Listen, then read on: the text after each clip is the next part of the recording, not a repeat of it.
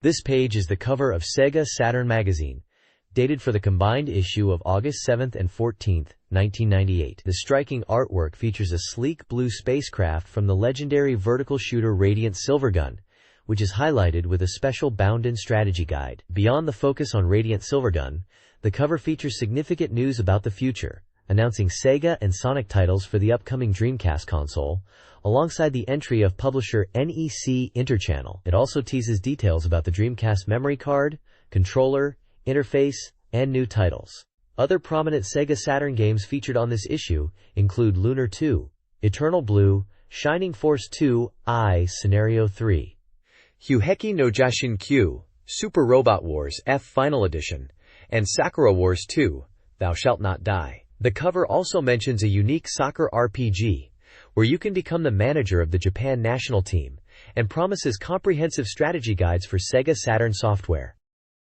This page focuses on the highly anticipated tactical simulation, RPG, Bakkenroder, also referred to under the larger Witchenroder title. It plunges players into a dystopian slum, where twins are born, but one falls ill, becoming an invalid, a victim of civilization. The protagonist, Russian, embarks on a journey seeking revenge against the Sword Emperor Duren. The game promises unprecedented depth, with full polygon graphics featuring layered map structures and unique gimmicks on each stage. It aims to create a detailed world using miniature and diorama-style visuals, integrated with 3D CG effects for stunning SFX. Adding to the pedigree, the page highlights the impressive staff, including character designer Renji Murata, special mech designer Takayuki Takeya, image illustrator Yoshitoshi Abe, and main theme composer Ian McDonald, formerly of King Crimson. Bakkenroder is scheduled for release on August 6th and will be priced at 5,800 yen,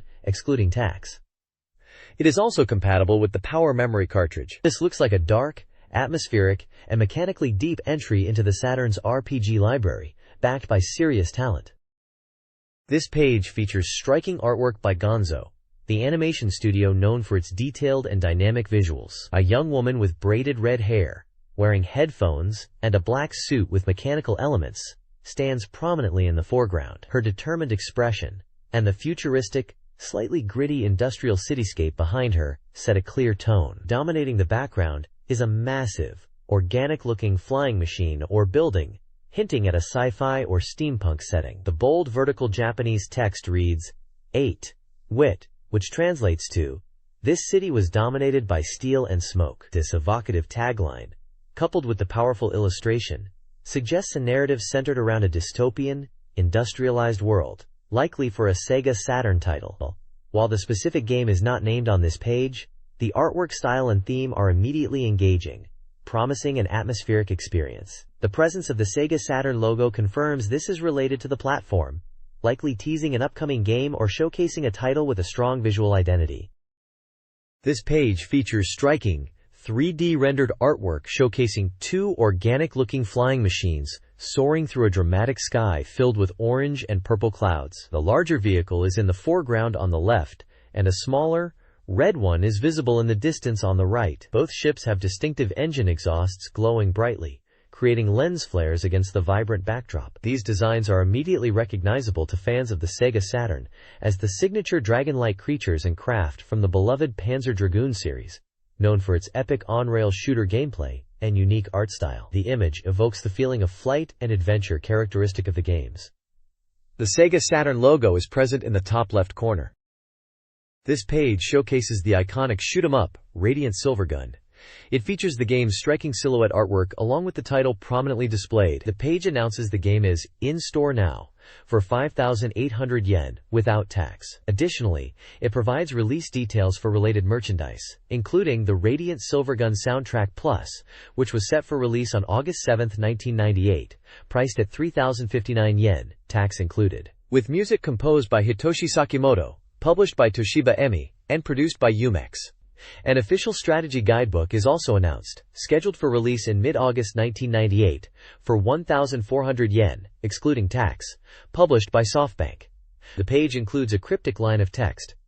"Now that it's done, I've begun to see the reason why we are here," which sets a mysterious tone, characteristic of the game's narrative. The logos for Especially and Treasure. the game's developer and publisher, are displayed at the top. Contact information and a copyright notice for Treasure, and especially from 1998, are included at the bottom. This page is the table of contents for SEGA Saturn Magazine, Volume 23, dated August 714, 1998. It previews upcoming content. Page 22 focuses on Dreamcast information, titled Dreamcast Magazine Volume 1. It highlights several upcoming titles: the high-speed action of Sonic Adventure, new entrants to the platform like Monster Breed from NEC Interchannel, Mercurius Pretty, and Godzilla, which includes an interview with the development staff. It also mentions a feature tracking down 2 great creators for Panzer Dragoon. Page 46 features special reports with lots of the latest information. It covers games like Lunar 2, Eternal Blue, Slayers Royal 2, Martian successor Nadesico, noting the blank of 3 years, Shining Force 2i Scenario 3, Hyuheki no Jishingu, and Bakken Loader. It also lists new game previews for Find Love 2, Rhapsody and Roommate W, Futari and Mahjongakuen Sai DX, Zenjitsu ni Matsuwaru Senki. Page 97 is a strategy special on Radiant Silvergun. Following the release announcement from the previous page, this feature provides complete lectures on common techniques for all stages and includes a special shotting discussion with the 3 creators talking passionately about the game. This page serves as the table of contents, giving us a roadmap of the features packed into this issue. Right off the bat on page 132, we get a look at the latest SEGA Saturn games hitting the market, including titles like Friends, Seishun no Kagayaki, the Sega Ages collection with I Love Mickey Mouse and I Love Donald Duck, and Digital Monster Versound. Page 136 previews games coming soon, such as Angelique Duet and Oju-sama Tokyo High School Terra Story. Diving deeper, page 152 offers complete strategy guides for recently released heavy hitters like the intense survival horror Deep Fear, Super Robot Wars, F. Kanketsuhen, and the tactical RPG Langrisser, The End of Legend. This issue also features special reports, dedicating page 178 to an intriguing soccer RPG, and page 186 to a deep dive into Virtualon Oratorio Tangram theory and strategy, following up on the previous issue's strategy feature for Radiant Silvergun. We also see the continuation of Dreamcast coverage on page 94. The index on the right lists all the games mentioned, giving quick access to pages covering everything from Lunar 2, Eternal Blue, to Martian successor Nadesico. This page focuses on Sega's advertising push for the upcoming Dreamcast launch, prominently featuring Sega Executive Director Hidekazu Yukawa. The headline declares, "Dreamcast will change Sega? Stand up, Executive Director Yukawa." The article details Sega's unique advertising campaign where Yukawa plays a fictionalized version of himself, struggling before ultimately standing up for the Dreamcast launch, symbolizing Sega's transformation. It mentions the campaign series is airing and highlights the "Sega will not end like this" messaging, describing it as a 2-pronged approach showing Sega's renewed confidence. A table lists television programs where these commercials are airing. The page also highlights the upcoming Tokyo Character Show event in early August at Tokyo Big Sight. Sega will have a large booth featuring character goods, specifically mentioning popular characters like Sakura, likely from Sakura Wars, and other Sega characters. The event will also feature content from other companies like Kadokawa Shoten, showcasing popular anime series like Slayers and Martian successor Nadesico. The article notes the value of seeing various characters gathered together at this event. A smaller section mentions a contest to win phone cards related to the Tokyo Character Show. There is also a brief news item at the bottom about Sega taking legal action against 5 companies involved in selling secondhand games. This page reports on various gaming and character culture events. The Tokyo Game Show, 98 Autumn is prominently featured, promising to be the largest ever with the theme, Game Power. Other events include a Virtua Striker 2 tournament, an event with the voice actor unit, a Chewed Flower Troupe, and a Zuntata live concert tied to the Densha de Go series. A Sakura birthday event at the Kohei Teito store offered exclusive merchandise. In Osaka, the Biohazard Nightmare Horror attraction opened. Banpresto launched a new amusement facility in Chiba, providing character goods, a restaurant, and activities. Additional news includes a Hello Kitty event and a World Cup '98 France phone card contest. This page presents a variety of gaming and cultural news. The Japan Card Festival 1998 Summer is highlighted, a large event dedicated to trading cards held at Tokyo Big Sight. There's also news about the establishment of Scenario Workshop Gekko, a new company specializing in game scenario writing, founded by key creative talent behind influential RPGs like Grandia and Lunar. In the news clips section, Virtual Baseball is featured as a realistic baseball simulation game utilizing a physical bat accessory. Celebrating its 30th anniversary, the original version of The Game of Life has been re-released. Fans of the Uno series will find news on the release of the third volume of its related light novel series. Namco is hosting an outdoor event at Nanjatown for the summer, introducing new attractions such as a horror experience and a game focused on raising a bluebird, alongside a balloon wrapping service. Furthermore, Namco's arcade title Abnormal Check is now available for play online. A portable game titled Shiner Rhythm, developed by entertainer Tomoe Shinohara, offers a collection of various minigames. Recent music releases covered include singles from popular artists Kinky Kids and Mariko Nagai, a Godzilla jazz album, and the Puyo Puyo DX Complete Best Album. This guide spotlights essential resources for SEGA Saturn enthusiasts, primarily focusing on guidebooks and art collections. Recommended summer reading includes titles like Langrisser V, Sakura Wars 2, and Super Robot Wars F. 2 Langrisser vs. guides are reviewed: Shogakukan's visually focused book and MediaWorks' comprehensive strategy guide. The Super Robot Wars Phi guide offers vital data for completionists. The Linda Cube Complete Edition guide offers a fresh perspective with a foreword by the scenario writer. The Roommate 3 guide for Ryoko Final is comprehensive, including a CD and detailed walkthroughs. For Princess Maker, Yume Miru Yusei, an official guide blends strategy with manga, while the official original art collection showcases illustrations and developer interviews. The Illustrations Gallery focuses on the character designer's work and related merchandise, catering to collectors. This week's SEGA Saturn releases, spanning July 18th–24th, showcase a mix of ports and compilations. Notable titles include Lunar 2, Eternal Blue, an enhanced port of the Mega CD RPG with updated visuals, new scenarios, and a crest system. High School Terrace Story offers a dating sim experience, while Ojusama wo Nere provides an adventure with comedic elements. Konami Antiques MSX Collection Ultra Pack brings 30 MSX games. Madu Monogatari delivers a dungeon-crawling RPG experience. Other key releases include Radiant Silvergun, a shooter with a Saturn mode, Sonic Jam, a compilation of classic Sonic games, Puzzle Bobble 2X, a direct arcade port, and the arcade shooter Metal Black. These releases demonstrate the diverse range of genres available on the Saturn. This page presents the upcoming release schedule for both SEGA Saturn and the nascent Dreamcast console. For the Saturn, we see a glimpse into future titles planned from July onwards, although many dates are still listed as TBD or undecided. Notable upcoming SEGA Saturn releases include Angelic Duet and a premium box version, Langrisser IV gets a SEGA Saturn Collection re-release, and there's a new entry in the Sakura Taisen/Sakura Wars series. Looking further out, the schedule teases exciting possibilities like Dungeons & Dragons Collection, a port of Resident Evil 2, listed as Biohazard 2, and various other titles covering genres from RPGs and simulations to action and adventure. The list shows a continued strong support for the Saturn, with a mix of new games and collection/re-releases. The Dreamcast section is much shorter, highlighting the console's impending launch in November with the console itself listed, along with early titles like Seventh Cross and Pen Tricelon. This gives us a first look at the games intended to kick off Sega's next generation. The page also includes a helpful legend, explaining the genre abbreviations and compatibility icons for both systems. This page presents the weekly sales ranking for SEGA Saturn software, showcasing the top 15 titles based on shop data. The magazine highlights the beginning of summer vacation and the release of many exciting Saturn games.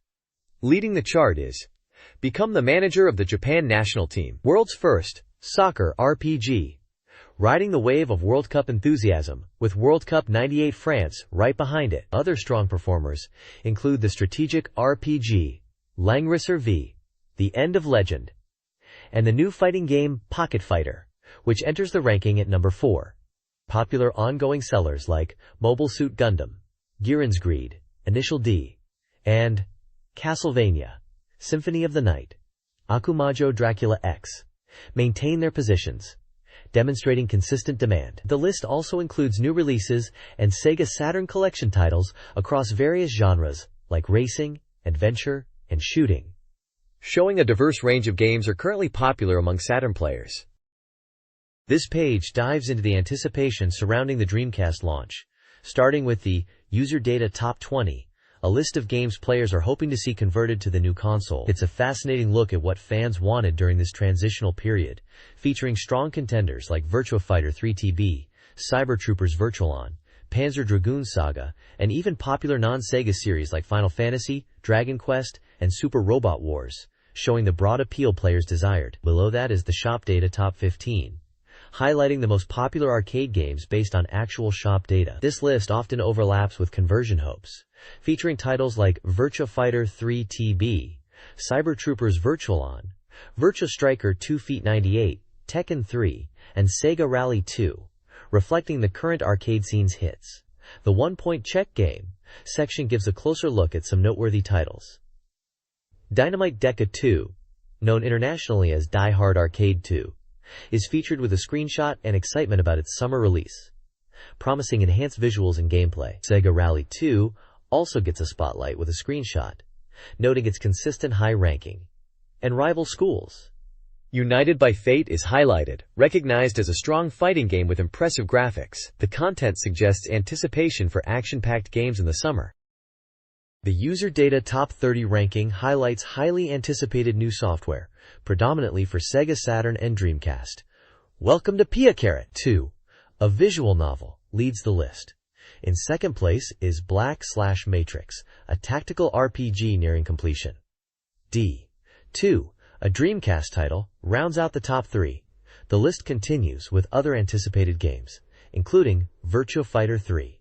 Pickup Check Game spotlights upcoming Dreamcast titles, Godzilla, placeholder name, and Mercurius Pretty. Other Check, coming soon, features Monster Breed, noting VMU use, and Slayers Royal 2. This ranking reflects user anticipation for both consoles, showcasing a variety of genres. This page presents the Sega Saturn Reader's Race Weekly ranking, showing how gamers are rating the extensive library of Saturn titles. As of July 24th, there are 1027 Sega Saturn games available. The big news this week, highlighted with a screenshot of Sakura Wars 2, is a major shakeup at the top. Langrisser 5. The End of Legend has stormed into the number 1 position, dethroning the reigning champion, Sakura Wars 2, Thou Shalt Not Die, which had held the top spot for 9 consecutive weeks. This is a significant upset, proving the enduring quality of tactical RPGs like Langrisser and the intense competition among Saturn's best. Looking at the rest of the top ranks, you see other highly quality-rated classics like Grandia, Virtua Fighter 2, and Nights into Dreams, reflecting the diversity and strength of the Saturn software lineup as judged by the players themselves.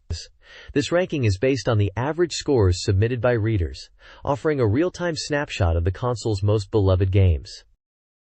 This page from SEGA Saturn Magazine highlights new game releases and reader/staff reviews. The Reader's Race rankings are featured alongside introductions to new titles. Cross Detective Story 7 Tangled Labyrinths, an adventure game, receives a high 9.45 reader score and an 8.0 from staff, with positive comments on its mystery gameplay. Castlevania Symphony of the Night earns an 8.28 reader rating and a 7.33 from the magazine, praised for its visuals, music, and playable characters, despite some minor differences from the PlayStation version. Other new releases include Illusion of the Black Base, Tennis Arena, and Tenant Wars, offering diverse gaming experiences for the Saturn.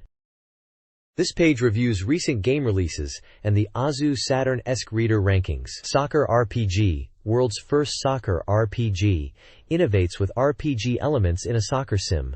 Praised for its concept, but criticized for repetitive gameplay, poor guidance, and navigation issues. Soldivide receives mixed reviews, with its original mode lauded for its enjoyable gameplay loop, exploration, and shooting mechanics, reminiscent of classic dungeon crawlers. Mutiny on the Love Planet R focuses on well-executed survival simulation, but struggles with an underdeveloped romance element and a thin story.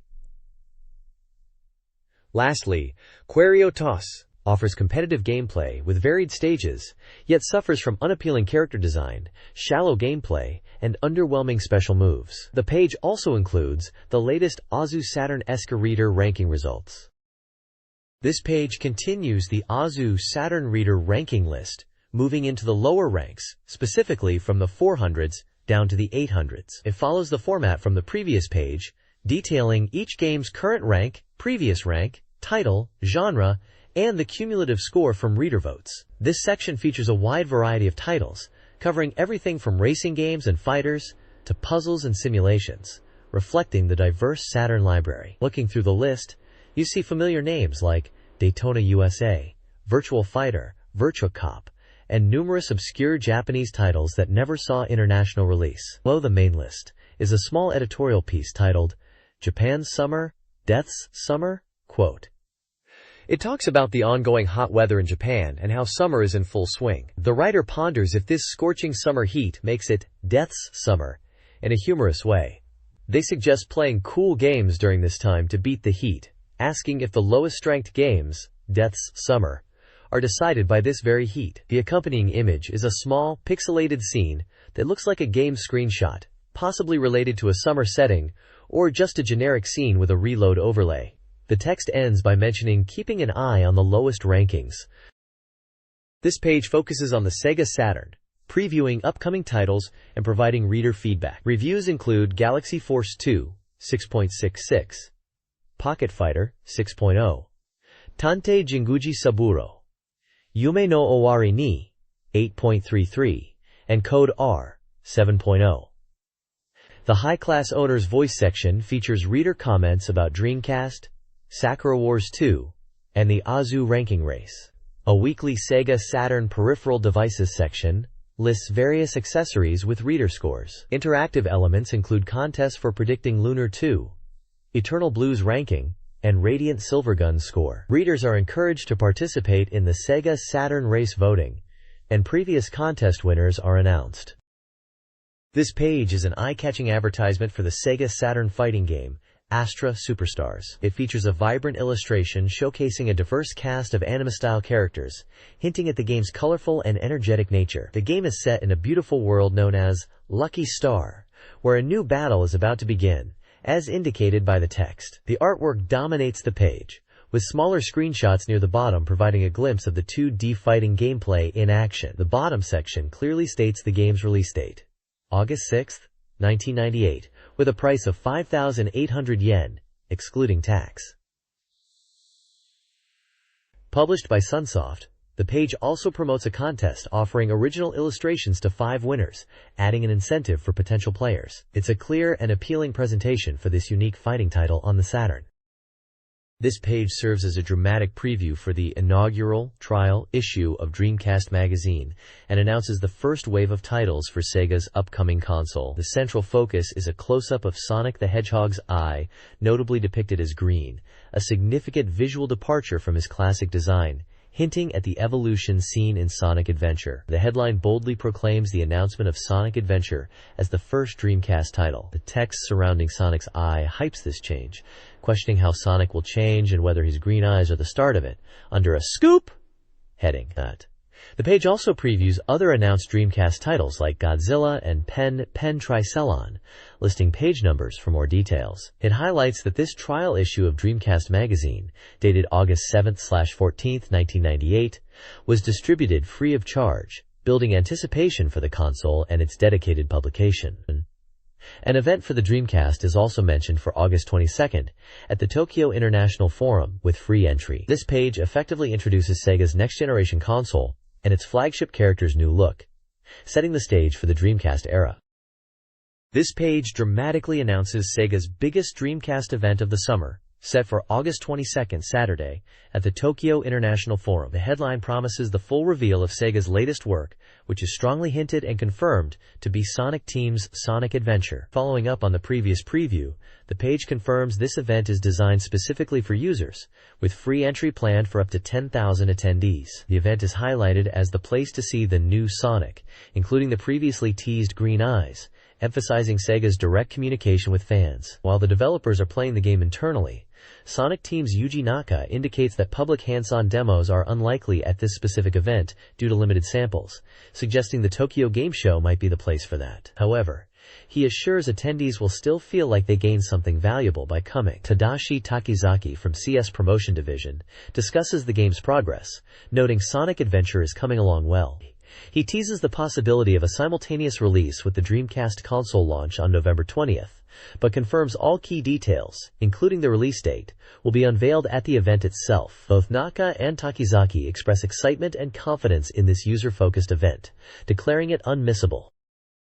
This page features an interview with Yuji Naka, the producer of Sonic Team, discussing the highly anticipated Sonic Adventure for the Dreamcast. Naka states that Sonic Adventure will set a new standard for games and realizes ideas that were previously only possible to imagine, leveraging the unknown potential of the Dreamcast hardware. He highlights that this is the first completely new Sonic game developed by the core Sonic team in 4 years, following Sonic and Knuckles. Naka mentions the strong desire from fans for a new Sonic title during this time. Development involves splitting the team, with some working on Sonic SAR, while others focused on Sonic Adventure. Originally conceived with an RPG feel, Sonic Adventure evolved to strongly emphasize the world and characters, ultimately landing firmly as an action game focused on pure exhilaration. Naka expresses confidence in the game's amazing real-time CG visuals.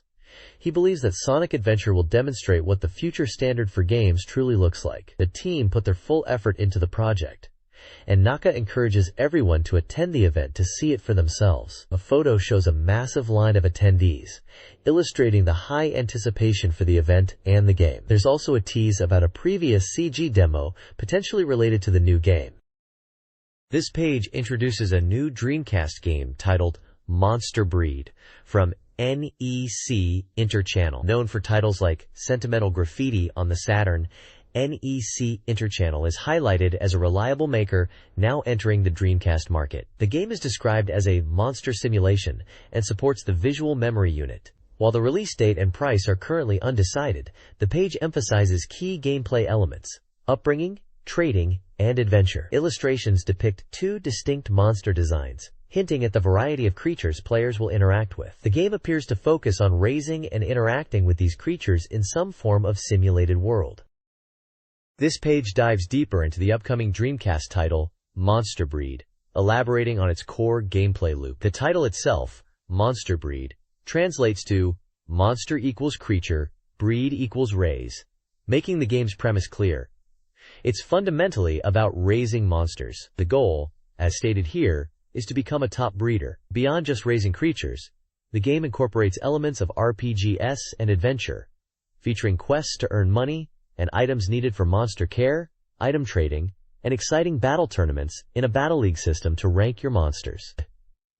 The page emphasizes that while simply raising monsters is fun, these added elements are what make the game stand out. Visually, the page presents striking concept art for several unique monster designs, showcasing the variety players can expect. It also includes a comparison between the original concept art and the 3D modeling screen, demonstrating the fidelity of the in-game models and expressing excitement at seeing these detailed creatures brought to life on the screen, promising they will run wild in the game world. A major highlight is the sheer number of monsters available, stated to be over 180 distinct types. This variety is touted as a significant factor, adding to the fun of the simulation genre. This page continues the deep dive into Monster Breed, focusing on the central hub and the competitive scene. It highlights the main town, which serves as your base of operations. Here, you'll find the Monster Generation Facility, your home, the breeder house, for raising your creatures, and shops to buy essential items. This town connects you to the various other game areas, including dungeons for exploration, the Battle League for competition, and the VMS for data management. Speaking of competition, the Battle League is where the fruits of your labor are tested. Tournaments come in different forms, from pure power contests to judged beauty shows, and even comprehensive events combining both. Winning earns you prize money, which is crucial for investing in raising stronger monsters. The article notes that the monsters are rendered as polygon characters in the battle sequences, and the game uses dynamic camera work during fights to enhance the excitement. A speculative point is raised about whether monsters can evolve, perhaps based on exceeding certain stat thresholds, potentially leading to dramatic visual changes, akin to a class change in an RPG. The page also showcases more monster designs, including a powerful-looking beetle and a ground-dwelling bird creature, alongside screenshots of the polygonal monsters clashing in the arena, giving a taste of the game's combat visuals. This page details two key factors that make up Monster Breed. First, it explains how you acquire items and money through dungeon exploration. The game will feature randomly generated roguelike dungeons, allowing for replayability without getting bored. These explorations are vital for finding items needed for monster breeding and training, which can also be sold for income. Scenario-based quests are also planned for obtaining specific items. The second major factor discussed is the unique system utilizing the Dreamcast's Visual Memory Unit, VMS. This allows for various trades, which in this context means exchanging or conducting commerce using in-game digital currency. You can trade monsters, items, dungeons, and even quests using the VMS. Beyond trading, the VMS also supports monster training and simple battles. The article suggests that some aspects of monster growth are easier when using the VMS, encouraging players to utilize both the main game and the peripheral for a more enjoyable experience. Examples of monster graphics displayed on the VMS are shown, demonstrating their simplified pixel art form. The VMS itself is described as a versatile peripheral for data exchange, training, and battles, connecting to the controller but also usable independently. Direct VMS to VMS connection enables direct trading. The page also features illustrations of monsters, including the rhinoceros-like creature seen in battle screens, highlighted for its intimidating appearance, and a new fish-like monster, speculated to indicate potential water battles, and noted for its ability to swallow small creatures and perform charge attacks. This page features an interview with key development staff behind the game Monster Breed, focusing on the producer Nobuhiro Takagaki and planner Hisaya Takabayashi. Photos of both individuals are presented, alongside brief biographies highlighting their experience. Takabayashi's background includes work on anime adaptations like Dragon Quest and the SEGA Saturn title Birth. The interview delves into the game's worldview, explaining how monsters are integrated into society and the world's history, including a shift in lifestyle after an environmental change led humans to coexist with monsters. It touches upon how monster training through battles is crucial for making them useful to humans. The discussion also brings up gameplay elements like dungeon exploration, linking back to the previously discussed methods for acquiring items essential for breeding and training, as well as understanding the game's background story. The developers express their strong enthusiasm for developing on the new Dreamcast platform.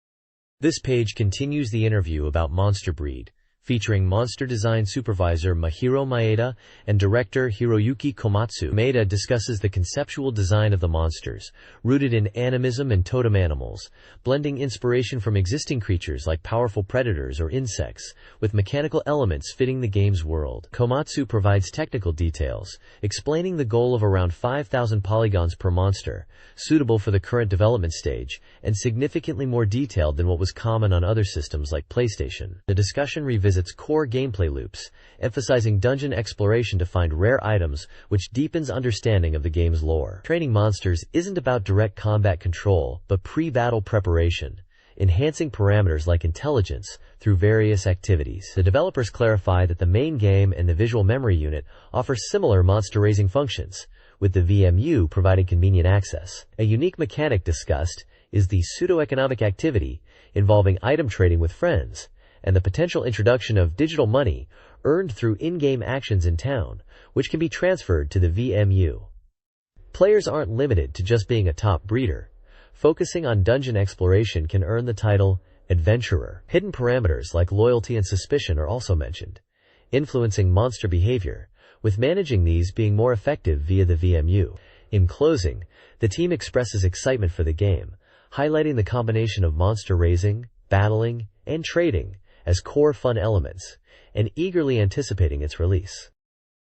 This page introduces the Dreamcast version of the fantasy simulation game Mercurius Pretty, originally a hit PC title from about 5 years prior. The game revolves around raising a homunculus, an artificial life form, within a bottle. Players interact with their charge through the glass, feeling a unique sense of connection and distance as they watch the homunculus grow and eventually leave the bottle. The article notes that while Dreamcast is known for its powerful 3D graphics, it also excels in 2D rendering, which this game takes full advantage of.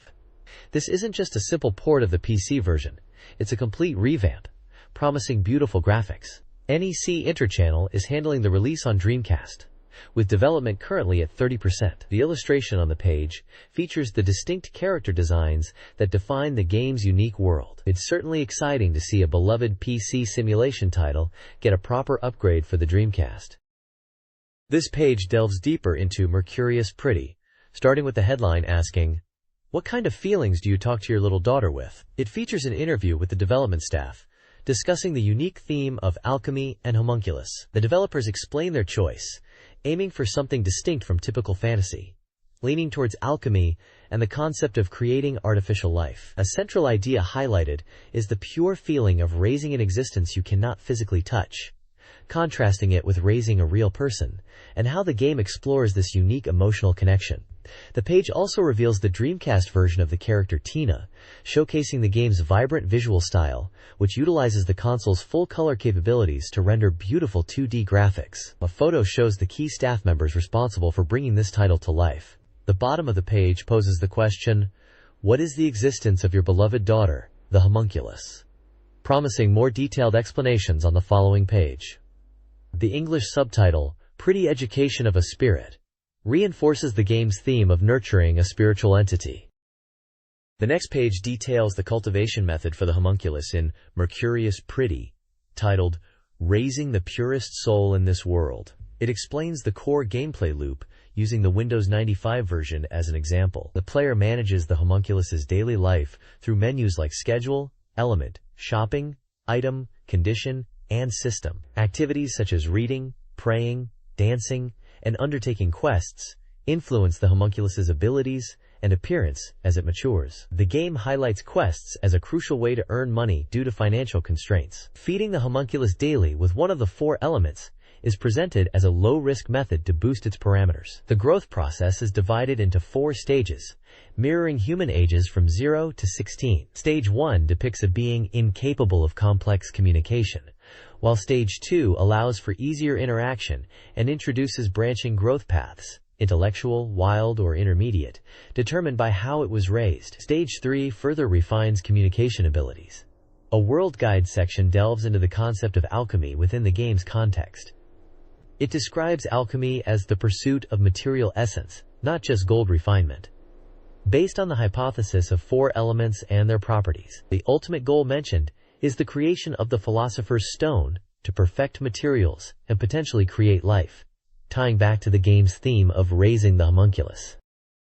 This page delves further into the intricate systems of Mercurius Pretty, continuing the discussion on raising the homunculus. It highlights the importance of player interaction, detailing how communication based on the homunculus's current emotional state influences their development. Sketches showcase a range of possible facial expressions. The world guide expands on the game's lore, explaining alchemy not merely as gold refinement, but as the pursuit of material essence, with the homunculus being a refined life form created through scientific technique within a glass container. Developer insights reveal that the Dreamcast version's raising system, based on a transplantation concept, features significant changes to parameters and dialogue flow compared to the original, aiming to reduce player stress and allow for course correction in development. They mention considering AI and male homunculi but settled on the current design for better gameplay focus. The growth process is visually detailed through sketches, particularly highlighting Stage 4 with its branching intellectual and wild types,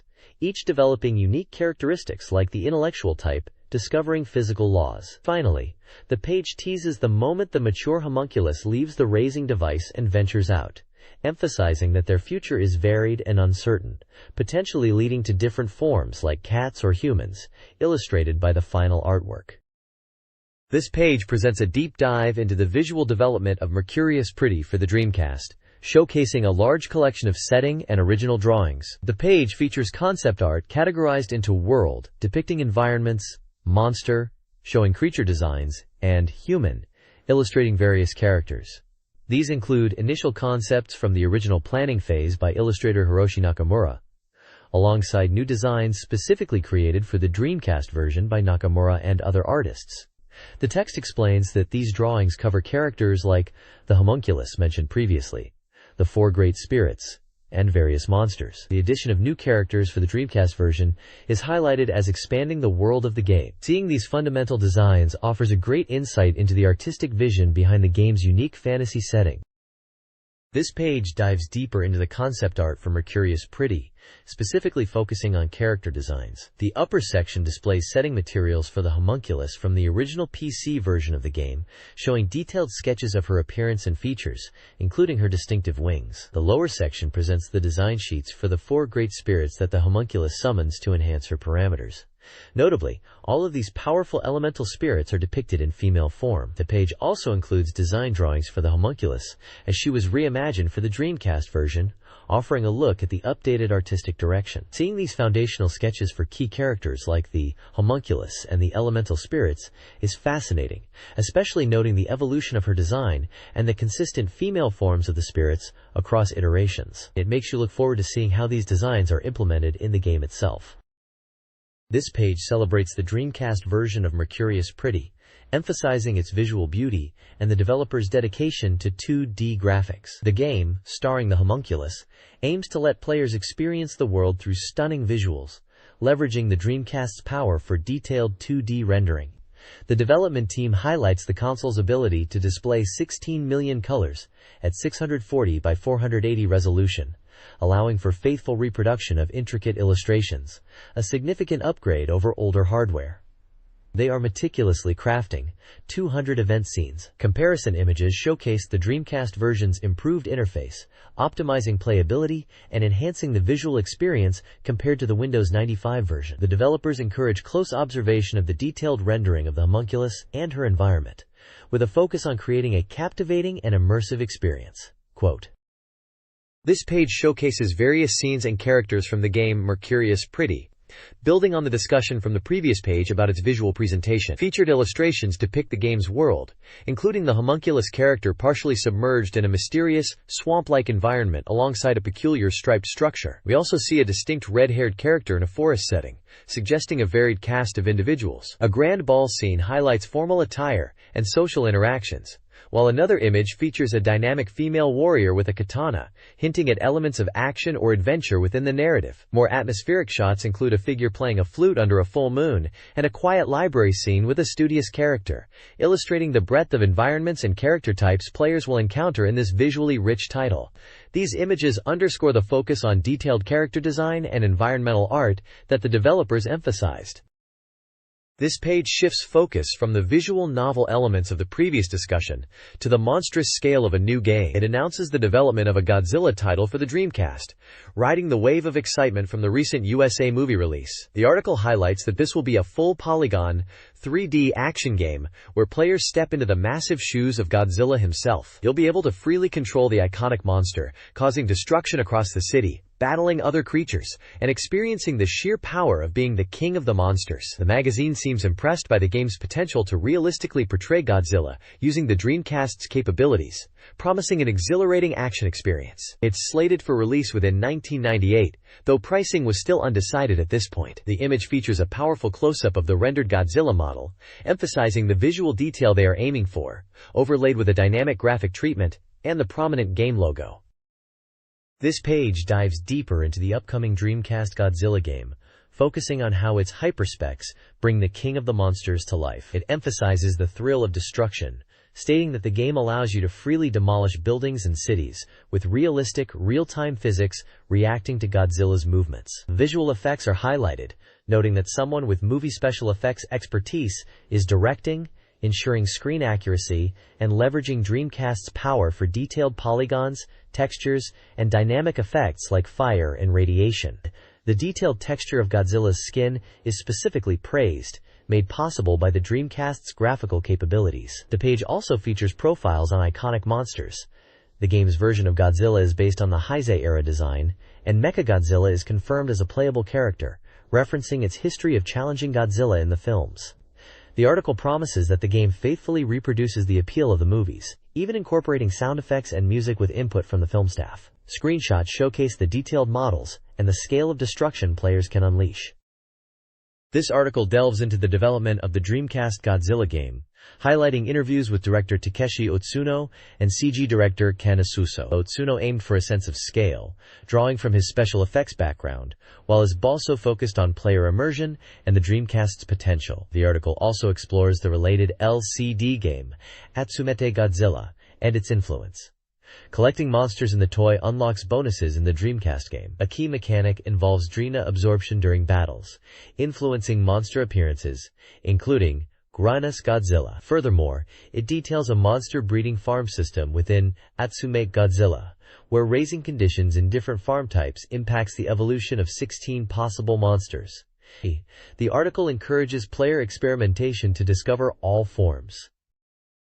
This page continues the discussion about the Dreamcast Godzilla game, with interviews from Sega producer Tomonori Ogawa and GE Entertainment Planning Department Masanobu Tsukamoto. They talk about achieving a level of expression previously impossible, likening the game concept to virtual monster play, where players can become Godzilla and freely rampage, emphasizing the high degree of freedom. They also confirm the connection with the Atsumete Godzilla LCD toy, where collected monsters will appear in the game, offering a bonus for collectors. Both standalone play and the linked experience are mentioned. The bottom section covers the JEG Day event on July 11th for the Japanese premiere of the 1998 American Godzilla movie. The event at the Nichigeki Theater saw a large turnout of fans. The original Japanese Godzilla, played by suit actor Haruo Nakajima, made an appearance alongside the premiere, creating a unique moment. Photos show the original Godzilla suit on stage and participating in the event with Japanese and American flags, highlighting the excitement and the beginning of Godzilla's hot summer. There's also a picture of someone holding the Atsumete Godzilla toys, which were available at the venue. This page features an interview with two notable creators about the upcoming Dreamcast title, Pen Pen Tricelon. This action race game from General Entertainment, set for release on November 20th, was revealed on July 10th, and the creators share some early details. We hear from Atsuhiko Nakamura, the total planner from Team Land Ho, who is known for his work on popular racing titles like Sega Rally and Daytona USA Championship Circuit Edition.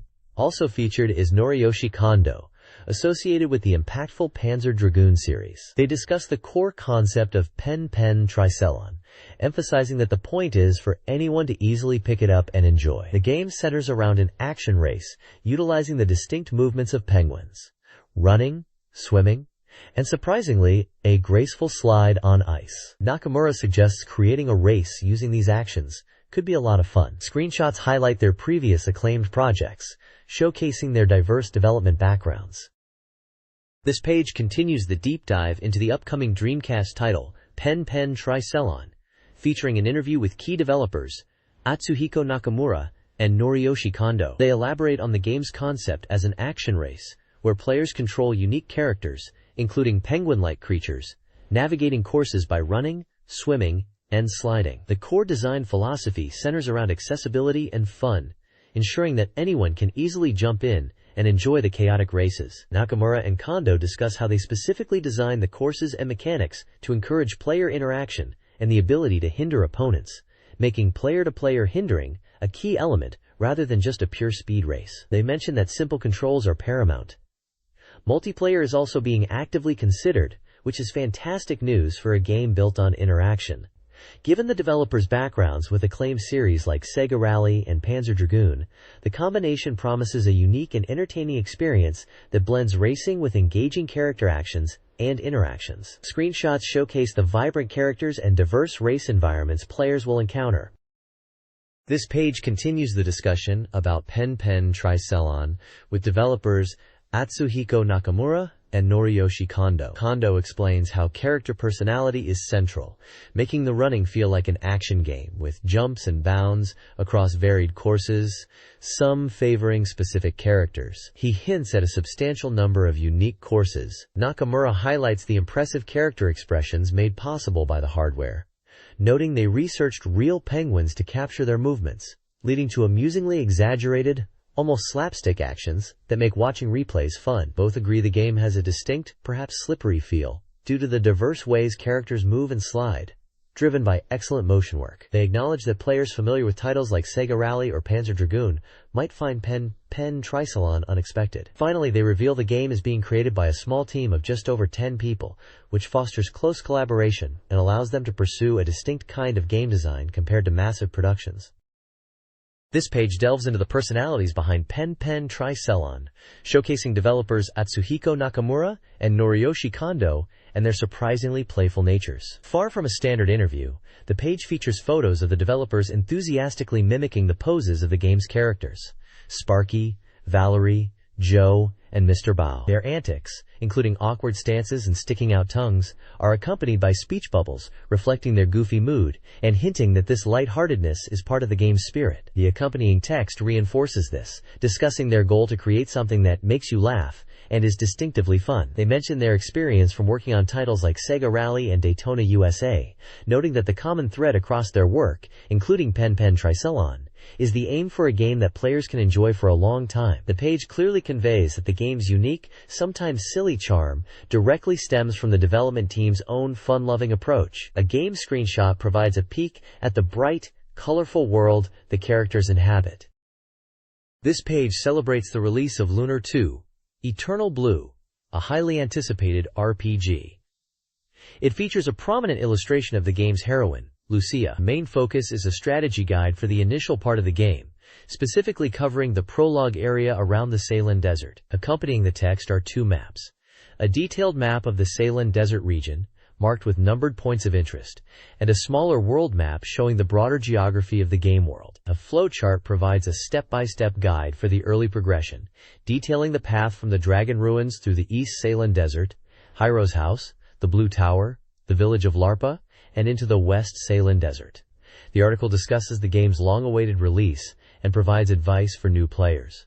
It mentions reaching a certain point after about 6 hours of gameplay, and notes that the game uses visible enemy encounters on the map, rather than random battles, suggesting that strategically engaging or avoiding enemies is possible. The author hints that clearing out enemies might be beneficial for later progression. The section also points out that the world map features diverse climates, including deserts and tundra. This page provides a helpful starting guide for players just beginning their adventure in Lunar 2, Eternal Blue. This page continues the special report on Lunar 2, Eternal Blue, following up on the early strategy guide from the previous page. It highlights the game's status as a highly anticipated masterpiece and continues the walkthrough through the initial areas. The guide covers the progression from the Dragon Ruins, where the protagonist Hyro obtains the Right Eye Sapphire, into the East Ceylon Desert Dungeon. It provides practical advice on navigating these areas and encountering early enemies like the Beetle, Desert Eye, and Dolphin Face, noting that the tough Desert Eye requires using skills or multiple turns to defeat. The article also points out key recovery points, like the Althena statue. A flowchart maps out the subsequent journey, detailing the path through the port town Dalton, aboard the steamboat Valgan, into the Stargazer Forest, the land's sea of trees, Althena's Spring, Temis Village, the Temis Mountain Pass, and finally the first papier-mâché dungeon. The page also features a character profile for Leo, describing him as one of the Althena cult's 4 heroes and an earnest but somewhat difficult individual whom players will encounter multiple times. Overall, the page serves as a helpful continuation of the early game strategy for players. This guide section for Lunar 2, Eternal Blue details events after leaving the Dragon Ruins. Returning to Hyro's house, speak with Gwen and Leo, leading to Leo joining the party. Equip the adventurer's dagger and witness the Blue Spire phenomenon from the observation deck. The guide then covers the Blue Spire, including the Blue Labyrinth, Forecourt, and the Spire itself. Emphasize HP conservation, with Hyro attacking and Galeon healing. The Blue Labyrinth involves switch activation and navigating multiple rooms: Star, Moon, Sun, Blue Star. The Star Room features a crystal ball puzzle. Enemies like slimes and brain eaters are challenging, so running is advised if necessary. Key items include the Left Eye Opal, the Light of the Blue Star, and an Angel's Tear. This page continues the guide for Lunar 2, Eternal Blue, focusing on the ascent of the Blue Spire. After recovering in the forecourt, you push into the tower itself. The maps show the layout of floors 1 through 7. The guide points out key items you can find on each floor, like an angel's tear on 1F, healing items on 4Fs, and a stardust light on 5Fs, along with silver. As you climb, you'll encounter various enemies like slimes, floaters, gremlins, crystal soldiers, and the formidable guardian. The narrative highlights the climax on the 7th floor. Upon reaching the top and touching the blue star crystal, Hiro and Lucia are suddenly transported to a strange space. The guide notes a brutal encounter on the 6th floor, where a group of crystal soldiers attacks, but Lucia effortlessly dispatches them, making the rest of the climb relatively easy. However, the victory is short-lived. The page poses questions about why Lucia seeks to meet Altena, and teases the presence of Altena's aura, warning, "Immediately following this, tragedy strikes." This sets the stage for a dramatic event about to unfold. This page continues the guide for Lunar 2, Eternal Blue, picking up immediately after the dramatic events at the Blue Spire and LARPA Village. You're guided through the aftermath of Lucia's collapse. This involves talking to a specific man in the pub, visiting the shrine, and eventually learning the man's true identity is Ronfa. After following Ronfa's instructions, Lucia's curse is lifted, but she disappears the next morning, prompting a search throughout the village and ending with a reunion at the Sandy Port. The Larpa Mountain area is described as a small passage leading to the shrine, containing only 2 types of enemies, but both are poisonous. The guide also covers the journey through the West Sarin Desert, a straightforward path between Larpa and the port town of Dalton, noted for having a high enemy encounter rate with several poisonous foes, urging players to defeat them quickly. A helpful tip highlights the benefit of thoroughly talking to villagers, suggesting it can reveal extra story details and even lead to obtaining a special picture, bromide, in Larpa. This page continues the adventure in Lunar 2, Eternal Blue, beginning with the arrival in the port town of Dalton. Unfortunately, they are too late, as Lucia has already fallen into Leo's hands. While it's tempting to rush onto the Bergen ship, exploring Dalton is recommended. The guide points out key locations on the town map, including the pub, general store, and Althena Shrine, which is noted as being broken but can be used for recovery for a fee, or players can use the statue on the Bergen ship for free recovery. There's also a list of items available in the shop, featuring standard equipment and healing items like healing herbs and angel tears. The focus then shifts to the Bergen ship. The guide covers boarding the ship and navigating its decks. Enemies, described as Leo's subordinates, are encountered throughout, including the infant and captain, with advice to attack the captain directly when its back is turned. Floor maps for the 1st, 2nd, and 3rd decks are provided, showing the layout and paths forward. Upon reaching the 3rd deck, the group overhears Leo talking with Ron Kaffa. After Leo leaves, they enter Lucia's cell, and she is freed. Ron Kaffa decides to stick with Hiro and the others, heading towards Petigulia together. However, by helping Hiro, Ron Kaffa himself is now being pursued by Leo. The guide concludes by reminding players to search thoroughly for hidden treasure chests before leaving Dalton. This page continues the journey in Lunar 2, Eternal Blue, guiding players through 2 challenging areas. First is the Stargazer's Forest, described as a preliminary dungeon before Lance's Tree Sea. It's noted for having many dead ends, but these are often where treasure chests are found. After navigating the forest, players reach the Star Dragon Tower. But for now, the guide advises ignoring it and pressing on after speaking with Lucia. A map of the forest highlights treasure locations for a healing herb and 600 silver. Enemies encountered here include goblins, buzzflies, and humming creatures. The main focus shifts to Lance's Tree Sea, which the party enters after Ronfa's acquaintance provides guidance. The Tree Sea is vast and somewhat dark, but considered safe. It contains numerous hidden treasure chests scattered throughout, not just near the entrances. Players are warned to be mindful of MP usage before reaching the open areas. The guide provides maps for the 4 sections of the Tree Sea, showing the path and locations for items like chainmail, silver, healing herbs, starlight, and the Viper Rune. Enemies here escalate, featuring goblins, hobgoblins, and the Goblin King, starting from Section 3. A specific tip is given about the standard goblin enemy. They have a special attack that calls for backup, making them useful for grinding experience slowly. But it's recommended to defeat other enemies first, before dealing with the goblins that summon allies. The next page guides players through the events immediately following Lance's forest. Upon exiting the forest, the party finds a plaza where a cheerful caravan is set up, featuring a dancer named Jean. After her performance, Jean speaks with Hero, and they decide to meet again at Lance's Hill, which is mapped out along with the nearby Althena's Spring area. An unexpected event occurs at Lance's Hill when a monstrous creature appears, seemingly from the large vine blocking the path. Jean reveals a surprising strength by quickly defeating the monster, hinting at a hidden past, possibly linked to the dragon cult. The page includes a small item shop list available at the plaza, offering common goods like healing herbs and dragon wings. The story continues the next morning, when Ronfar returns from a nearby hot spring. The party decides to visit, discovering Althena's Spring, and finding valuable items like the Orb of Life and iron clogs. However, upon returning to the plaza, they find the caravan under attack by the same monster, leading to a cliffhanger about what Hiro witnesses next. The guide provides maps for Lance's Hill and Althena's Spring, highlighting item locations.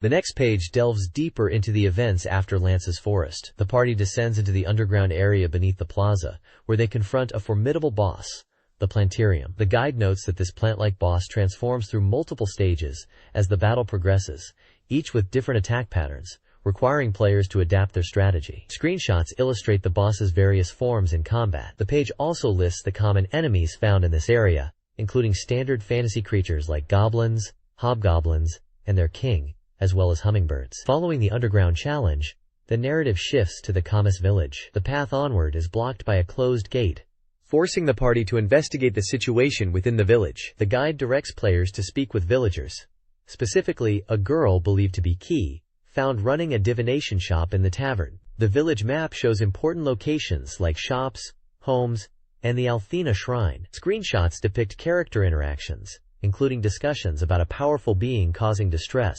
hinting at the next objective. A shop list on the side details the various items and equipment available for purchase in the Banamis. This page covers the journey beyond the Amas village in Grandia. Starting with the Themis mountain path, players will encounter new, larger enemies compared to the forest, like the Skull Harpy, Hell Gigant, and Hell Worm. The path leads to a rather dilapidated building.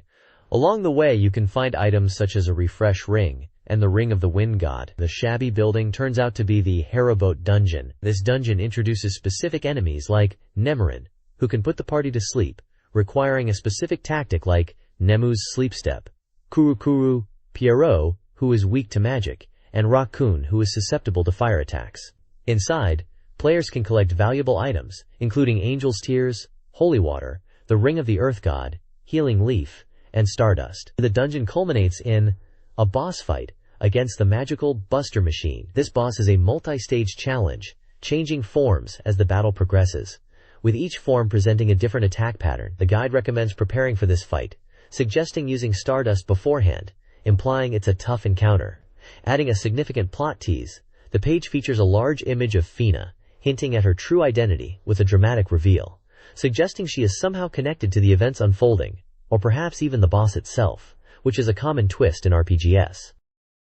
This page delves into the abilities and magic available to your party members in Grandia, referencing how they should be around level 20 by the time you're through the dungeon section. We see detailed ability tables for Justin and Gantz, showing their stats like HP, MP, attack, defense, agility, and more, progressing through various levels. Below this is a comprehensive list of skills and magic spells, detailing their MP cost, effect, and which characters can learn and use them, covering techniques like Justin's signature Versa/Slash and Wabreak, Gantz's support abilities like Diggin and Power Up, and healing spells used by multiple characters. Character profiles accompany portraits of Justin, Gantz, and Leent. Justin is noted for his strong HP and attack power, gaining the ability to attack twice later on, and his proficiency with wind magic. Gantz joins the party later as an older companion, surprisingly resilient with high defense and magic defense, making him a solid support character, especially effective with his buffs and debuffs. Liette, unique in that she is AI-controlled, starts with powerful abilities and, despite her independent nature, is expected to become a significant force using potent magic in the later stages of the game. This page continues the deep dive into the party members and their abilities in Grandia. We now focus on the younger characters, Sue and Fina. The tables show Sue's growth from level 12 to 20, detailing her stats like HP, MP, attack, defense, and others. While initially frail, her description notes she develops surprising resilience and high MP. Below this, her unique skills are listed, including support abilities like Sleep Step and Poison Blow, along with elemental magic. Fina, the adventurous and confident character, has her stats listed from level 16 to 19. Her description highlights her proficiency with fire and water magic, capable of targeting single enemies, areas, or the entire group. While her magic requires chanting time, making her act later in the turn, her early elemental spells are noted for their significant damage output. Her unique skills include status-inflicting moves like Sleep Step and Charm Kiss. Overall, the page provides a clear breakdown of Sue and Fina's development and combat roles, emphasizing Sue's supportive nature and Fina's powerful elemental offensive capabilities, complementing the earlier profiles of Justin, Gantz, and Leite. This page presents a comprehensive list of items available in Grandia, continuing the deep dive into the game's mechanics. It categorizes items into weapons, armor, accessories, badges, and special items. The lists detail the name, price, attack, or defense bonus, and effects for each item. It covers a variety of gear, from basic short swords and leather armor to more powerful equipment, like the silver mace and chainmail. Accessories provide various benefits, while badges seem to grant specific resistances or abilities. The special items section lists unique story-related objects like the right eye sapphire and left eye opal, described as keys to unlock seals, and character-specific bromides, photos, and a rope ladder, suggesting they play a role in events or character interactions. This page serves as a handy reference for players tracking down gear and understanding item uses in the game. This page is a comprehensive enemy list for Grandia, detailing the various creatures players will encounter up to the Haribote dungeon. It provides essential stats for each enemy, including their HP, the experience points gained upon defeat, and the gold they drop. Crucially for strategy, it also lists the locations where these enemies appear, any items they might drop, and their special attacks. You'll find details on common foes like beetles, slimes, and goblins, along with more specific threats like the Crystal Soldier, Skull Harrier, and the draining Nemurin and Hummingbird. The list also highlights several boss encounters, presenting the stats for powerful adversaries such as the Guardian, the Plantarium, and the Magical Buster Machine. It's noted that the numerical values listed are minimums and should be treated as estimates, offering a guideline rather than absolute certainty, which is typical for early game guides. This is a useful reference for players looking to understand the challenges ahead and prepare accordingly. This page shifts focus entirely from dungeon crawling to the world of anime RPGs, specifically showcasing Slayers Royal 2 for the SEGA Saturn. It's presented as a special report, confirming the game is 75% complete and slated for an August 27th release at 6,800 yen. The page features key characters from the popular Slayers series, including Sylphiel, Amelia, and the iconic Lena Inverse, with brief descriptions of each character's personality and skills, even noting their voice actors. We get glimpses of the game's visuals through character portraits and what appear to be scene screenshots, highlighting the anime art style. The article discusses the anticipation for the game's release, which is only a month away, and mentions receiving a sample CD at the editorial office. They are excited to reveal improved visual scenes, including the game's opening sequence. The page also links the game to other ongoing Slayers projects at the time, like a novel and a theatrical movie, emphasizing that '98 is the summer of Slayers. It confirms that the opening BGM for the game will be the song I and Myself. This looks like a promising RPG for fans of the Slayers franchise, bringing the humor and action to the Saturn. This page continues the deep dive into Slayers Royal 2, focusing on individual characters. It introduces Naga the Serpent, describing her as a mage with unknown origins, appearing alongside the sorcerer Luke, known for her loud laughter, and possessing significant magical talent despite having problems with its application. Guri Gabriev is highlighted as a top-tier swordsman, tall and handsome, seemingly destined for a carefree life, but with the drawback of occasional memory loss. He is Lena's current trusted companion. Amelia Will Tesla Sirun is presented as a tomboyish, justice-obsessed princess from the Sirun kingdom, skilled in physical attacks and adept at dramatic poses from high places. The page features character portraits and in-game screenshots showing these characters in action and during dialogue scenes, showcasing the game's anime presentation. There's also a section dedicated to the single CD I and Myself by Megumi Hayashibara, which includes the Slayer's Royal 2 opening theme I and Myself, and the coupling song Raging Waves, confirming the game's connection to the music releases and the ongoing Slayer's multimedia push. This page dives deeper into Slayer's Royal 2, kicking off with a look at the game's dynamic opening animation. It focuses on a key plot point, the appearance of fake Lenas, who confront the real Lena and Guri in a lakeside town. While they feature prominently in the opening, their exact role in the early game is kept a mystery, adding intrigue, as is how Naga will react to them. The page also introduces two significant characters appearing in Slayer's Royal 2. First is Alicia, described as holding a vital key to the story. She is a mysterious mage pursuing an amulet allegedly stolen by the fake Lenas, leaving her true allegiance, enemy or ally, in question, despite materials suggesting she often opposes Lena. The second character is Luke, an elf who returns from the previous Slayer's Royal game. Previously depicted as someone who faced hardship, he now becomes involved with Lena's party, often making blunt remarks that earn him a swift retort from Lena. Screenshots scattered across the page showcase character portraits, the confrontation with the fake party, and a glimpse of Alicia and Luke, highlighting the game's animated presentation and key moments.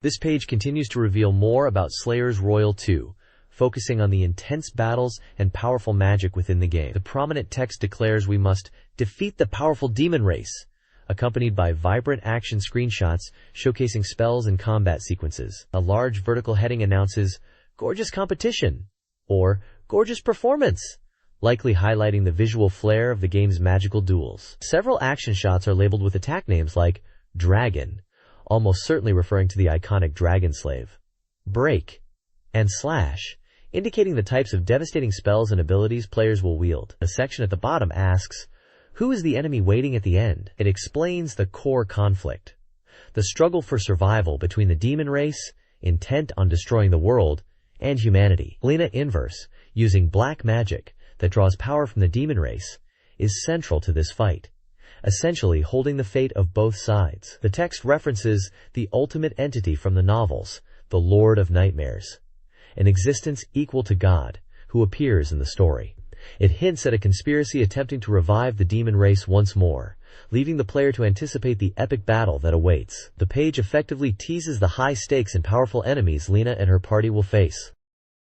Slayer's Royal 2 introduces key characters and locations. Elena equals Claire, voiced by Mika Kanai, resembles Lena Inverse but has a gentle personality and is likely involved in a theft instigated by Naga. Grace equals Vorkin, voiced by Tomokazu Seki, mirrors Guri Gabriev, acting as his rival, also manipulated by Naga, but is weaker in magic. The game emphasizes the importance of locations like the Magic Guild, functioning as a school and employment agency for mages, and the church. Gathering information from Dolthout's residents unlocks new map locations and hints at finding Naga in a tavern. Exploration is player-driven, and time management is crucial, particularly when meeting Robert at the closed church.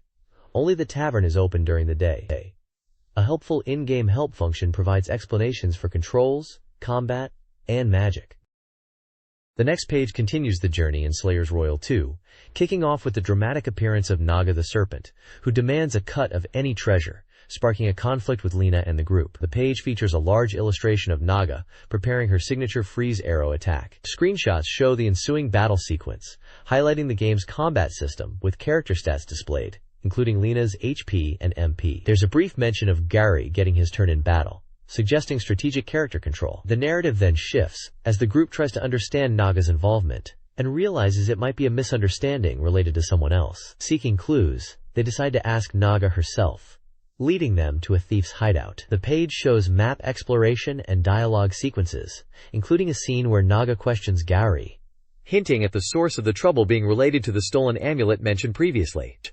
Just as they arrive at the hideout, the group is attacked by demons, plunging them into a new battle. The page also features a glimpse of the charming Chiba-style Lena on the game over screen. This section emphasizes the unpredictable nature of their quest and the constant threat they face. This page unveils details about Martian successor Nadesico, the blank of 3 years for the SEGA Saturn. Scheduled for release on September 23 at 6,800 yen, This adventure game utilizes the rich setting of the TV series. You play as an amnesiac protagonist who suddenly appears on the Nadesico, with the story unfolding from a first-person perspective through branching choices. The central mystery revolves around the protagonist's true identity, which is hinted to be that of a Jovian soldier, and the secrets behind the bosun jump accident that brought him there. The page also teases the potential return of Itsuki Kazama, a character previously thought to be dead, suggesting she might be revived within the game's narrative. Furthermore, the popular Who My Girls are featured, hinting at their significant role, and perhaps a secret connected to the game's Five Loves subtitle. The game appears to focus on unraveling these character-driven mysteries and the protagonist's past.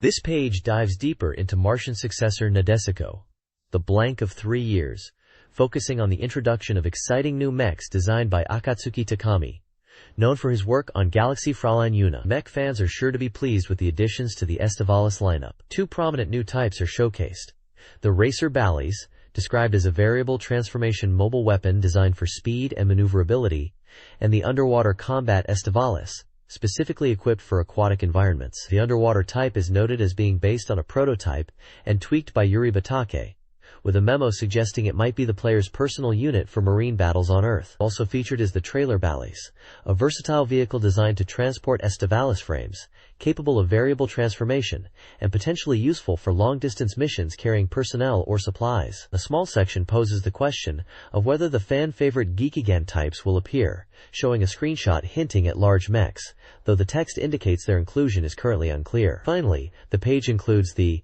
YY Nadesico Game Explanation Edition corner. Following the style of the TV show's explanations, this segment features adorable chibi versions of characters like Eureka, in a bunny suit, Ruri, and Ines, who break down the game's mechanics and operation methods for the player. It even explains interface elements like the line break and page break marks, crucial for navigating the game's sound novel format. This page focuses on Shining Force 2 Eyes Scenario 3, the Frozen Walls God of Evil Palace. The prominent title declares, "You don't fight alone," establishing the core theme of the scenario.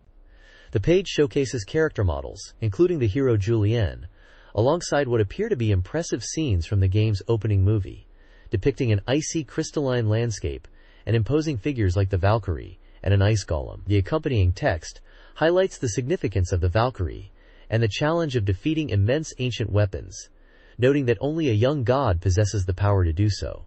With a light emanating from Gracia, it reinforces that the future is too daunting to face alone, and emphasizes the necessity of companions. The article teases the final battle involving Julien, the introduction of new allies, and the reveal of vast new territories in Scenario 3. The opening movie is said to foreshadow this climax, showing powerful entities and the potential for unity among diverse companions, despite the ongoing conflict between the Republic and Empire. Basic game details are listed, confirming it as a simulation RPG for one player, developed by SEGA and released on September 23 for 4,800 yen, suitable for all ages. A special report section indicates the game is currently 65% complete. This page introduces some new faces you'll encounter in Shining Force 2 Eyes Scenario 3. First, we meet Kate, a young elf sniper who is initially quite sheltered but gains experience through battle. She's shown with a bow and arrow, looking ready for action. Next is Presby, a bird-person strategist and advisor to the first Prince Julian. He's depicted with an imposing presence and a scholarly air. The page also highlights key strategist characters like Venatreem, Pulsis, and Grantak, emphasizing their crucial roles as companions who provide counsel and participate in combat. Moving on to enemies, the article teases that new foes will appear frequently in Scenario 3. Notably, it brings back some classic monsters from the original Shining Force, including the giant hermit crab-like Helmgrub and the Colossus. The Colossus, known from Shining Force is mentioned as returning, raising questions about its new form and abilities, hinting at sharp tentacles and special attacks. Screenshots showcase these formidable creatures, promising challenging battles ahead. This resource explores the world of Shining Force 2 Eyes, revealing how its 3 scenarios intertwine to build a complete narrative. It showcases Iskapia, the Iskapia Republic's capital, highlighting its transformation from a site of conflict to a devastated ruin across the scenarios. Screenshots illustrate this dramatic change. The page introduces Princess Isabella, Emperor dominates beloved daughter. Raised partly by Medion's mother, Isabella is gentle and possesses recovery skills. Her search for memories of her birth mother leads her to the Clockwork Church. Finally, the Destonia Steel Mill, a key industrial building, is featured. Previously seen, it's revealed as the Empire's modern steel factory, emphasizing its importance through its intricate design and bustling workforce. Scenario 3 of Shining Force 2 introduces Bridget, an elf sorceress and staunch ally of Princess Isabella, known for her outspoken personality. The game expands on magic, specifically showcasing summon magic, including the Oni, a demonic figure that terrorizes enemies. A new location, Futtered Hill Village, appears, built into a flower-covered mountain and dedicated to dragon worship. A key event involves a cracked dragon relief, revealing the reincarnation of a divine dragon. To celebrate the game's completion, a premium disc campaign was offered. Players who collected proofs from all 3 scenarios received a special disc with a movie viewer, polygon viewer, sound test, Scenario 3 starting save data, and a boss rush battle mode. This campaign incentivized players to experience the full Shining Force 2i experience. This page focuses on the unique artistic talent behind the SEGA Saturn tactical simulation RPG, Wackenroder. Released on August 6th for 5,800 yen. This one-player game recommended for all ages is built upon a distinct world created by a team of highly individualistic artists. The article introduces several key contributors. Takayuki Takeya, known for his sculpting work on series like Zeiram, handles the special mechanical design and sculpting. Renji Murata, a character designer who gained popularity with works like Goshute Ichizoku and Blue Submarine No. 6, is responsible for the character designs.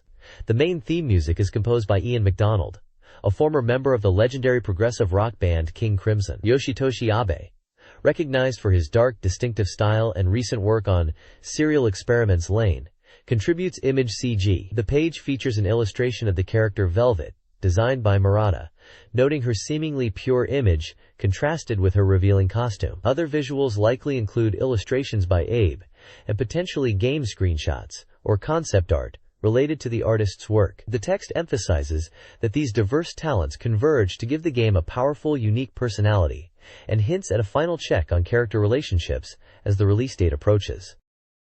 The next page dives deeper into the world and story of Wackenroder, detailing the journey of protagonist Lucian and Princess Carol as they search for the missing Sword Emperor Duran. The world is set on the isolated Eduardo Island, ruled by a king but effectively controlled by 5 knights known as Sword Emperors.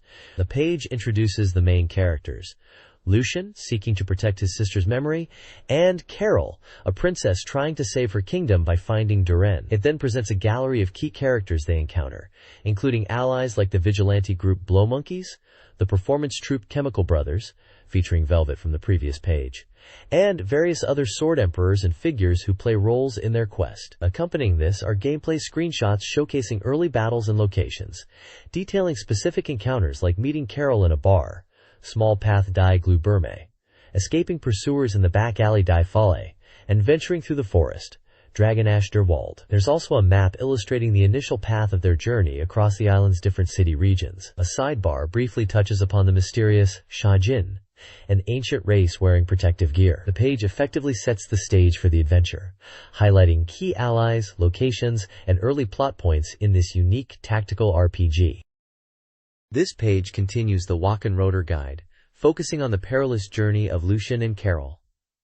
Round 5 takes place at the execution ground, Das Gericht. Having reached the city, they find it under the cruel rule of the new Emperor Helder, who is persecuting the ancient race known as Shajin. Lucian, respecting the Shajin, decides to intervene and save them from a brutal execution orchestrated by the executioner Slaphappy. The objective is to defeat Slaphappy within a specific turn limit before he executes the trapped Shajin one by one. A character profile describes Slaphappy as a sadistic figure who enjoys executions.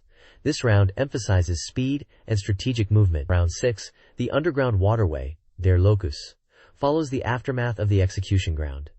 Despite their efforts, only one Shajin was saved.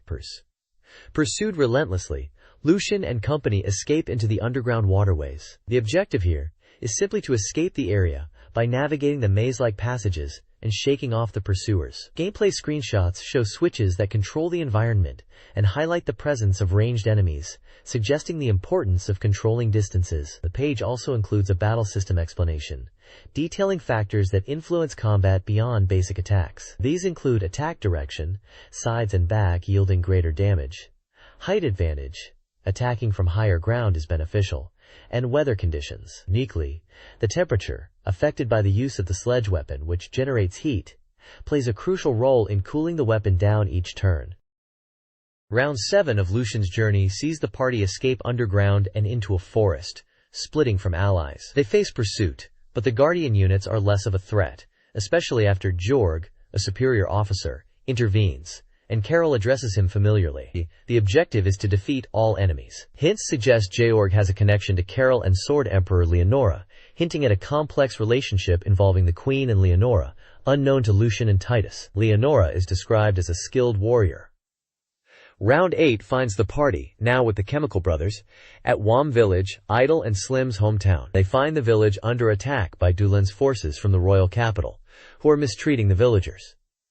The objective is to protect the villagers as they flee. The villagers are kind, and the village chief offers information about Dulin after the battle, leading the party closer to their goal.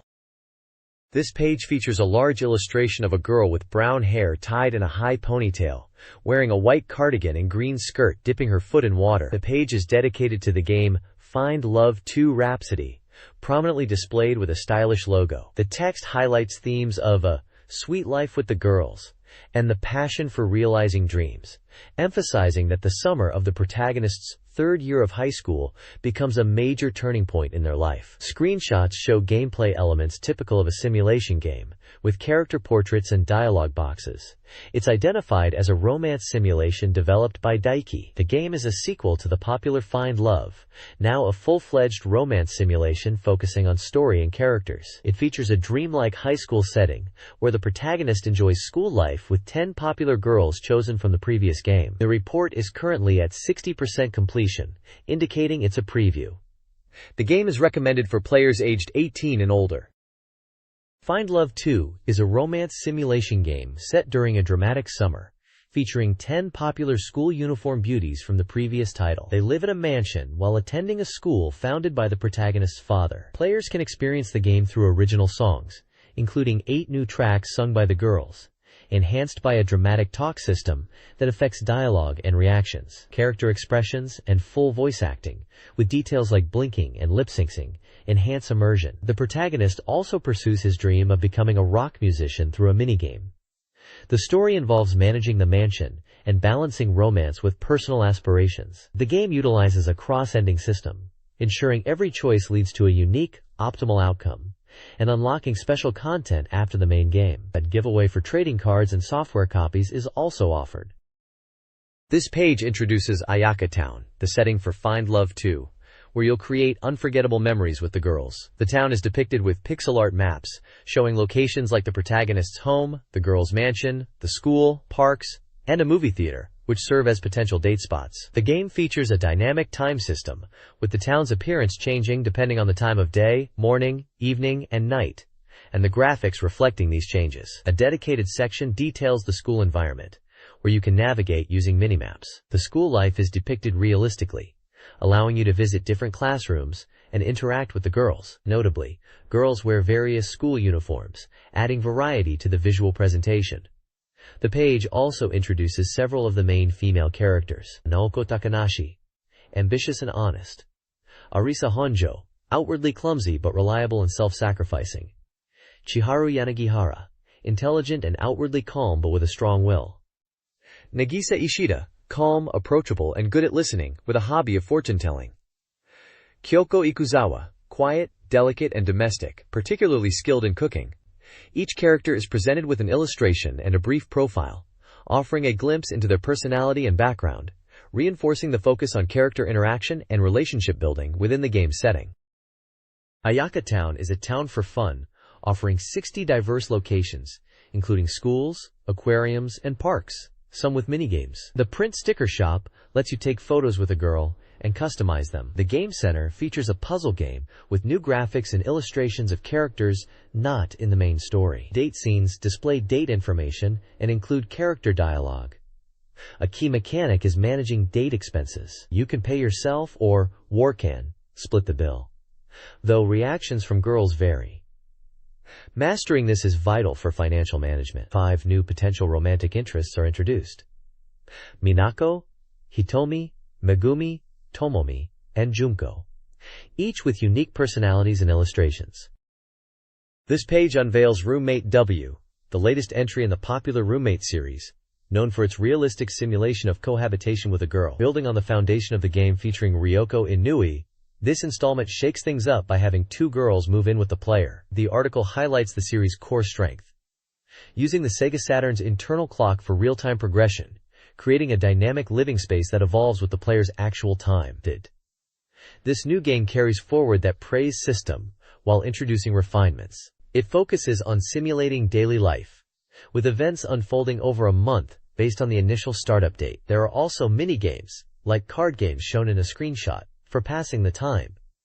The page features illustrations of the 2 main girls. One profile introduces Kaori Sato, described as a sweet, older sister type of nursing student, with details about her background, including moving to Tokyo for a practical training program. There's also a profile for Eriko Fujimaki, mentioned as a voice actress whose work on the film Nausicaa of the Valley of the Wind inspired her career, hinting at one of the character's voice talents. Another image shows a girl named Yuko, expressing her fondness for plants. The game is listed as a real-time communication software title, priced at 6,800 yen, planned for release in autumn, and playable only by 1 person across 2 discs. The content suggests the game aims to deliver heartwarming and potentially exciting moments through shared daily life. This page dives deeper into the gameplay mechanics of Roommate W, specifically highlighting the abundant event scenes that will shape the player's relationship with the 2 girls. It emphasizes that despite the game covering a short 1-month period, it's packed with diverse events designed to either bring you closer together or potentially cause conflict, leading to different endings depending on your choices. The article breaks down several types of events. There are free events triggered by being in the right place at the right time, affecting affection. Female events allow exchanging messages, also influencing relationships. Late-night sleep-talking events let you peek into the girls' rooms. Picture events showcase beautiful illustrations of their daily lives. Date events offer opportunities to go out on dates and deepen bonds, with a screenshot showing a cafe scene. Finally, party events can randomly occur in the evening, sometimes involving mini-games or making food, with a screenshot showing the girls in swimsuits, hinting at beach or pool party scenarios. The page also introduces the second main character, Yuko Yamaguchi, described as a spoiled high school girl with a charming bob cut. Her profile lists her physical stats and background, explaining how circumstances led her to live with the player's family after graduating. Her voice actress, Yurika Sawada, is also profiled here. The overall tone suggests these varied events and the character interactions are key to the game's appeal, promising exciting moments. This page introduces Gakuensai DX, Zenjitsu ni Matsuwaru Funsouki, an enhanced sequel building upon the strip mahjong genre.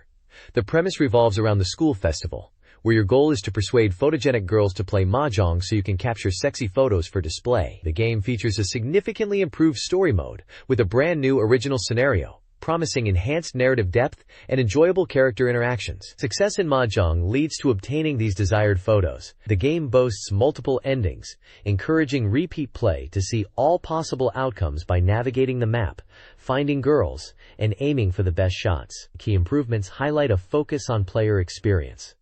Unlike the previous title where you were forced to play against male opponents, this version makes those matches optional. Gameplay is also made more accessible with a Mo gauge that doesn't decrease, and increased guts points, alongside a refined continue system allowing players to retry even after losses, provided they maintain a sufficient score.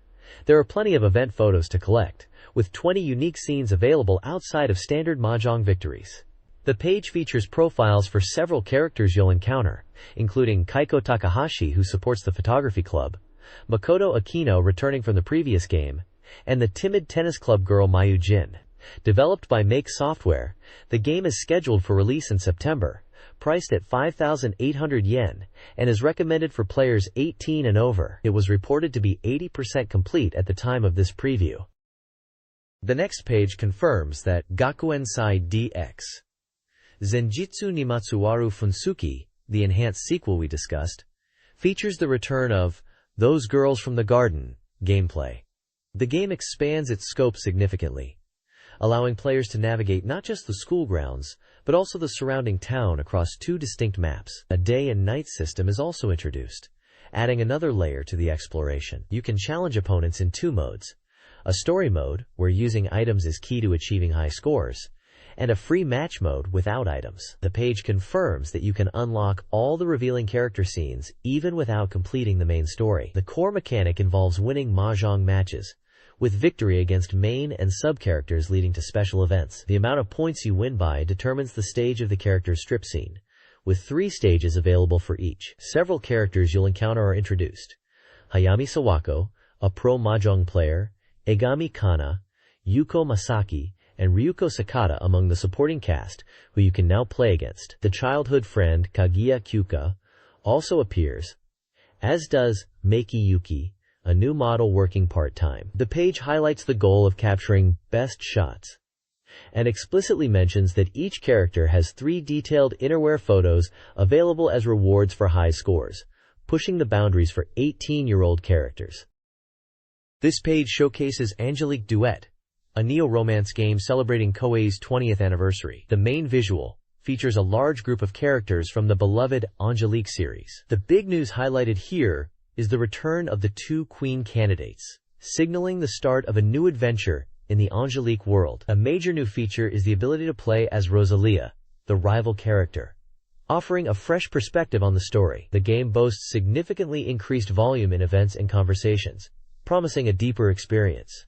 Angelique Duet was released on July 30th for 7,800 yen and came with special bonus items: a sticker for backup cartridges, and a set of 9 bookmarks featuring the Guardians. The page also includes a section promoting Angelique Precious official goods that were already available. This page showcases more of Koei's impressive lineup, continuing the focus on their 20th anniversary celebration with a diverse range of titles hitting the Sega Saturn and Game Boy. Headlining the Saturn offerings are several acclaimed simulation games. Winning Post 3 brings the excitement of horse racing simulation, with real-life jockeys and thoroughbreds competing in major global races. For history buffs, Nobunaga's Ambition, Shouseiroku provides deep historical simulation, evolving the series with detailed internal affairs and battles presented dynamically on the map. The WW2 strategy game, Teitoku no Ketsudan 2i, complete with its power-up kit, offers intense naval and aerial combat scenarios. And for a change of pace, Mahjong Taikai 2 special lets players challenge a variety of unique opponents. The page also highlights Monster Race for the Game Boy, a fun monster racing game with breeding and communication features. Rounding out the selection is the Koei Best Collection for Sega Saturn, offering budget re-releases of popular titles across various genres, like the historical simulations Romance of the Three Kingdoms Ivy and Taiko Rishiden 2, the adventure game Nanatsu no Hikan, the classic horse racing sim Winning Post 2, and the business simulation Air Management 96. It's clear Koei was pulling out all the stops for their 20th anniversary, providing something for every type of simulation fan. This page presents the official guidebook for the Sega Saturn title, Code R. This game appears to blend visual novel elements with racing simulation, as indicated by the subtitle, translating to Love and Race Perfect Commentary. The page features vibrant anime-style character art, showcasing 2 prominent female characters who are likely heroines in the game's story mode. Screenshots provide glimpses into both the narrative sequences, showing character interactions, and the racing gameplay. The guidebook itself is detailed as covering both key aspects of Code R. It includes explanations for progressing through the adventure portions, presumably involving choices and interactions with the heroines, and provides strategy for the racing segments, focusing on course details and achieving optimal performance. Additionally, it promises to include data on vehicle tune-ups and information related to the game's part-time job system, which likely ties into earning money for car upgrades or story progression. Priced at 1,300 yen, the A5 size guidebook was scheduled for release in late July 1998. It was published by SoftBank and copyrighted by Quintet, and especially the game's developers and publishers. This page features a perfect guide and trading card collection for the classic dungeon RPG series, Madu Monogatari, known internationally for its Tien Puyo Puyo puzzle games. The vibrant artwork showcases mainstays like Arl Naja, Carbuncle, Rulyu, and Satan, highlighting the game's charming character designs. The guidebook promises to be an exhaustive resource for Arl and Carbuncle's grand adventure, created with full support from Compile. It covers everything from character introductions, including hidden elements, to complete strategy guides utilizing maps, character stats, items, and even hidden secrets that are hinted at but not explicitly detailed in the listing. This, a 5-size guide, packed with 128 full-color pages, was set to release in late July at a price of 1,200 yen. Additionally, the page announces a Puyo Puyo and Madu Monogatari trading card collection, arriving in the autumn. This collection features lovely character art and game event scenes, turning the world of Madu Monogatari into collectible cards. With 122 plan types, including special illustrations, character cards, event cards, big chain cards, and combination puzzle cards, each 10-card pack was priced at 300 yen. The page notes that the example cards shown are exclusive promotional items, not part of the commercial release. This page showcases the Sakura Wars, the gorgeous Blooming Cherry Blossoms original video animation series, featuring the iconic duo Sakura Shinguji and Ichiro Ogami alongside one of their powerful Kubu mechs. The page announces the release of the fourth and final act, titled A Midsummer Night's Dream, arriving on LD and video on July 25th. Each release in the series comes with detailed liner notes, providing in-depth explanations of the stories. The article highlights the ongoing Sakura Wars phenomenon, pointing to various related goods currently available. This includes the critically acclaimed SEGA Saturn game Sakura Wars 2, Thou Shalt Not Die, a music CD featuring songs from the OVA, and several novels expanding the universe. It's great to see how Sakura Wars became a multimedia powerhouse, and this OVA was a fantastic way to experience more of the story outside the games. The page also promotes an Emotion 15th Anniversary campaign, offering special goods. This page features the weekly Let's Aim for Submission King Reader Submission Corner, showcasing letters and illustrations from fans. Readers express excitement for the upcoming Dreamcast console and its initial titles, finding the anticipation period particularly fun. Submissions cover diverse topics, from hoping for a sequel to Shin Megami Tensei, Devil Summoner, Soul Hackers, to funny anecdotes about daily life, like losing a pocket Pikachu in the toilet. The page is filled with creative reader artwork, including character designs, fantasy scenes, and even a rendition of Thomas the Tank Engine. It's a lively section where fans connect and share their passion for games and more. This page is part of the fan mail section, titled Love Do You Love Me?, where readers send in their thoughts, comics, and illustrations. It's a lively mix of game discussion and personal anecdotes. One submission from Chiba talks about the excitement around the King of Fighters 97 tournament scene, focusing on the fan-favorite Three Sacred Treasures team of Kyo, Iori, and Chizuru. Another fan from Tokyo shares their appreciation for games like Darkstalkers, The Night Warriors, and Vampire Savior, Lord of Vampire, alongside interests in series like Valkyrie, Assault Suits Valken, and Neon Genesis Evangelion. Readers also share funny stories, like one from Osaka, about the shock of finding specific merchandise, or used games surprisingly expensive. There's a submission from Kanagawa about investing in Sega stock and aiming for SoftBank next, showing the depth of fan commitment. Humorous comics are scattered throughout, depicting scenarios from daily life or game-related moments, like a mother's comment on her son's gaming habits from Tokushima. Overall, it's a vibrant snapshot of the Sega Saturn community's diverse interests, blending passion for specific games and characters with relatable everyday experiences and humor. This page showcases fan contributions, continuing a community-driven theme. I hate this kind of thing. 50. Features reader complaints on annoying media tropes, sound effects, voice acting choices, and wrestling commentary. A section revisits a previously disliked character. The Higashikana Boys Prohibited After-School Club Heart presents submissions from female readers, covering topics like career aspirations, humorous game-related situations, and personal achievements. Sega Club Activity Report this week displays reader-submitted comics. Still recruiting! Details ongoing reader submission opportunities, including weekly bulletin boards, illustrations, confessions, shopping stories, comics, character/game passions, rumors, Q&As, and the Girls Only Club, encouraging active reader participation. This page features the Park Gallery, showcasing fan-submitted illustrations from readers across Japan. The artwork highlights characters and themes from various popular SEGA Saturn games. Readers have contributed pieces inspired by titles such as Pocket Fighter, Bulk Slash, Super Tempo, Grandia, Sakura Wars 2, and what appears to be characters from Panzer Dragoon Saga. Each illustration is accompanied by brief comments from the artist, sharing thoughts on the game, the characters, or their creative approach. One contributor received an Idea Award for a unique concept related to the fireworks illustration. The page also includes information on how to submit artwork, detailing requirements, and a points system where published contributions can earn prizes like quote cards, magazines, or SEGA Saturn game software based on accumulated points. The announcement for the next submission theme is the iconic SEGA character, Sagata Senshiro. While the submission address is listed for Dreamcast Magazine, reflecting the time period, the content prominently celebrates the art and community surrounding SEGA Saturn titles.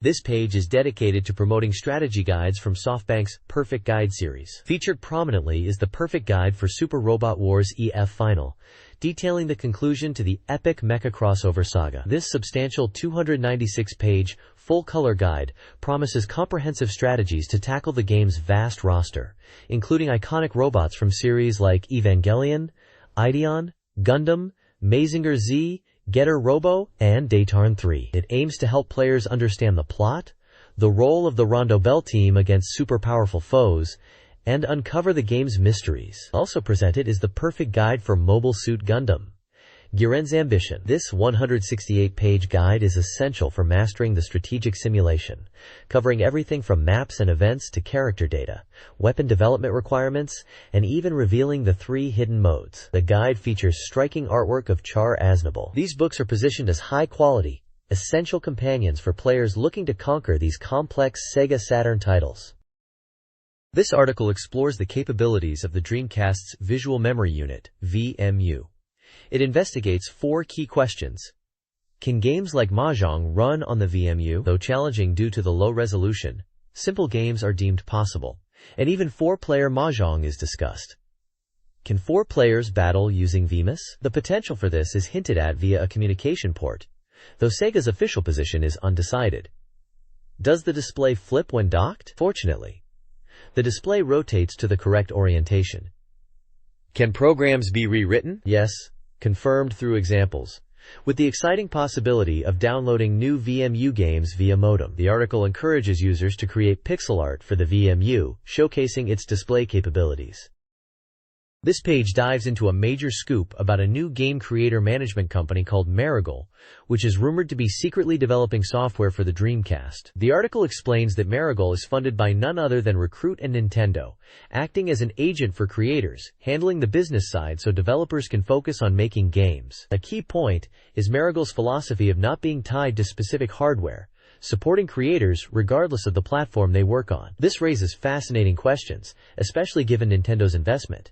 Is Nintendo indirectly supporting development for competing hardware like the Dreamcast? The magazine explores this possibility, suggesting Nintendo might be focused on supporting creators and the overall growth of the industry. One project Marigold is involved with is highlighted. Hey You, Pikachu! The unique Nintendo 64 game utilizing voice recognition. This directly connects Marigold to Nintendo, adding weight to the discussion. The page also includes a fun quiz asking about the origin of the Guru Guru swirl, linking the Dreamcast logo to things like the pattern on Naruto Maki fish cakes. Finally, readers are invited to guess the upcoming Dreamcast console's price and suggest nicknames for it, showing the excitement building around Sega's new hardware. This page serves as a comprehensive mail-order catalog for the Sega specialist shop, Santa. It lists a wide array of games and peripherals available for purchase, primarily focusing on the Sega Saturn, but also featuring titles from Mega Drive, Mega CD, and Game Gear. You can find everything from brand new Saturn releases with tentative dates listed to older classic software and essential hardware like twin sticks and multi-terminals. The page clearly lays out contact details, including phone and fax numbers, their physical address, and even a website URL for the time. It details the ordering process, specifying business hours for phone orders and accepting fax orders 24 hours a day. Shipping costs are explained, starting at 400 yen with regional variations and an additional charge for cash on delivery. Various payment methods are accepted, including bank transfer and postal transfer. This is essentially a snapshot of the Sega hardware market via mail order in the late 90s, offering enthusiasts a direct way to acquire a vast library of titles and accessories. This page kicks off an extensive strategy special dedicated to Treasure's critically acclaimed SEGA Saturn Shoot 'em Up Radiant Silvergun. Titled Beat Attitude, this guide promises a deep dive into the game, which the magazine boldly claims is poised to be the strongest shooting game on the Saturn. The feature spans multiple pages, detailed here with sections covering essential strategies like Basic Tech Lecture, a focused guide on Capture the Stage 3, Other Stage Pinpoint Lecture for specific tactics, and a Creator's Crosstalk, promising insights from the development team. The vibrant visuals feature the game's distinct ship and intense action, underscored by the graphic RS Evolution and the tagline, For Gains. At the bottom, key game details are listed. Developed by Treasure, a shooting game, originally priced at 5,800 yen, supporting 2-player simultaneous play, and recommended for all ages. The text confirms this is a comprehensive 16-page strategy guide, covering the game all the way to the final boss, a must-read for all SHMUP fans. This is clearly presented as the definitive guide to mastering one of the console's standout titles. The next page dives deep into the offensive capabilities of your ship in Radiant Silvergun, focusing on the crucial 7 shot types available through combinations of the A, B, and C buttons. The guide emphasizes that mastering these distinct weapons is the key to success, as each possesses unique properties and is effective in specific combat scenarios. Defeating enemies with a particular shot combination earns experience points for the corresponding base shots, A, B, or C, allowing them to level up. Higher levels mean greater firepower, making the intense battles later in the game significantly more manageable. The page illustrates each shot type: the forward-firing Vulcan laser, A; the enemy-seeking homing shot, B; the wide-covering spread shot, C; the powerful homing plasma, A plus B; the versatile back-wide shot, A plus C; the area-clearing homing spread, B plus C; and the devastating hypersword, A plus B plus C when the gauge is full. Additionally, there's a section on the weapon bonus, revealing hidden scoring opportunities linked to meeting specific criteria with each shot type, often involving hitting enemies a certain number of times or maintaining a continuous attack. Fulfilling these conditions grants a substantial 10,000 bonus points, encouraging players to experiment with their arsenal beyond just clearing the screen. This detailed breakdown reinforces the game's strategic depth, highlighting that intelligent weapon usage is just as vital as dodging bullets. Radiant Silvergun's scoring goes beyond simple enemy destruction. The chain bonus rewards destroying same-colored enemies consecutively, multiplying points based on enemy score and chain length. This system, tracked by Chain U, significantly boosts scores and is vital for weapon level advancement. The game features a secret chain with a specific color order, red, blue, yellow, multiple yellows, that awards a substantial 10,000 point bonus. The near bonus grants 10 points for grazing enemies or projectiles, encouraging risky maneuvers. Finally, a hidden Mary-chan bonus is earned by targeting a specific location with the homing spread weapon, indicated by a dog bark, and additional points, adding a layer of secret discovery.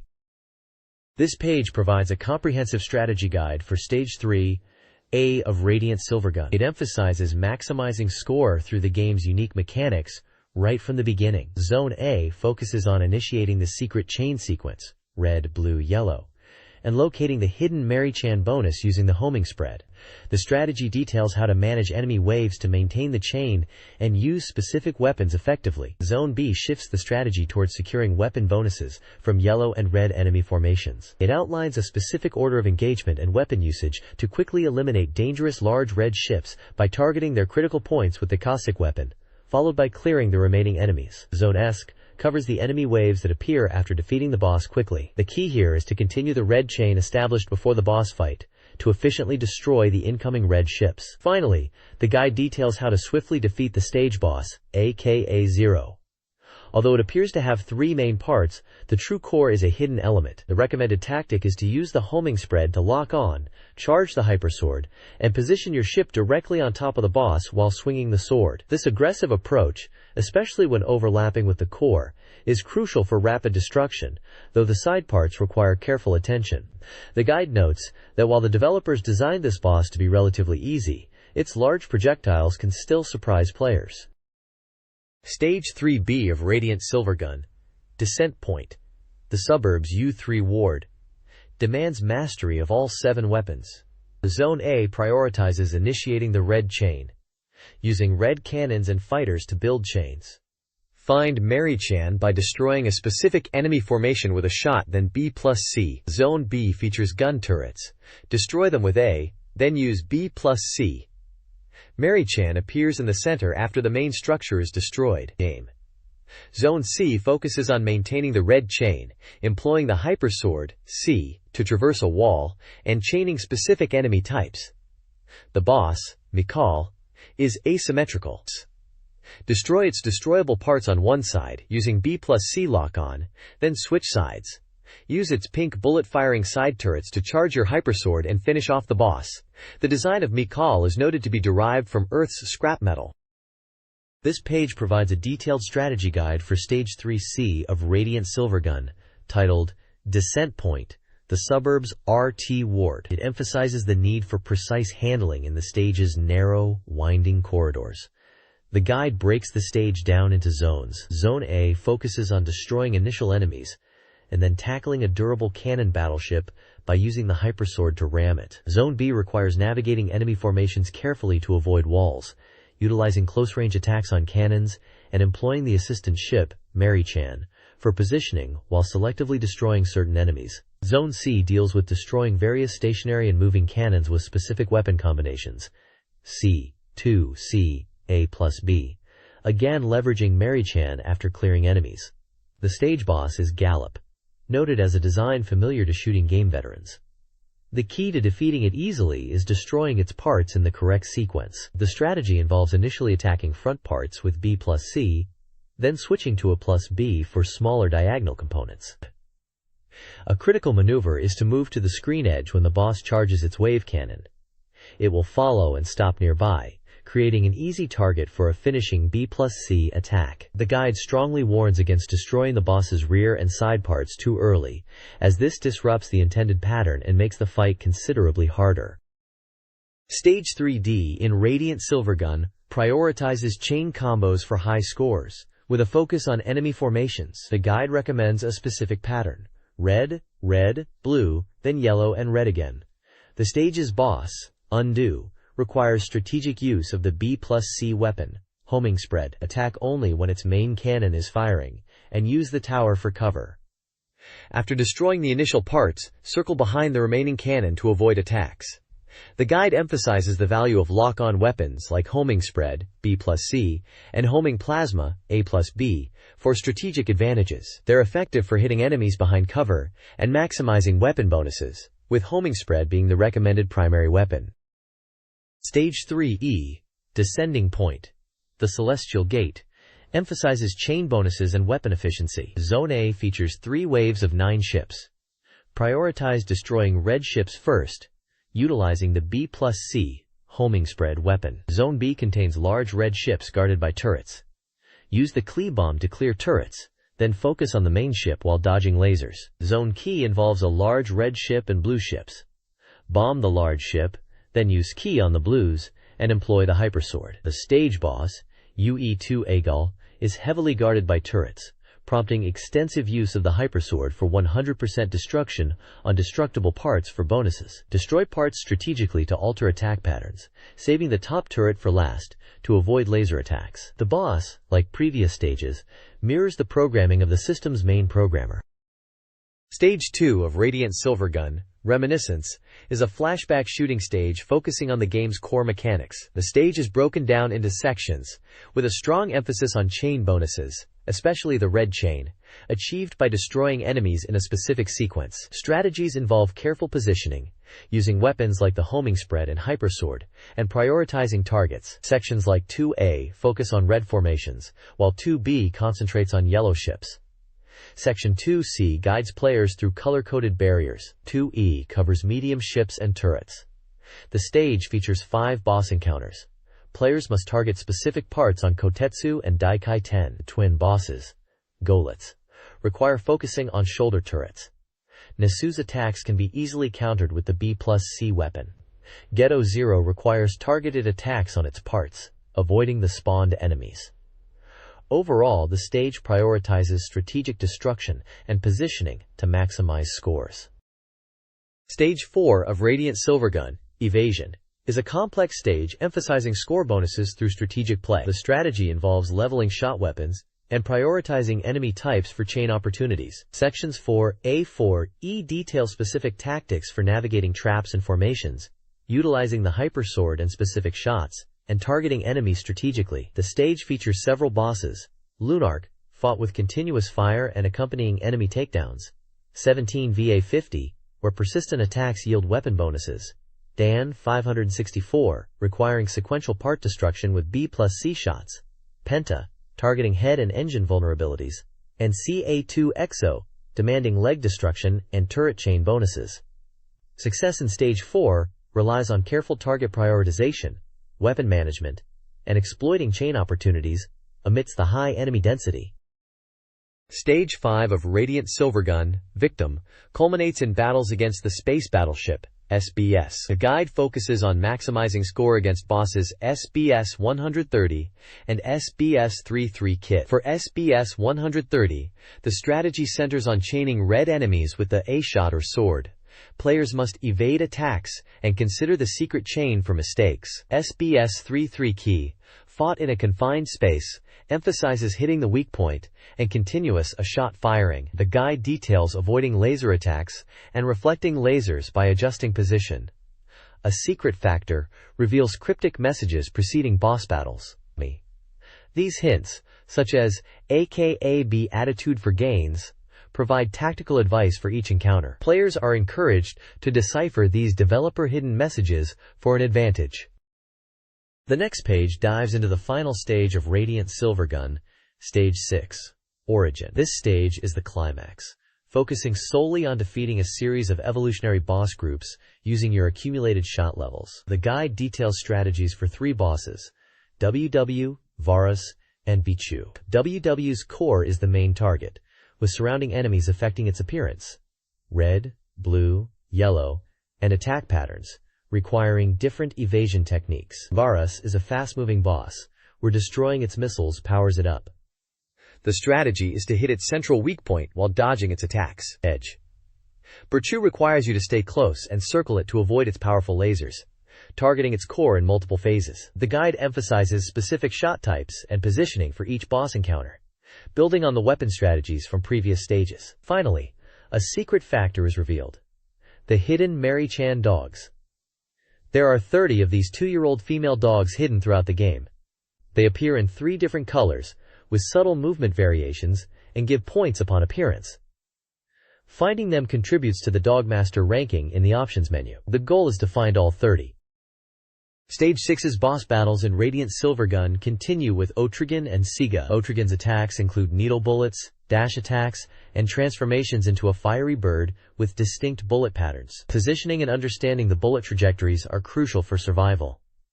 The final battle is against Kizuga, the Giant of Light. This encounter emphasizes continuous attack as patterns become increasingly complex. Patterns include homing targets and windmill bullets, A, forward-backward shifts, B, center-focused attacks with windmill bullets, C, rotating flames and increasingly complex attacks, D, and crystal bullets and light pillars, E. Survival relies on strategic maneuvering, utilizing the hypersword, and focusing on the entire screen to anticipate bullet patterns.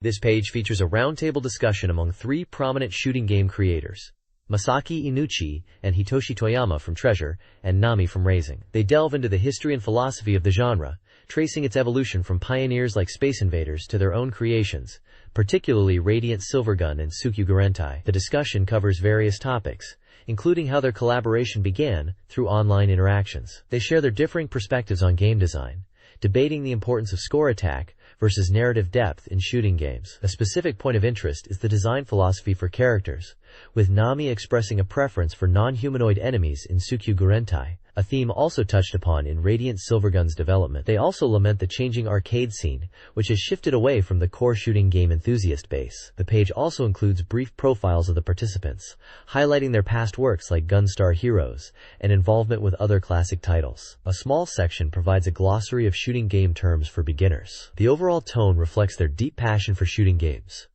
and their distinct creative visions that shaped some of the most memorable titles in the genre. Screenshots of Radiant Silvergun and Tsukugarentai illustrate the discussion.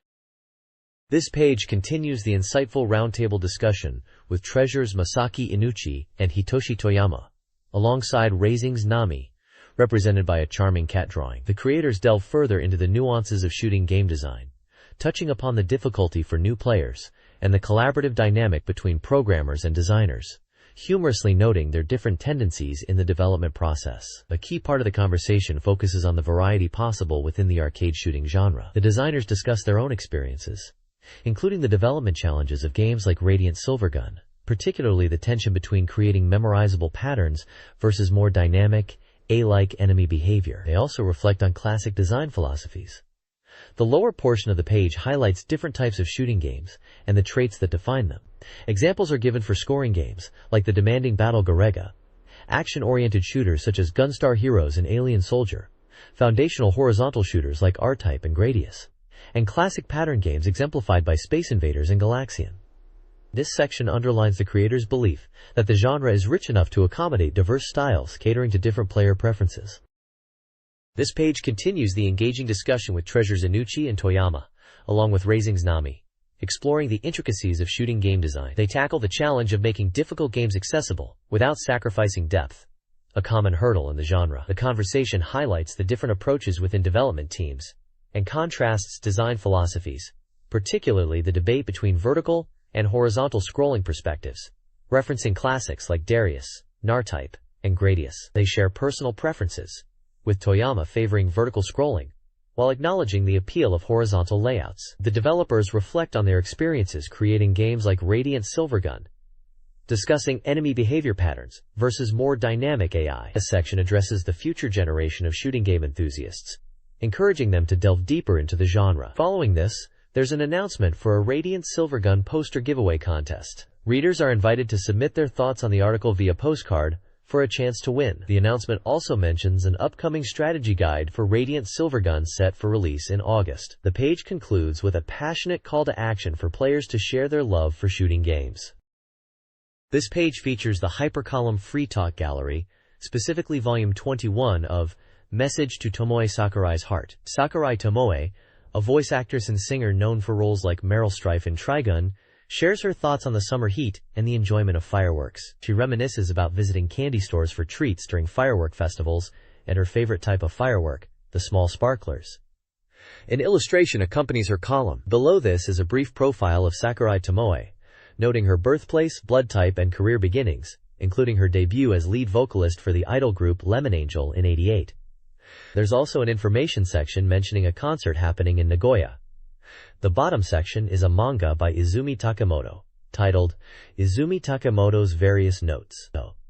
The comic humorously depicts receiving a package, which turns out to be a prize, a poster from a reader giveaway. The character reflects on accumulating various items over the years, particularly gaming and anime-related materials. She talks about organizing her poster collection, which includes items from anime records and older games like Yamato, Nausicaa, and even Fire Emblem posters from the Famicom era. The comic lightheartedly explores the challenges of storing these collections, ending with the character realizing she has a large stash of posters hidden away that she had forgotten about. The manga provides a relatable look into the life of a collector, with a penchant for classic gaming and anime merchandise. This page features a manga column by Samsung Yoshimatsu, an anime creator known for character designs in Trigun. The column opens with a reflection on attending an anime convention in America, noting the passion of Japanese anime fans there and asserting that Sega's games are the best in the world. The comic then shifts to a discussion among anthropomorphized game consoles, including the SEGA Saturn, PC Engine, and a character representing the Master System, Mark II-1. They lament the difficult position the SEGA Saturn is in, especially following the announcement of the Dreamcast. The consoles discuss strategies for survival, with the PC Engine pointing out its games can still be played through PC emulation, and the Master System suggesting the only way is differentiation. There's a panel referencing the famous Sega Shiro commercials, depicting the Saturn character in a martial arts pose and singing the theme song. The conversation continues with a humorous take on game attributes, praising the graphics quality and the strength of erotic games, with the Master System receiving particular acclaim for its visuals and a ROG library. The bottom section provides a brief profile of Samsung Yoshimatsu, mentioning his work on Trigun and his current interest in WWF wrestling shown on satellite TV. This page features the 5th installment of the Noriyuki Iwadare World, Come On Everybody column. The esteemed composer, known for his work on titles like the Lunar series, discusses his history with computer communication and his recent dive into the world of internet radio. He finds the ability to interact directly with the personalities and connect with other listeners particularly engaging. He highlights a few shows he enjoys, featuring Ayako Kawasumi and Shuichi Mitsubashi, and mentions his appearances as a guest on another show called Tammy's Sexy Melon Pan, hosted by Tammy and Marwitz, photos of whom are included alongside portraits of Iwadare, Kawasumi, and Mitsubashi. The page also includes sections on a soundtrack and audio equipment. The Grand Red original soundtrack is reviewed, featuring music by his friend Masaya Higuchi, described as a versatile composer whose orchestral game tracks are technically impressive, but the mix might be too heavy on guitar. He also mentions 2 tracks from the Lunar series. The equipment feature highlights the Sony 8-date recorder, which Iwadare uses for mastering, praising its convenience and sound quality, noting its importance for digital audio production. A small personal snapshot shows a child engrossed in Pokemon and Thomas the Tank Engine. This page dives into the world of virtual baseball management with an update on the password-based tournament for the Sega Saturn title, likely from the Let's Make a Pro Baseball Team or exciting Stadium series. The tournament has seen significant participation, with over 180 teams initially entering, and 160 confirmed competitors moving forward after checking passwords. The page announces the results of the first round of this exciting contest. Players submitted their custom teams via a password system, and the magazine staff ran the simulated matches. The standard rules for the tournament involve 5-inning games, with sudden death deciding ties from the 6th inning onwards. The main content of the page is dedicated to displaying the detailed tournament brackets for blocks A and B, showing which teams advanced, and the scores at the point the winner was determined. The editors express their enthusiasm for how the event has captured the interest of players, highlighting the unique teams owners have created. They encourage readers to check the brackets to see how their own teams fared, and look forward to revealing the final results in a future issue. The tournament structure and the focus on player-created teams through passwords were a popular feature of these baseball management simulation games on the Saturn. This page continues the exciting password tournament for the popular baseball management simulation game on the Saturn. Following the first round results for blocks A and B shown previously, this page displays the brackets for blocks C, D, and E. You can see the various custom team names submitted by players and the scores from their simulated matches as the tournament progresses. It's fascinating to see the variety of teams and how they performed under the 5-inning rule, with sudden death and extra innings. This coverage highlights the depth and player engagement these simulation titles achieved on the platform, showcasing more of the initial matchups from the large pool of participants who entered the contest. This page features a personal column by Koji Hayama, known to many as Aniki. While typically a space to answer reader mail, this entry sees Koji reflecting on his younger days, a period he describes as his punk era, filled with youthful indiscretion and later regrets. He delves into anecdotes about his time as a delinquent, recounting tales involving bikes, cars, traffic violations, and run-ins with the law. It's a candid look back at his reckless past, contrasting it with his present perspective. The column touches on how his life changed around the age of 26, and the realization of his past self. Accompanying the text is an image of a music studio setup, fitting for Koji Hayama, a well-known composer in the game music scene. There's also a small image highlighting re-releases of his albums by Nippon Columbia, including music from the iconic Cho Aniki series, Cho Hayama, Ane, and game music is dead. He muses on whether his current self, having gone through those experiences, can even lecture the younger generation today. Ultimately, he shares these stories of his youth, including the regrets, openly. This page is dedicated to the critically acclaimed visual novel, Maki. The big news is the long-awaited unlocking of the game's 10th and final scenario, titled Fireworks. Developer Chunsoft provides insight, explaining that this scenario was intentionally made difficult to access to enhance its value as the dramatic conclusion, designed to profoundly impact players. The page also features lively reader-submitted content related to the game. There's a segment called This Week's Machi Pretend Play, where fans recreate game scenes. A People from Machi Spotted in Town corner shares reader sightings of real-life personalities connected to the game. A significant portion highlights various supporting characters, with fun, illustrated profiles and commentary, showcasing the memorable cast beyond the main protagonists. Details on how to actually unlock the fireworks scenario are promised on a later page dedicated to game secrets. Finally, there's a reflective piece noting how the real-life Shibuya Center Gay, the game's setting, has changed in the 2.5 years since filming, eliciting a sense of nostalgia among players familiar with the area. This page features a reader survey for the magazine. It provides instructions on how to fill out the postcard, including examples for numerical answers like age and game ownership. The survey asks readers about their demographics, such as gender, age, and occupation. It also probes their media consumption habits, asking which game magazines they frequently read, listing options like Famitsu and Dengeki PlayStation. Key questions focus on reader preferences and future interests. Readers are asked what kind of articles they want to see more of, offering choices like SEGA Saturn software previews, Dreamcast software previews, post-release strategy guides, or hardware articles. The survey also inquires about their purchasing intentions for hardware and software from extensive lists provided on the page. There's a list of various consoles and peripherals, including the SEGA Saturn, PlayStation, Dreamcasts, and specialized controllers like the Twin Stick and Virtugun. The software list is massive, featuring both upcoming and released titles. Some notable games on the list include Marvel Superheroes vs. Street Fighter, Virtua Fighter 3, Biohazard 2, Rayman 2, and many other SEGA Saturn and Dreamcast titles, covering a wide range of genres from fighting games and RPGs to simulation and adventure titles. Readers are asked to select hardware they plan to buy from the hardware list, and up to 10 software titles from the software list, as well as rate articles from the current issue. This page is an advertisement for Lunar 2, Eternal Blue on the SEGA Saturn. It prominently features the game's title logo, Lunar 2 Eternal Blue, in a stylized font. The artwork shows the main cast of characters against a backdrop of a large blue planet and a starry sky with bright lights. Front and center is the protagonist, Hiro, with his companion Ruby, a flying winged cat. Standing tall above them is Lucia, the mysterious blue-haired character. Other key characters, like Galeon, Jean, and Leo, are also depicted in dynamic poses, hinting at the adventure and drama within the game. The text on the right translates to something like, "There is a story whose brilliance will never fade." Below the main title, it confirms it's a SEGA Saturn exclusive RPG. Red text on the left highlights a first pressing bonus, which includes a trading card 9-card set. The large red text at the bottom announces, "Now on sale," and states the price. 2-disc set price, 6,800 yen, excluding tax. This was a significant release for the Saturn, continuing the beloved Lunar series, with its signature anime style and epic RPG gameplay. It was highly anticipated, especially given the quality of the first Lunar game.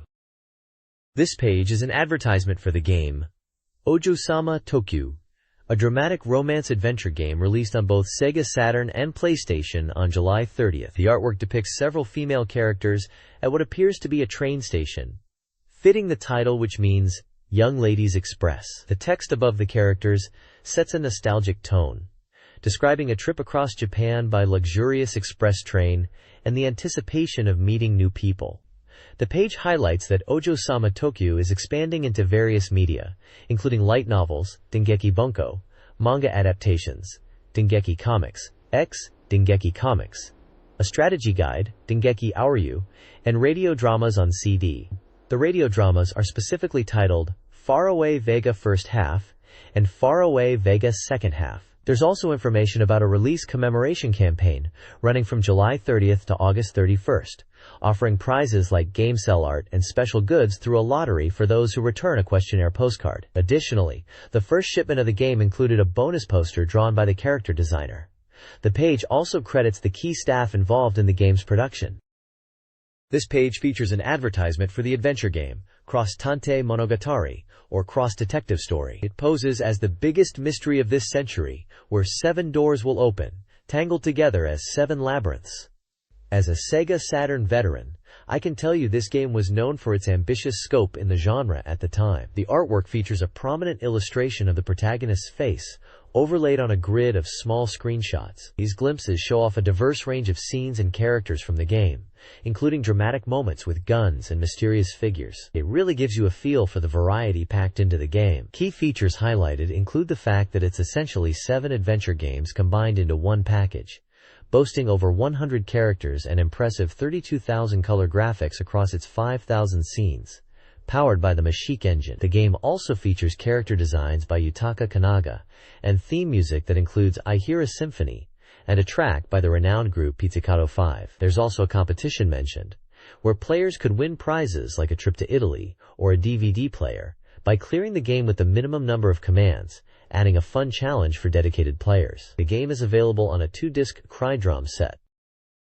This page is an advertisement for the SEGA Saturn game, Lovely Pop 2 inches 1, Jang Jang Koishimasho. This title brings 2 popular arcade mahjong games from Visco together onto one disc for the console. The main visual features several anime-style female characters, some in school uniforms, and others in idol-like costumes holding microphones, hinting at the character interaction and potentially music elements within the mahjong gameplay. The game was released on July 30th, 1998, with a standard suggested retail price of 6,800 yen. There was also a special limited edition available exclusively for the SEGA Saturn at 7,800 yen, which included original songs and came as a luxurious 2-disc set, one of which was a special picture CD.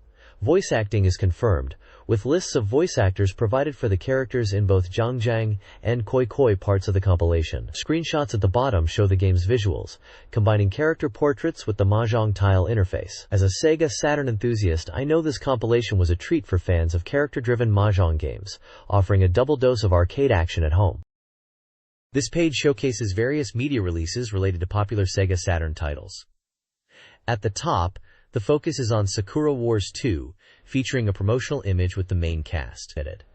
It highlights a video release recapping the game's story, promising a deep dive into the plot, including rare event scenes and interviews with key figures like Uji Hiroi and the voice actors. This video is presented as an essential item for fans. Also advertised is the original soundtrack for Sakura Wars 2, a 2-disc set covering all the music from the game's opening to its ending themes, available now on CD. Below the Sakura Wars 2 section, the page features advertisements for several other game soundtracks and videos. This includes the soundtrack for Die Hard Arcade 2, known as Dynamite Deca 2 in Japan, which is noted for including sound from the original Die Hard arcade as well. There are also soundtracks for the survival horror game Deep Fear, the arcade racer Daytona USA 2, and the tactical RPG Wakkenroder, all available on CD. Additionally, a strategy guide video for the fighting game Fighting Vipers 2 is advertised on VHS. These sections briefly mention the release dates and prices, highlighting that many of these highly anticipated game-related albums and videos are now available. This page features the official guidebook for the hard-hitting sequel, Fighting Vipers 2. This isn't just a simple command list. It's a full 160-page deep dive into the game, designed to help both newcomers and veteran players master the new systems and mechanics introduced in the latest entry. The guide offers detailed explanations of the gameplay systems, provides thorough breakdowns of all 11 characters, including the fresh faces Emmy and Charlie, complete with command lists illustrated with photos for clarity. You'll also find character design materials offering insights into the game's vibrant cast, promising that with this book, you'll be unstoppable. The page showcases dynamic artwork of the game's distinctive fighters, like Bon, Grace, and Raxel, alongside screenshots highlighting the intense armored combat and varied stages that define the Fighting Vipers series. Published by SoftBank, this guide is presented as the essential companion for anyone looking to dominate the arcade or home console scene. This page is an advertisement for the SEGA Saturn game, Virtual Call, SS.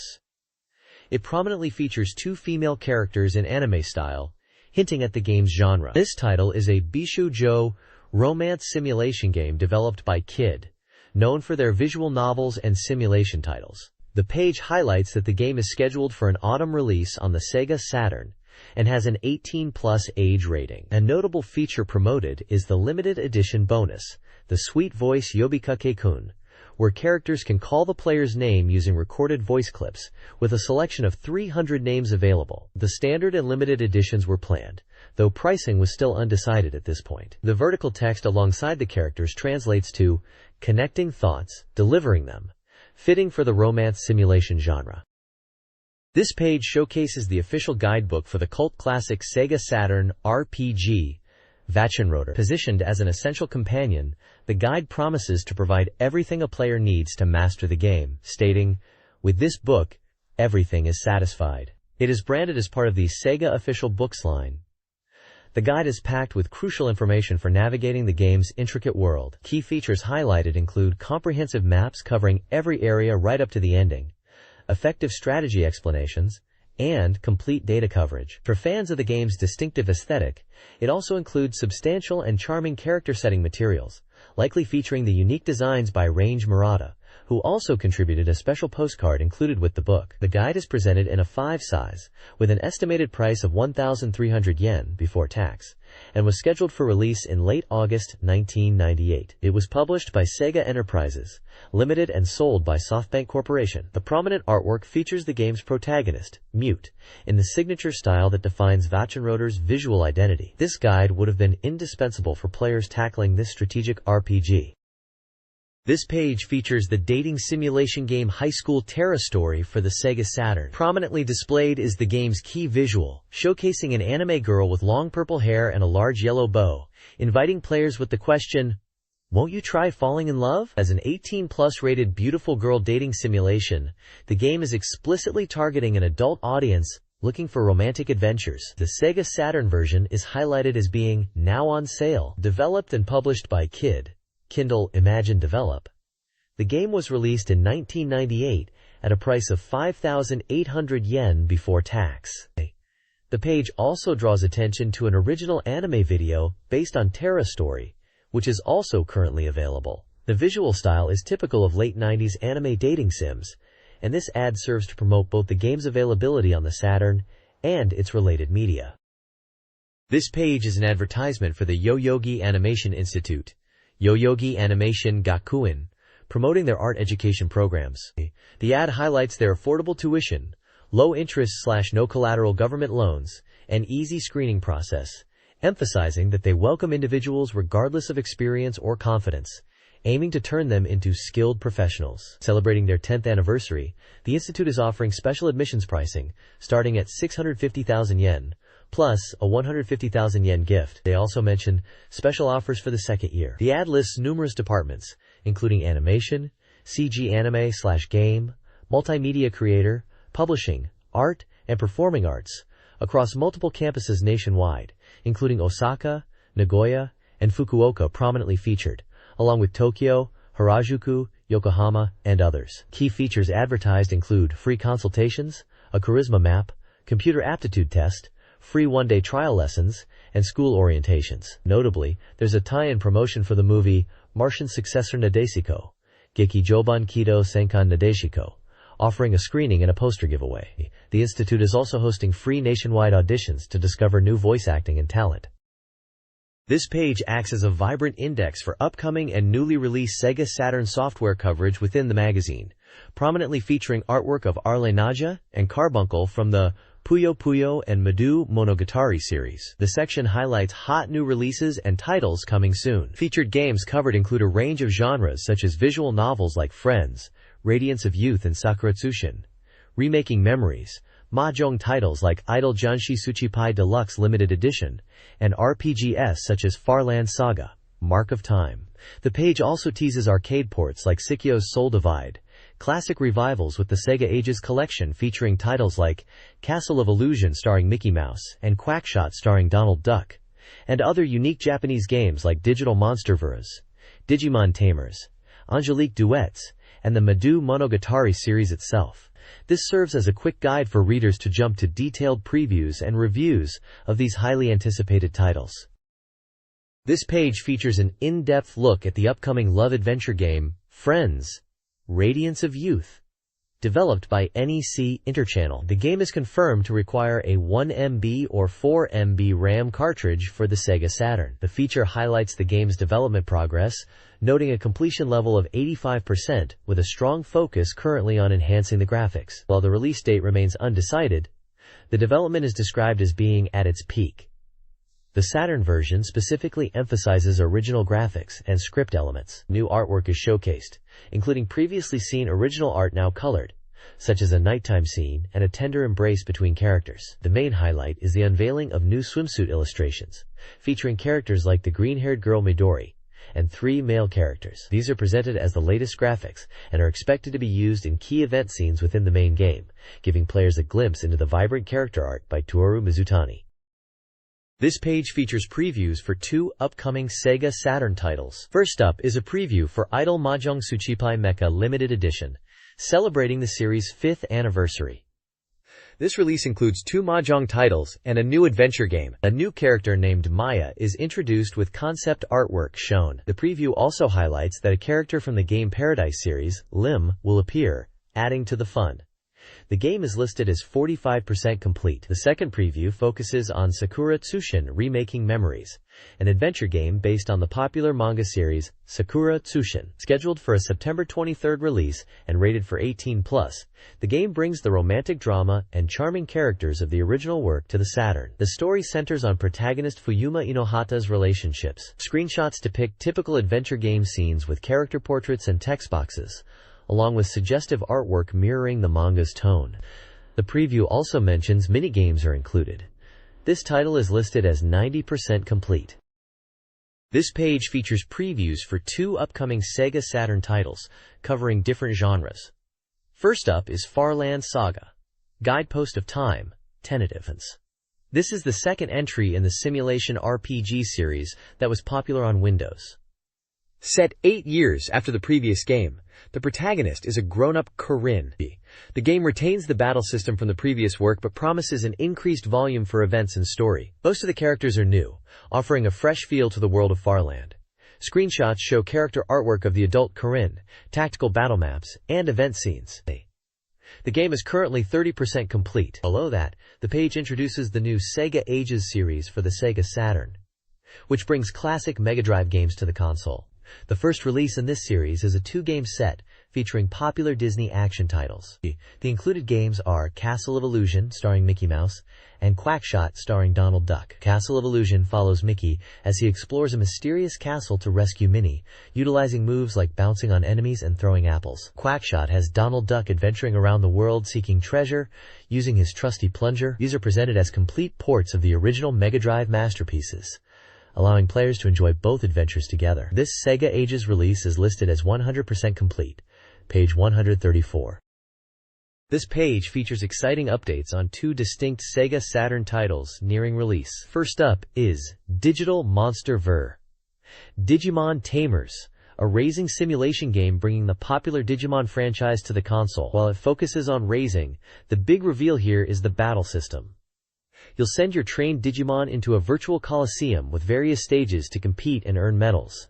What's cool is you can support your Digimon during battle, with different commands triggered by button rapid firing, influencing critical hits, turn speed, and attack accuracy. Screenshots show intense 2D battles and the online-style coliseum interface. Below that is Soul Divide, an intriguing action RPG that blends real-time combat with card collection and trading elements. The game features moving ruins, dynamic dungeons where the layout changes, adding unpredictability to exploration. You play as one of 2 protagonists, Lyud or Altina, embarking on a journey.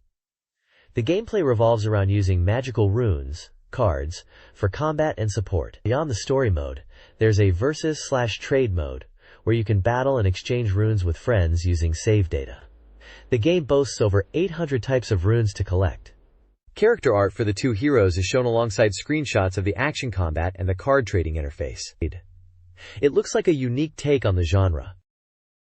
This page features a detailed look at the SEGA Saturn RPG, Madu Monogatari, or Sorcery Saga, highlighting that it is now available. The page focuses on offering helpful tips and secrets for players embarking on their adventure with the protagonist, Arle Naja. A significant section is dedicated to a secret basement in Arle's house, noting that access is only possible for a brief period early in the game before a certain companion joins.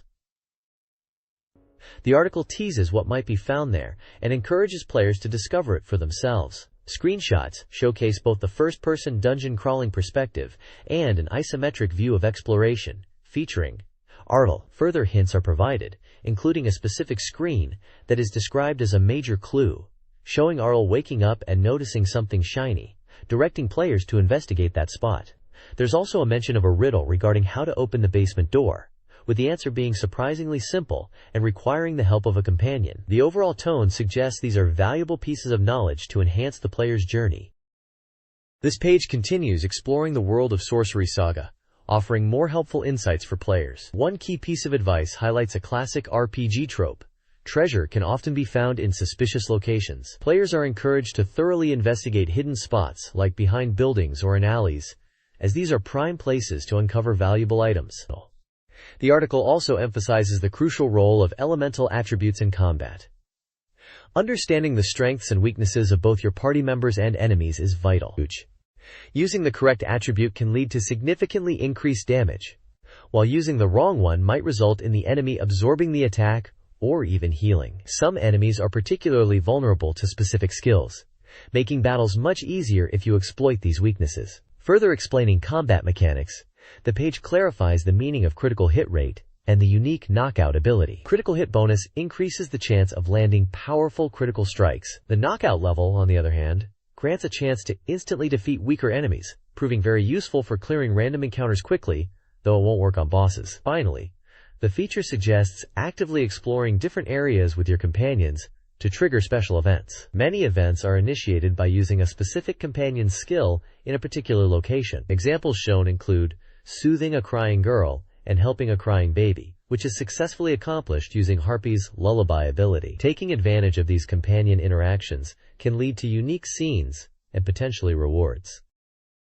This page offers a glimpse into the upcoming SEGA Saturn RPG, Waku Waku Puyo Puyo Dungeon, showcasing some key events and characters players will encounter. It teases a decisive battle at Satan's Tower, revealing the tower itself is an illusion conjured by Satan's magic and suggesting a challenging confrontation against the Prince of Darkness himself, questioning if the party can prevail in a potential 3-on-1 fight. The article also describes a peculiar town of no motivation, where residents have become listless and stopped working, leading to strange occurrences like parents not preparing meals. The page wonders how the heroes will help the townsfolk regain their spirit. A surprising reveal is that Momo, the friendly traveling merchant, will join your party as a companion, noted for her versatility in battle, including unique abilities like scattering money to disorient foes. The page features screenshots of battles, town exploration, and character portraits including Arle, Lulu, Scherzo, Momo, and a prominent image of Taromaru,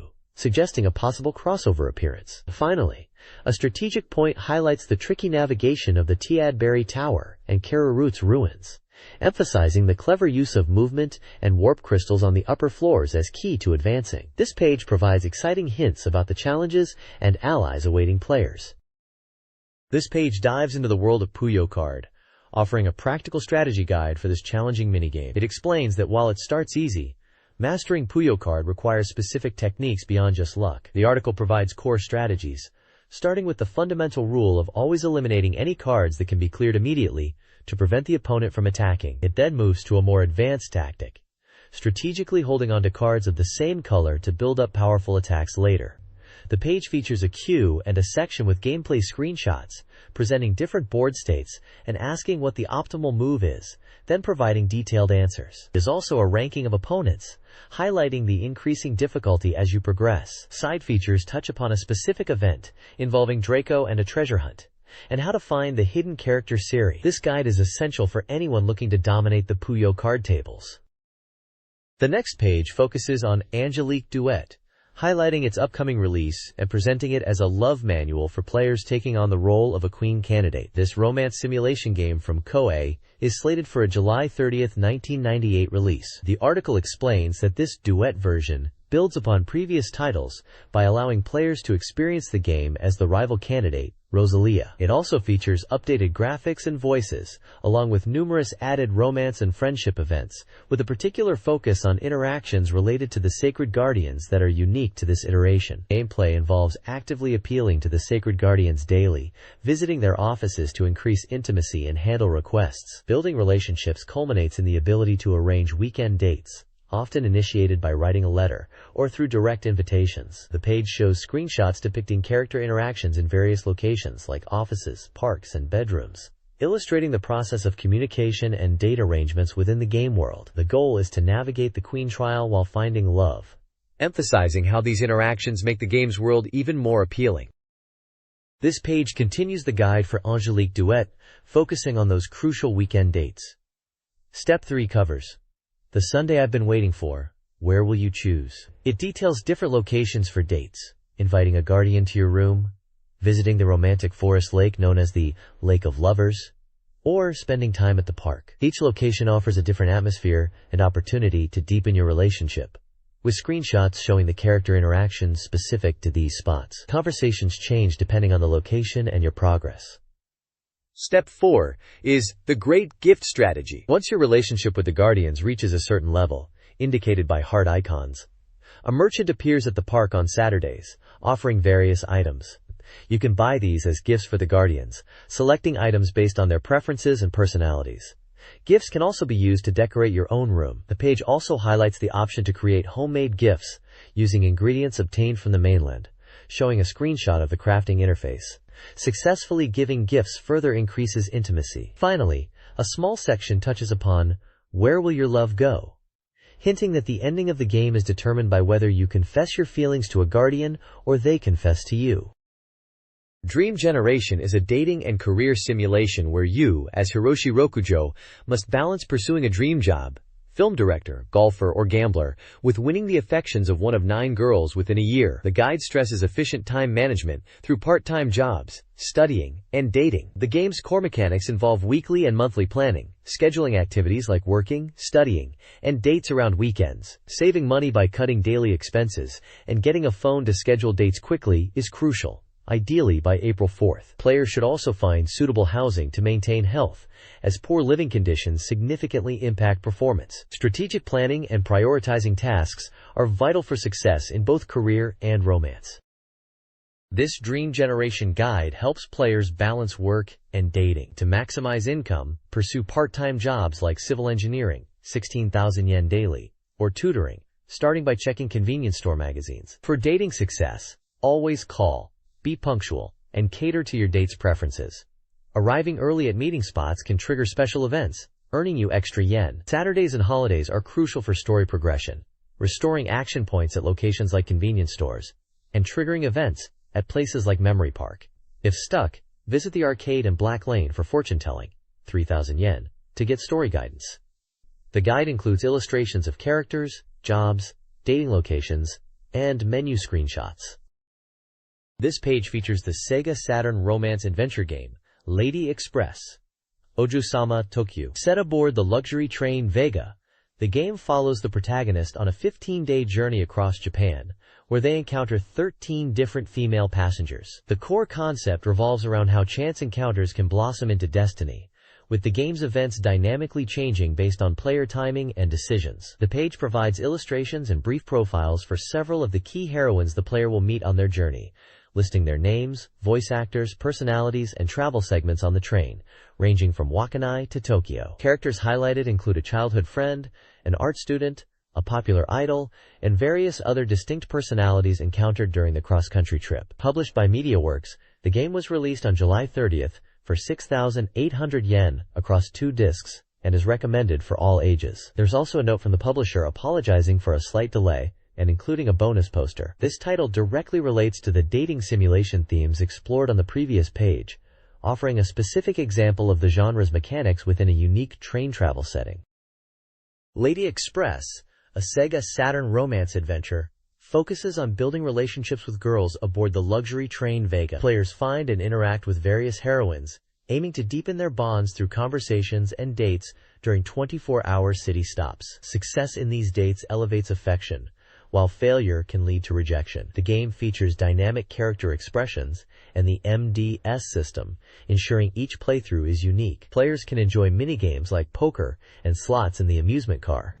Several potential partners are introduced, each with distinct personalities and motivations: Kazumi, Yuko, Fuko, Shizuka, and Nanako. The train attendant, Mihiro, provides support. Interview with the developers reveals the heroines have complex backstories, promising a more engaging narrative beyond typical dating sim mechanics. This page features High School Terrace Story, a romance simulation game for the SEGA Saturn. The game is set in the beautiful Shiki City, which changes with the seasons, offering various date spots. The page highlights that the game is recommended for ages 18 and up, will be released on July 23 for 5,800 yen, and is described as a pure love simulation.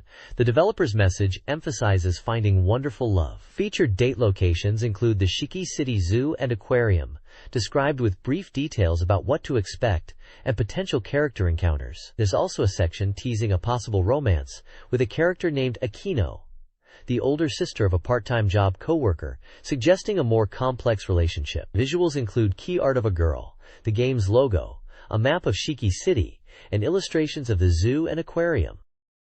This page continues the look at High School Terrace Story, detailing more locations within Shiki City and highlighting some of the game's heroines. Locations featured include Seasons Plaza, a bustling shopping street where you might encounter several of the girls; the Seasons Cinema, a classic date spot perfect for romantic movies; the Red Leaf Coast, offering beautiful daytime and romantic nighttime views; Camellia Park with its great city overlook; and Cherry Blossom Hill Park, known for its spring blossoms and being a favorite spot for some characters. The page also showcases illustrations of characters like ASOU, Rina, Mimi, and Akiraki, with text suggesting different facets of their personalities or specific moments. A bonus corner featuring Angel Maru and Demon Maru is mentioned, hinting at extra unlockable content. Finally, a significant first print bonus is highlighted, a shiny trading card featuring an illustration of Mimi, noting its appearance on the game package, and teasing a potential dream encounter with Maru if you obtain it. This page features the software title, Saturn Music Life, promoted as a way for anyone to learn to play the keyboard. The key selling point highlighted is the inclusion of a MIDI interface, allowing players to connect a real keyboard and practice in real time, with the game providing guidance. The software offers a structured approach to learning, featuring 4 core lessons that cover basics from finger placement to chords and harmony progression, using familiar songs. The page emphasizes that even those who've never touched a keyboard can feel confident starting out, with lessons catering to absolute beginners right through to more advanced players. You can practice thoroughly at your own pace, gradually step up, and test your skills. Beyond the structured lessons, a famous song album lets you tackle popular tracks. These include themes from well-known SEGA Saturn titles like Sakura Wars 2, Virtua Fighter, and Daytona USA, as well as popular Japanese pop songs like Forever Love by X Japan and Can You Celebrate by Nami Amuro. The game aids players by showing notation and a virtual keyboard display, making it accessible even if you can't read sheet music. The page stresses that practicing these songs offers a rewarding challenge, aiming for a perfect score. This looks like a solid way for Saturn owners to dip their toes into playing music. Saturn Music School 2 leverages the Saturn console's Yamaha-powered sound capabilities, transforming it into a musical instrument. It pioneers console music creation with its built-in MIDI interface, allowing connection of external instruments. The software caters to all skill levels, from beginner finger exercises to advanced composition. Users can learn through structured lessons, or compose original music in a creation mode, offering 16 tracks and 130 voices. An arranging mode provides editing tools for volume, panning, and voice modifications. Input is possible via controller or keyboard. A famous song album, with 20 songs, spanning genres, and including hits like However and Let It Be, is included. Saturn Music School 2 aimed to be a comprehensive music workstation and learning tool, pushing console capabilities. This Saturn game combines Heart, Yan Yan Shimasho Heart, and Koi Koi Shimasho into a 2-in-1 release. It's a pop idol mahjong dating sim, where players enjoy mahjong matches like dates. The game features 8 idols, and easy-to-understand rules. A free match mode offers relaxed play, and the voice acting is praised. The limited edition includes a picture CD with 2 songs and utilizes full-motion video. Remix lets players battle the idol group Visa Kiss to unlock concert scenes. Special offers dates with the Hanafuda Club, with winning matches leading to date scenes and the goal of impressing your date. Screenshots showcase gameplay, date scenes, and character portraits, highlighting the blend of mahjong and interaction with the characters. This page features striking character artwork alongside a guide for SEGA Saturn titles. The illustration shows 4 distinct characters, 2 women and 2 men, rendered in a clean, somewhat stylized manner, set against a backdrop of abstract blue shapes. The prominent text at the top reads, "Complete Strategy/Guide," indicating the purpose of this section. It serves as a comprehensive guide for SEGA Saturn software released after the console's launch, encouraging players to fully enjoy these titles. The page lists several games covered in this guide, including survival horror game Deep Fear, strategy RPGs like Super Robot Wars F Final Chapter and Sakura Wars 2, Thou Shalt Not Die, the tactical RPG Langrisser V, The End of Legend, the fighting game Pocket Fighter, the mysterious Code R, and a unique soccer RPG focused on managing the Japan national team. Each game is listed with its corresponding page number within the magazine. This section promises in-depth coverage to help players conquer these diverse Saturn titles. This page provides a detailed strategy guide for the survival horror game Deep Fear, focusing on a crucial mid-game segment. The guide covers the progression from the M1 area, highlighting the tragic events and the objective of escaping towards the CCD area. It emphasizes understanding the base's complex structure, depicted in the area map correlation diagram, which shows the interconnectedness of various sections like M1, Junk, CCD, and others. The core of the guide is a step-by-step walkthrough, using a complete strategy flowchart and an M1 area map. The map illustrates the layout of the M1 area across 2 floors, marking key locations such as the guard room, laboratory, pharmacy room, and the pool, along with essential items like Drug A and the junk key LV1. The flowchart details the necessary actions, starting after a significant event involving a character's death, directing players to operate the air system, acquire specific items on the 2nd floor, Drug A and the junk key LV1, and ultimately gaining access to the junk area.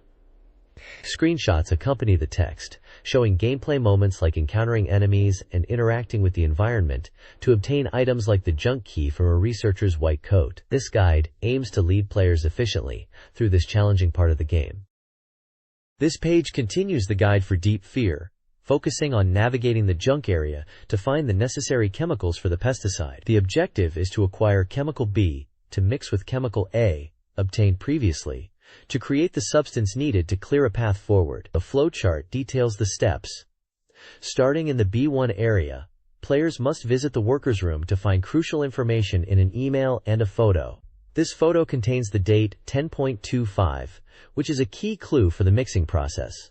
After gathering these hints and unlocking the control room door, the path leads down to the B2 level, specifically the waste processing plant, and finally, to the pharmacy room, where chemical B is located. The page also introduces 2 enemies found in the junk area.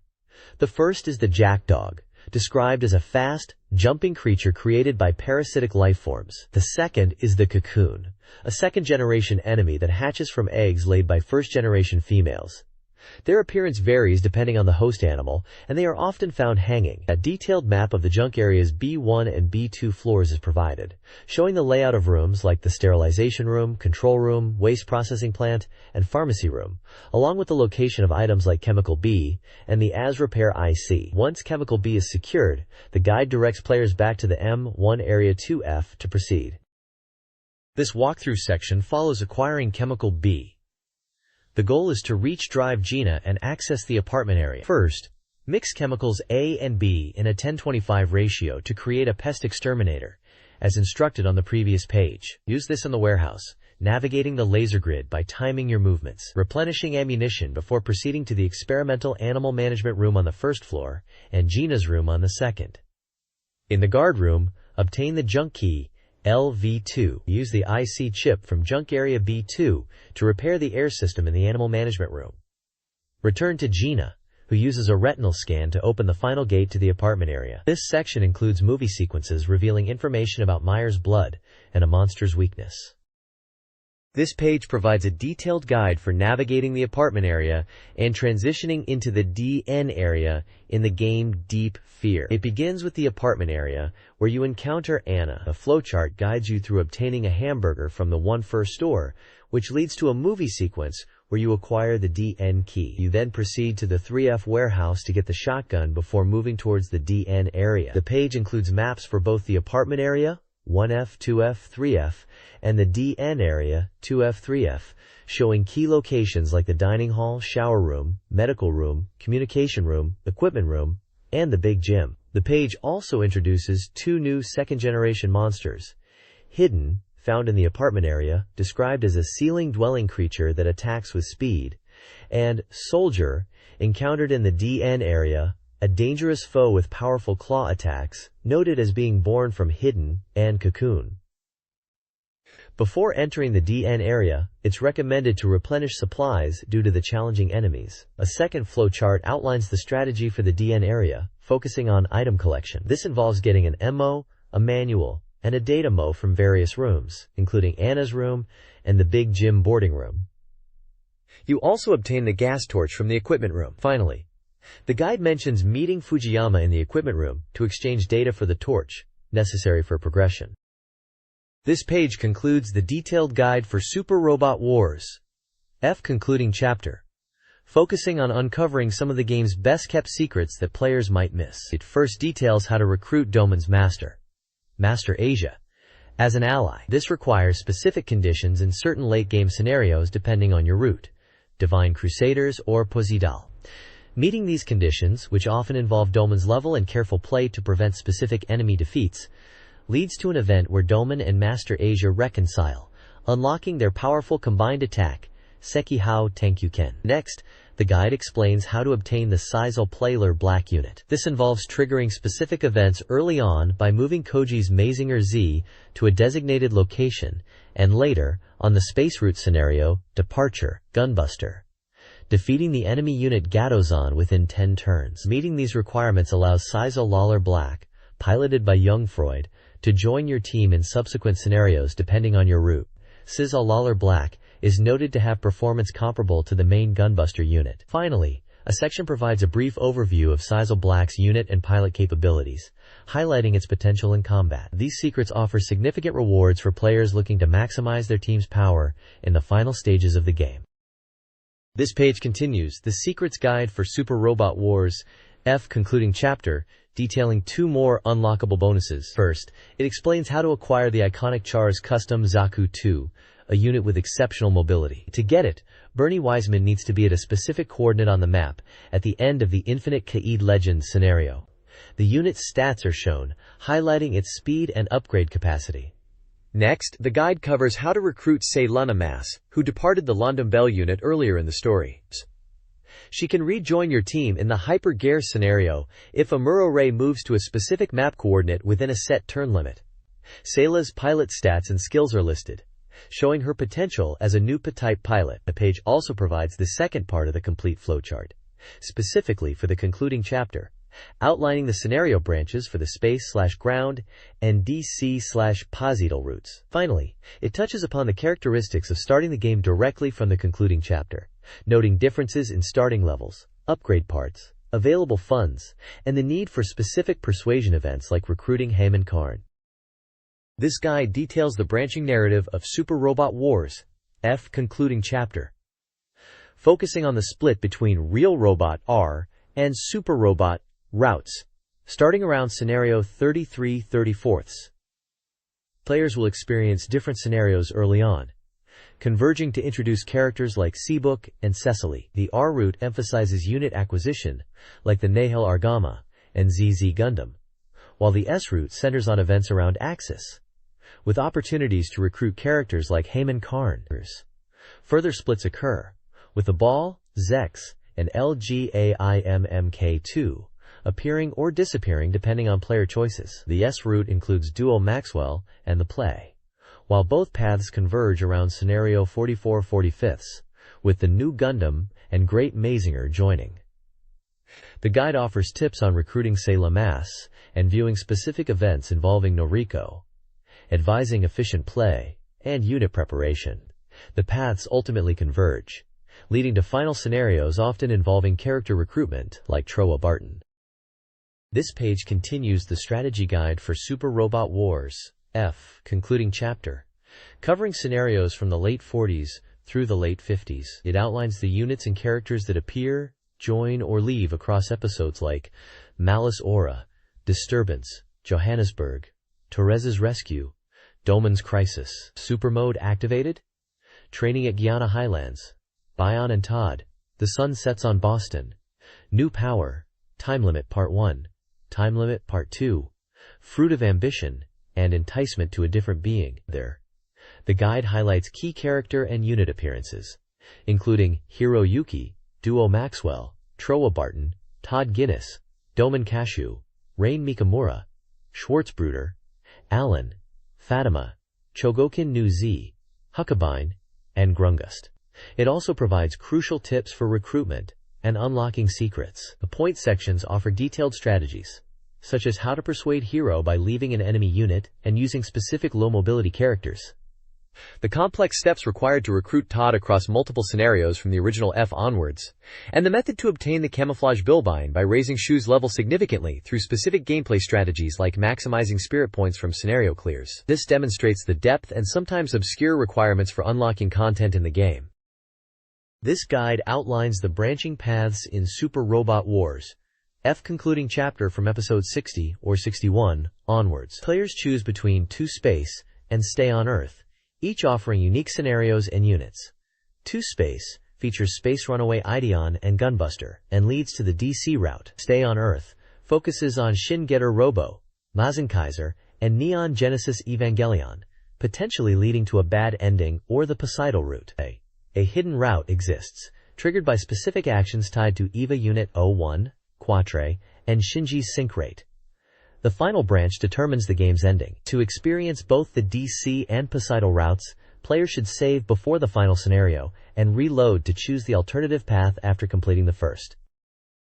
This page continues the detailed guide for Super Robot Wars Fu, concluding chapter, laying out the progression and key events for the later stages of the game after the major route split. It specifically maps out the episode lists for the DC route and the Poseidon route. On the left, the DC route is shown, detailing episodes from 68/69 up to the final episode 79 of 80. Titles include Twisted Thoughts, Image of Illusion, and Final Operation.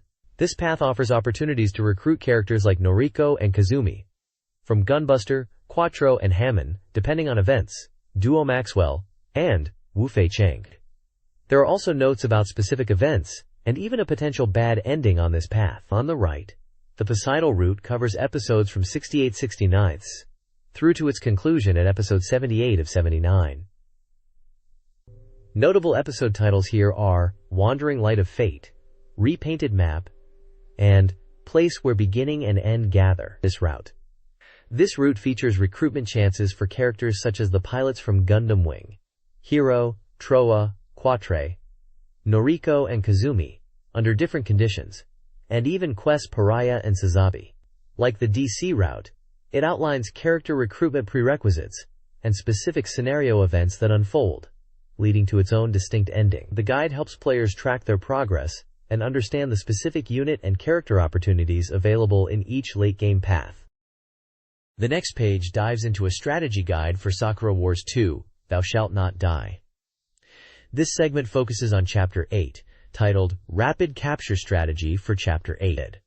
It marks the final part of this particular guide series for the game. The guide provides a recap of the previous events leading into Chapter 8, where the heroes escape and aim to retake the Imperial Theater. It details the objectives for this chapter, specifically confronting the bosses guarding the theater, Wood Shrine and Kokuo. There's a section dedicated to units that can be incapacitated by Kayama, highlighting the Imperial Defense Wall and Kokuo. Screenshots throughout the page show the strategic battle map gameplay, illustrating the positioning of units against the enemy forces during the Chapter 8 battles. There are also character profile boxes providing context for key figures like Ichiro Ogami, Sakura Shinguji, Wood Shrine, and Kokuo, often with character quotes. Finally, A special interview section features Kaneko Ryoma and Morita Naoki from Red Company, the staff responsible for the game's composition and settings. They discuss their roles in supervising dialogue, building the detailed world settings, and share behind-the-scenes stories about the development process.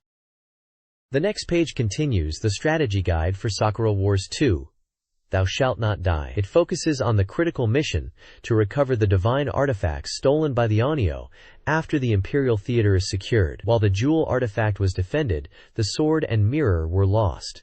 Retrieving these is essential to break the curse on Sakura. The search for a powerful energy signature leads the Flower Division to Shinjuku. The guide provides advice on navigating the challenges in Shinjuku, specifically highlighting two types of enemy artillery, the standard turret and the steam rocket launcher. Details on their stats and attack ranges are shown, emphasizing the need for strategic movement. Players are urged to quickly reach the Onyo, who is waiting in a train depot but will not move, giving the player time to close in. Following the confrontation in Shinjuku, the Onyo retreats, disappearing suddenly. The page hints at the next destination, Akasaka, where the Flower Division heads to confront the Black Society. The page also features a continuation of the staff interview with Kaneko and Morita. They discuss their involvement in the game's composition, settings, and design work, mentioning their experience working on the scenario during a hot spring training camp. They also touch upon their recent professional activities, including work on radio programs and visual design. Screenshots throughout the page show various game scenes,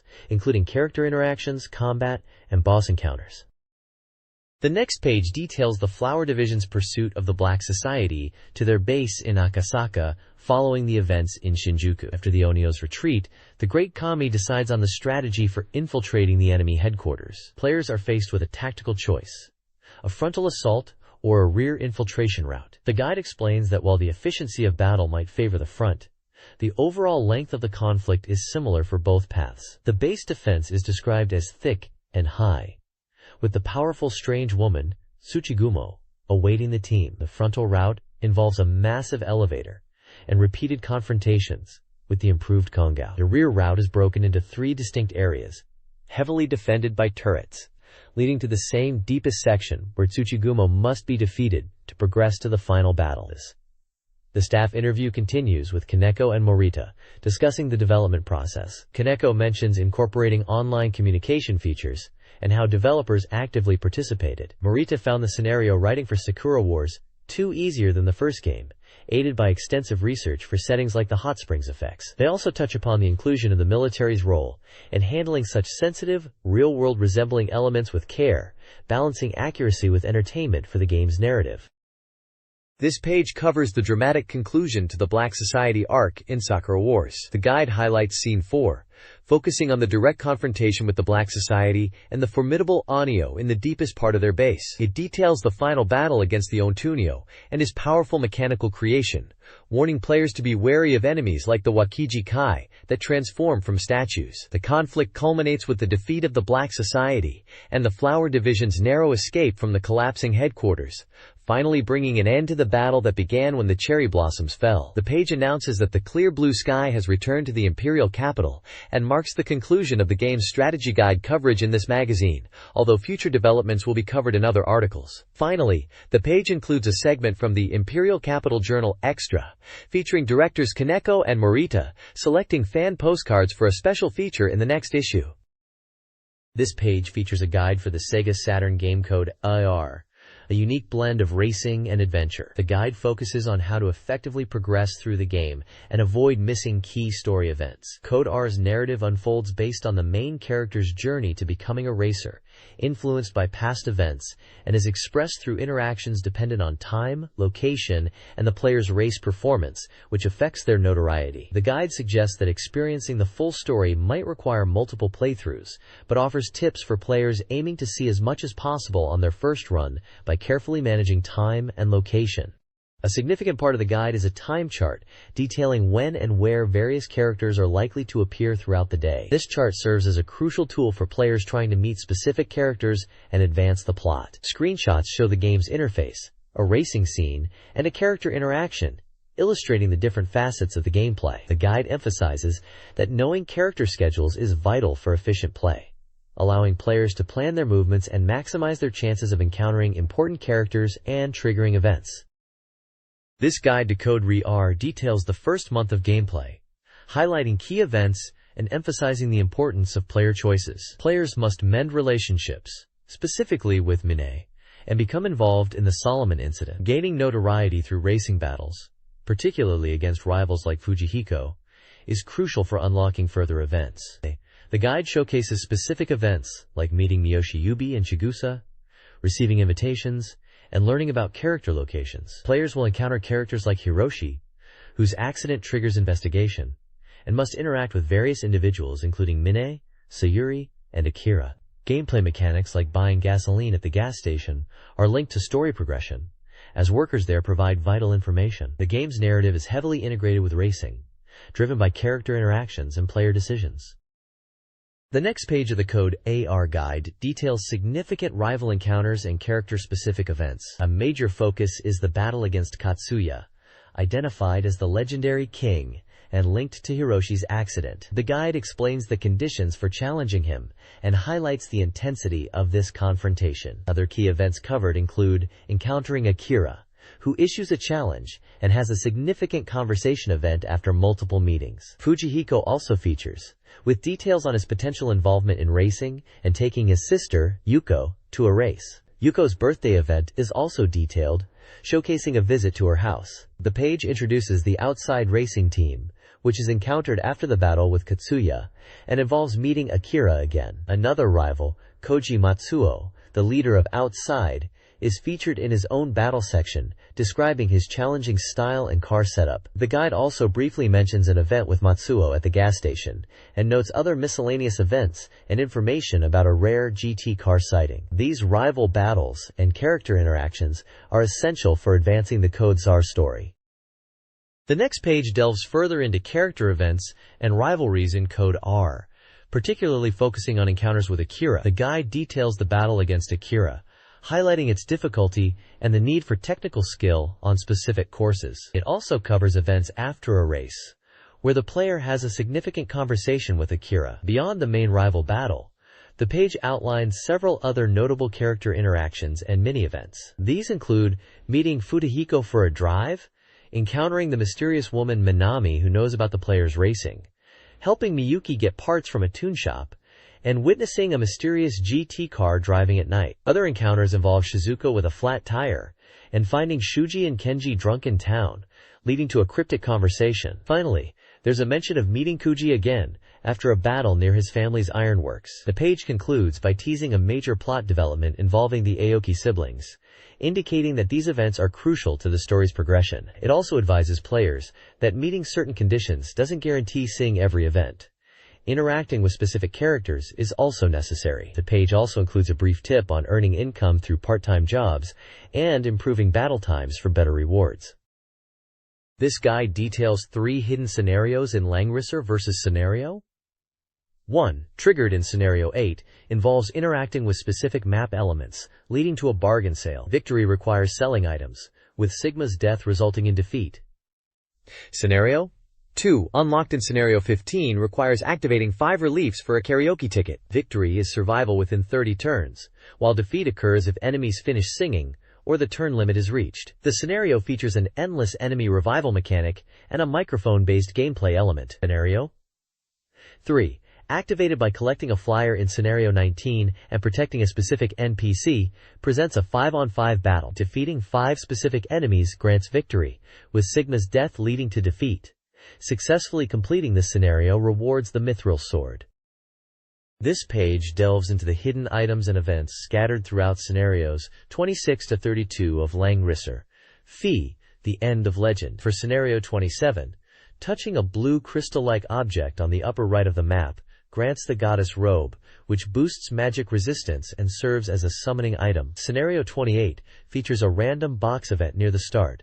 Interacting with a ground swelling presents 4 boxes, 2 containing duds and 2 holding valuable items like the crown or sonic band. Scenario 30 has an event where staying put after a warning leads to a lightning strike and damage, but also grants the lightning resist talisman and a boost to lightning resistance. In Scenario 31, moving a unit next to the left gargoyle statue yields the Excalibur, while the right statue gives the Aeneas shield. You can only get one, so choose based on your team's needs. Beyond hidden gear, the page details affection events across various scenarios, 26, 28, 29, 30, 31, 32, showing how character choices during specific actions or dialogue options impact relationships with characters like Brenda, Claret, and Mariandel. Finally, there's a significant reveal about first public release content, the presence of confession events tied to the story's climax.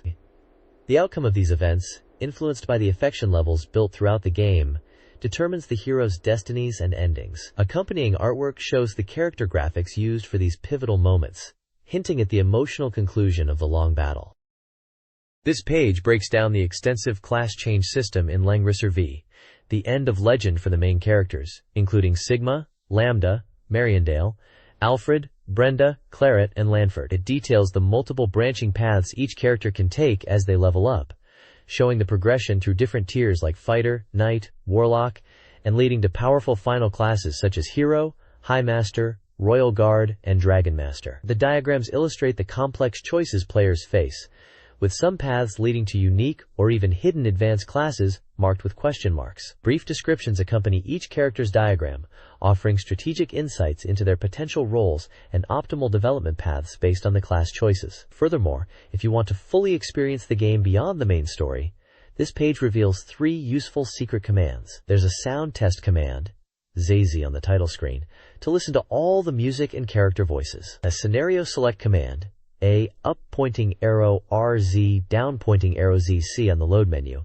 allows you to jump to any cleared scenario, including hidden ones, letting you replay specific parts or tackle challenges with your high-level party from the start. Finally, an item shop command, R down pointing arrow LYXB at the shop screen, makes almost all items available for purchase, provided you have the gold. These commands offer ways to explore the game's content and mechanics more freely after completing it normally. This page features Passion Langrisser Volume 8, a recurring column dedicated to the Langrisser series. It opens with the results of a Langrisser Game Idea Contest, listing prize winners who received items like Langrissers vs. posters and telephone cards from Messiah and CareerSoft. A stunning CG illustration of Blenda from Langrisser V is prominently displayed, credited to Afio Hain Kawase, capturing her ethereal appearance. In a more lighthearted segment titled Revival FF Battle, there's a humorous piece depicting a Careerman production factory, underground, complete with a staged photo, suggesting a playful, fictional narrative. The page also includes a section for the Mesa-Can network on Satamaga Radio Show, hosted by Jijan Matsuzawa. This segment shares feedback from listeners who have played Langrisser V, highlighting the positive reception and discussing fan interactions through postcards. Finally, Postcard Paradise showcases fan art from readers, featuring illustrations of Langrisser characters including Sigma and potentially Claret, demonstrating the passion of the game's fanbase. The column also notes that Langrisser vs. players who have cleared the game can send feedback to the magazine editors. This page dives into the fighting game Pocket Fighter, offering fundamental strategies and character guides. It highlights the game's flash combo system, noting that while unique, it's easily countered. The advice is to rely more on cancelable special moves, 80%, than flash combos, 20%. When the gauge is full, unleashing powerful mighty combos with power gems is the key. A section explains the game's level-up system for special moves, showing how a move like Ken's Hadoken changes appearance and properties from level 1 to level 3. Higher levels can sometimes make moves harder to combo from, suggesting strategic use of power gems to manage levels for optimal combos. The page then provides brief overviews for 4 characters. Rectryu is presented as a fundamental character with projectiles and anti-airs, focusing on Hadoken for zoning and combos, and Tatsumaki Senpukyaku for counters. Ken is similar to Ryu, but emphasizes the importance of controlling Shoryuken and Hadoken levels, ideally LV2 or lower, for consistent combos. His mighty combo, Shoryu Reppa, is noted as effective when meter is ready. Sakura's guide suggests using her Ukasan as an anti-air and combo starter due to its forward step and power increase at LV3. She can also utilize a Hadoken-like move. Chun-Li's strategy focuses on her unique PPP flash combo cancel into itself for combos, and her mighty combo Rinkai-Ku, which combos from a crouching kick, serving as her primary high damage option. This guide provides character strategies for Pocket Fighter. Morrigan excels with meter-dependent mighty combos, zoning with flash combos, and aerial soul fists. Cienko relies on flash combos and the Tenraiha. Zangief focuses on grounded play, utilizing Cyclone Lariat and Final Atomic Buster. Ibuki employs kunai throws for range, avoiding the Hairyu. Felicia leverages Sand Splash at level 3 and Rolling Buckler for combos, with Dancing Flash for offense. Tessa utilizes her Pet and Super Jump for pressure with the Musyu Sweep. Akuma boasts a strong Shoryuken and Masatsu Gao Shoryu, also having a PK Flash combo with a unique effect. Dan, surprisingly, relies on Gadoken and Shoryuken, built up via meter. This page delves into the SEGA Saturn Sports RPG. Let's become the manager of the Japan national team, providing crucial data for players. It highlights the opportunity to meet famous managers and recruit skilled players, essential for strengthening your team. The guide reveals the mechanics of street corner events, which occur at specific locations and times in various countries like France, Brazil, America, and Germany, yielding valuable items depending on certain conditions. Key famous managers such as Doriola, Kakuta, Santos, and Earhart are detailed, explaining what individual techniques or skills they can teach you to improve your management abilities, like negotiation, techniques, or coaching, often requiring you to reach a certain level or year in the game. Furthermore, a comprehensive list of famous players is presented. These are exceptional individuals who can join your team, often possessing unique talents or the ability to equip special items. The list includes details like their position, initial level, country of origin, and where they can be found, such as shops, bars, associations, or stadiums, along with a required level to recruit them. Notably, the protagonist's son, Junior, also features as a special recruit available early on. Meeting some players, like Avendano shown in a screenshot, might require upgrading facilities in their home country. This detailed guide is invaluable for finding and recruiting the best talent to lead your team to victory. This page provides an in-depth guide to mastering the Renki, or Coordinated Link-Up Play system in Let's Make a Soccer Team. It explains the benefits of activating Renki, primarily a temporary boost to player abilities, allowing for faster movement and better passes. Famous manager Earhart offers 3 fundamental rules for successful Renki. Keep the number of participating players small, select an appropriate starting point, and ensure the play fits within the team system. The guide details what constitutes an effective Renki, emphasizing plays that lead to scoring opportunities rather than simple ball circulation, illustrated with sequences of screenshots showing player movement. Crucially, the starting position for Renki is highlighted as vital. Good spots include areas near the penalty box for forwards or shallow attacking positions for midfielders, while avoiding ambiguous locations. The page also clarifies Renki proficiency and Renki level, explaining how training increases proficiency, leading to a higher activation rate, and how the Renki level, raised through practice and matches, enhances the ability boosts players receive during the play. While pre-made Renki exist, the guide suggests most are not particularly useful in practice. Finally, tips are offered for successful activation, including adjusting players and positions, minimizing the number of turns the play takes, and keeping movements simple, recommending players start by mastering basic link-ups like the 1-2.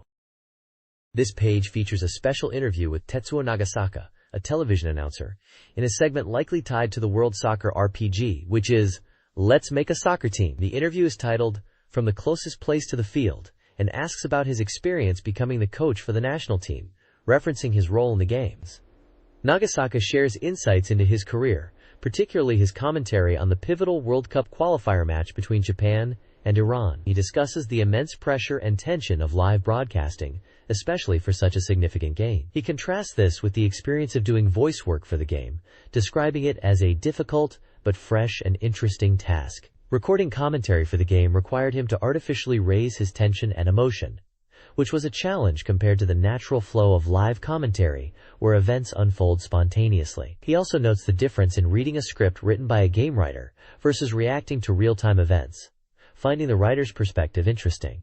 The interview concludes with a brief profile of Nagasaka, highlighting his commentary on various sports, including soccer matches like the '97 World Cup qualifiers, and dubbing him the man who doesn't lose. This page continues the special interview with acclaimed television announcer Tetsuo Nagasaka. He delves further into his experiences with live sports commentary, particularly his intense coverage of the crucial Japan vs Iran World Cup qualifier match. Nagasaka contrasts the raw, spontaneous emotion of live broadcasting with the challenge of recording lines for a video game, like his work on Let's Make a Soccer Team. He describes having to artificially recreate the tension and excitement for the game voice work, which felt quite different from reacting to real-time events. He reflects on specific moments in matches, including the dramatic Iran game and Japan's performance in the World Cup, discussing tactical points and the mental strength required. Nagasaka also shares his commentary philosophy, emphasizing the importance of conveying the unique atmosphere and emotion of the moment rather than relying on tired cliches. He finds the greatest appeal of the job is being able to communicate the passion of a once-in-a-lifetime event in his own words. He also touches on the difficulty of commentating on sports like racing, where facial expressions aren't visible, requiring him to find ways to convey the underlying drama. He concludes by stating the joy of having his commentary reach viewers and provide an enjoyable experience. This page reveals the exciting results from the SNK Character Popularity Poll for the first half of '98, run by the SNK Sunny Side section. As expected, the rivalry between Yori Yagami and Kyo Kusanagi dominates, with Yori taking the top spot with 52 votes, and Kyo right behind him with 46. Akari Ichijo from The Last Blade secured third place with 32 votes, showing the popularity of Skank's other fighting series. The top 7 also featured familiar icons like Mai Shiranui, Leona Heidern, Benimaru Nikaido, and Billy Kane. The ranking continued with other fan favorites including Kasumi Tado, Geese Howard, Terry Bogard, and characters from KOF like King and Blue Mary. The page also gives us a peek into King of Fighters '98, highlighting some cool, often missed details. For instance, did you know that specific character matchups trigger unique pre-fight intro animations? They show screenshots of Yuri fighting Takuma and Kyo facing his father Seishu Kusanagi, pointing out these special moments.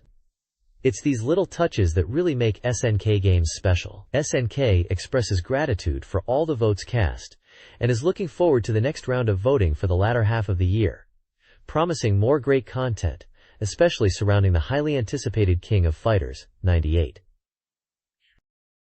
This page announces the release of the first volume of the official fan book for the popular OVA series, Sakura Wars, The Gorgeous Blooming Cherry Blossoms, featuring characters like Sakura Shinguji, Ichiro Ogami, Sumire Kanzaki, Iris Chateaubriand, Kana Kirishima, and Maria Tachibana in a vibrant illustration.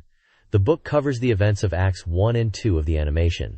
Scheduled for release in late July for 1,800 yen, this B5-sized, 96-page volume is packed with content. It includes a trifold poster utilizing newly drawn cells, special comments from the voice actors of the Flower Division and other key characters, a story digest featuring numerous animation cells, and a complete reveal of new setting materials created specifically for the OVA. It's an essential collector's item for any fan of the series, providing a deep dive into the animated world of the Imperial Combat Review.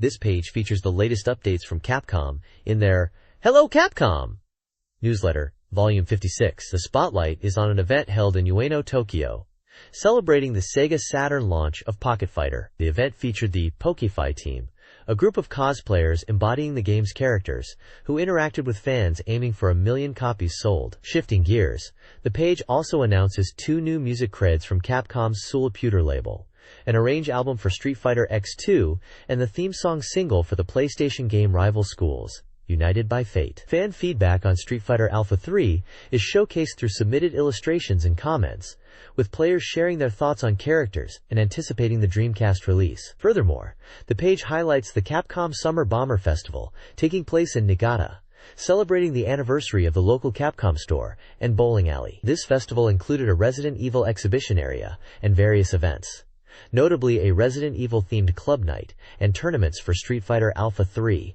culminating in a regional championship. Looking ahead, the next issue promises a special feature on Pocket Fighter, and there's a chance to win a Sulaputer memo pad by purchasing their creds. This page dives deep into Street Fighter Alpha 3, straight from Capcom's arcade release. It's a comprehensive list of special moves for a massive roster of characters, including Ryu, Ken, Chun-Li, Dhalsim, Zangief, Charlie Nash, Guy, Sakura, Sagat, Adon, Rose, Sodom, M. Bison, Akuma, Cody, Mika, Vega, Karin, Blanca, E. Honda, Cami, Rolento, Birdie, Dan, and Jens. What's cool is that it details which moves are available depending on the chosen fighting style, or ism, X, Z, or V. The developers are highlighting these move lists, even revealing some moves not found in the arcade's instruction cards, teasing that there are still hidden special moves beyond what's shown here. Get ready to practice, because mastering these moves is key to dominating Alpha 3. This page shifts gears entirely, diving into the dedicated fanbase of Virtua On. The headline announces a limited-time revival and focuses on fan submissions, specifically highlighting Virtuoid cosplay fierce bombardment. It seems the magazine is featuring enthusiastic fans who have created impressive Virtua On cosplays and other related content. You'll see several photos showcasing elaborate Virtuoid costumes. One features a Temjin cosplay by Kazuhiro Ogawa from Ibaraki Prefecture, noted for taking 4 months to build. Another shows a Lagoon costume from Fukuoka Prefecture, which is praised for its detailed construction. There's also a photo of what appears to be a group of fans with watermelons, described in a Tokyo submission as Leiden equals watermelon, a playful connection. Additionally, a drawing of a Virtuoid Nectroid character is included, submitted from Minki Prefecture. The text accompanying these submissions often gives the submitter's name and location, and brief comments on the quality and effort put into their creations. The magazine expresses gratitude for the submissions received even during a break, indicating strong fan engagement. They mention upcoming projects, including model kits or figures of Virtuoids like Dorcas and Belgiador, and planning for a Virtuoid fan magazine special feature. The overall message is one of appreciation for the community's passion and encouragement for continued submissions and fan activities related to Virtua On. This page shifts gears slightly to focus on highly anticipated merchandise for the dedicated Virtua On fanbase. The headline declares, "Let's get Temjin Girl at Wonder Festival," revealing a 3-dimensional figure of a female version of the iconic Virtuoid, Temjin. The figure is presented as the culmination of a passionate project, sculpted by the renowned Misumaru Sensei. Described as a legendary figure sculptor who perfectly blends the aesthetic of a beautiful girl with intricate Kotoka-style mechanical details. The text praises the figure's ability to capture the essence of a character that feels like a girl's body is truly encased within the armor. Crucially, the page announces that this highly sought-after Temjin Girl figure will be available as a garage kit at Wonder Festival. A brief explanation of Wonder Festival is included, highlighting it as Japan's largest modeling convention held in August '98 at Tokyo Big Sight. The magazine warns potential buyers that due to high demand, the figure is likely to sell out quickly, emphasizing the need to attend the event promptly. Detailed close-ups of the figure showcase the quality of the sculpt, with comments highlighting the cool, dignified expression, the precise recreation of details like the navel, the appealing hip line, and the excellent rendering of the flowing hair and dynamic pose. This figure is clearly a key highlight for Virtua On model enthusiasts attending the event. This page is the second installment of the Summer Special Program for Cybertroopers Virtualon Oratorio Tangram, diving deep into gameplay mechanics with a theory-polemic approach. The weekly menu covers fundamental aspects like the double lock-on system and movement, applied techniques like actions during dashing, and even undisclosed information on advanced approaches. The core focus is Basic Lesson 1. What is double lock-on? As any seasoned pilot knows, achieving double lock-on is crucial. The lock-on reticle turns double, enabling powerful close-range attacks and distinct actions impossible otherwise. You enter this state by closing to a certain distance while locked on, and maintaining it requires keeping the opponent centered, making skillful turning and sidestepping vital. The checkpoint section specifically re-examines the double lock-on ranges for all Virtuoids. This is a key strategic element as the effective range varies greatly. The page highlights that while some VRS, like APHARMDS, can maintain the double lock-on up to a substantial 134.9 meters, others, like Raiden and Gracefolk, are limited to a mere 69.9 meters. This range disparity fundamentally impacts how each VR initiates and engages in close-quarters combat. Shorter-range VRS need to be more aggressive in closing distance, while longer-range VRS can maintain pressure more easily. The screenshots vividly illustrate the visual cue of the double lock-on and the distances involved. reinforcing the critical importance of mastering this state for effective close-range engagement. Without double lock-on, even at point-blank range, your close combat options are severely limited. This guide section focuses on movement and defense in Cybertrooper's Virtual-On Oratorio Tangram's double lock-on state. Unlike the previous game, lateral movement now circles the opponent, facilitating flanking. Turning is slightly slower. The quick step, a new mechanic, is executed by pressing turbo and a direction during double lock-on. It is a faster version of lateral movement. Players are encouraged to differentiate between the quick step and dash. Basic Lesson 3 covers guarding. Guarding, activated by pressing both levers inward in double lock-on, reduces damage but still allows some, and evasion is often preferable. Most standard and turbo close-range attacks are guardable. However, certain attacks are unguardable. Notably Doldry's Throw and Angelin's Turbo Close-Range Attack, which deal full damage. Mastering these movement and defensive techniques is key for success in close-quarters combat. This resource details the 8 close-range attack types in Cybertrooper's Virtual-On Oratorio Tangram. It begins with the basic normal close-range attack and the powerful, guard-breaking Turbo Close-Range Attack. The guide also covers the unguardable Crouching Close-Range Attack, emphasizing its risk of becoming a guard reversal if timed incorrectly, and its evasion capabilities. The short jump close-range attack is useful against airborne opponents, while the guard reversal close-range attack offers a defensive counter. Finally, the quick-step close-range attack allows for circling opponents but has a recovery delay, making it vulnerable. The guide stresses the importance of mastering these diverse attacks, their inputs, and their properties for effective close-quarters combat. This page continues the deep dive into close-range combat in Cybertrooper's Virtual-On Oratorio Tangram, moving beyond just describing the attack types to discussing when and how to effectively use them against different opponent strategies. It offers tactical advice broken down by how the opponent tends to play. If they're blocking a lot, the guide suggests using quick-step close-range attacks to bypass their guard, or the unblockable crouching close-range attack, which also has the benefit of evading guard reversals. Against opponents who frequently jump, the short jump close-range attack is highlighted as the prime tool to swat them out of the air, while quick-step close-range attack can punish jump cancels if timed correctly. Finally, for opponents who try to escape by dashing, the guard reversal close-range attack is presented as a fast chase tool, though the quick-step close-range attack is noted as being more reliable for getting a knockdown. The page emphasizes the importance of predicting the opponent's movement and selecting the appropriate close-range option, using screenshots of Virtuoicroids in action to illustrate these scenarios. This page continues the in-depth look at Cybertrooper's Virtual-On Oratorio Tangram, focusing on advanced close-range tactics. The first section covers down attacks, which are special attacks used when an opponent is knocked down. These deal significant damage and don't consume the weapon gauge, offering an advantage over shot-based follow-ups. However, they can leave you vulnerable if the opponent recovers quickly. The trigger used for a down attack varies by Virtuoid. For instance, Temjin, Raiden, Griezvok, Cypher, APHARMDB, Engelin, and Spacinef use the right trigger, while Dordre, Feyen, KN, and the Balsaries along with APHARMDS use the left trigger.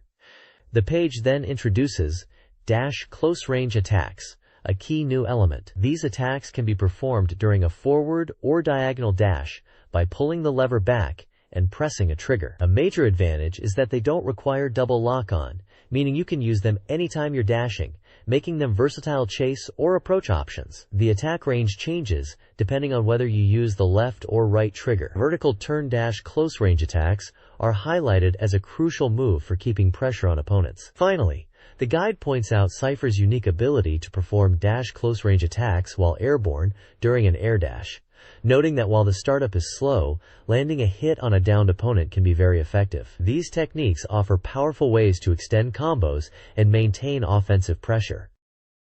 This page provides more advanced tactics for Cybertrooper's Virtual-On Oratorio Tangram. The first section dives into the concept of stomping, which happens when you attempt a melee attack outside its effective range, causing your Virtuoid to step forward. The key is learning to cancel out of this stomping animation using actions like jumping, dashing, guarding, or quick-stepping. Mastering these cancellations is crucial for confusing opponents and maintaining pressure, effectively turning a missed melee attempt into a setup. The second section focuses on integrating ranged attacks into close-quarters combat, even within the double lock-on range. It highlights how using weapons like the left turbo or normal shots can break the opponent's rhythm, particularly against defensive players or those relying on quick steps. Fast attacks, like some left turbo attacks, are effective for stunning or knocking down opponents, creating openings for follow-up melee attacks. A particularly advanced technique mentioned is performing crouch attacks, like Raiden's devastating laser, at point-blank range by holding the left turbo button while inputting the crouch shot command, adding a surprising ranged element to tight situations. These techniques demonstrate the depth of Virtual On's combat, allowing for a blend of melee and ranged tactics. This page continues the exploration of advanced tactics in Cybertroopers Virtual On, Oratorio Tangram, specifically focusing on three distinct types of close-quarters attacks. It delves into quick-step melee, turbo melee, and guard reversal melee, explaining their unique properties and strategic uses. Turbo melee is highlighted for its ability to break an opponent's guard, making it effective even if blocked, though damage is reduced. Quick-step melee, executed alongside a quick-step movement input, varies depending on the direction and the weapon trigger used, offering directional attacks that can reposition you. Guard reversal melee is a counterattack triggered immediately after guarding, allowing for a quick response to an opponent's offense. The page provides character-specific breakdowns for Temujin, MBV 707F, and Raiden, HBV 502H, illustrating how these general concepts apply to their movesets. For example, Temujin's quick-step melee varies significantly with direction and trigger, while Raiden's turbo melee is presented as an enhanced version of his standard attack. The data accompanying each character section shows the percentage usage of different attacks in certain situations, offering insight into effective strategies. The screenshots visually demonstrate the various attack animations and ranges. This analysis provides players with a deeper understanding of how to effectively utilize different melee options in combat, building upon the previous page's discussion of close-range mechanics. This page dives deeper into the close-quarters combat of Cybertroopers Virtual On, Oratorio Tangram, focusing on the unique applications of turbo melee, quick-step melee, and guard reversal melee for three more Virtuoids. First up is the SAV 326D Grisbach. Its turbo melee utilizes both arms, deceptively resembling a standard attack, and often leading opponents to guard incorrectly. The quick-step melee is described like a pro-wrestling lariat, hitting opponents by swinging the arms. Grisbach's guard reversal melee is quick, making it effective as a counter right after blocking. Next, the RVR 420 Cypher is highlighted. Unlike its standard beam sword attack, Cypher's turbo melee uniquely uses its legs for offense. Its quick-step melee involves swinging a beam sword horizontally, offering low damage but notable reach. The guard reversal melee is particularly effective due to its wide attack area, useful for catching mobile enemies and even chipping away at armor. Finally, the RVR 39 APHARMD. The battler is featured, known for its powerful tonfa-based attacks. Its turbo melee includes high-damage moves, like a somersault kick or rising uppercut. The quick-step melee uses the tonfas for rapid, continuous strikes, similar to Raiden or Dordre. APHARMNAD's guard reversal melee is noted for high utility, with the left weapon offering a wide horizontal sweep and the right a fast-forward attack. The page includes statistical data showing the frequency of these attacks for each Virtua Maproid, reinforcing their strategic importance in close combat. This section explores melee combat for three Virtuoids in Cybertroopers Virtual On, Oratorio Tangram. Angelon uses ice crystal attacks, with its turbo melee packing a punch despite limited range. Dordre excels with a unique catch-throw grab as its turbo melee and drill attacks for quick steps. Freyan the Knight boasts a versatile set, including a fast hip attack as its turbo melee, horizontal beam saber swings for quick steps, and a balanced guard reversal. Each Virtuoid's moveset offers distinct tactical advantages, with data emphasizing the importance of utilizing them effectively. This guide dissects melee combat for three Virtuoids in Cybertroopers Virtual On, Oratorio Tangram, Bulbaspo, Viper 2, and Spacina. Bulbaspo excels with its turbo melee, RWERL, and quick-step attacks, offering a beam sword cross and claw cross. Guard reversals include a fast, wide RW beam sword and a high-damage LW beam sword. Viper 2's turbo melee has range issues, With a slow ground pound and strong horizontal swing, quick steps offer various attacks. Guard reversals include a fast RW attack and a knife attack. Spacinef utilizes boomerang attacks, with a powerful LW turbo melee claw and high-damage CW back boomerang. Quick steps offer a stomp and spin kick.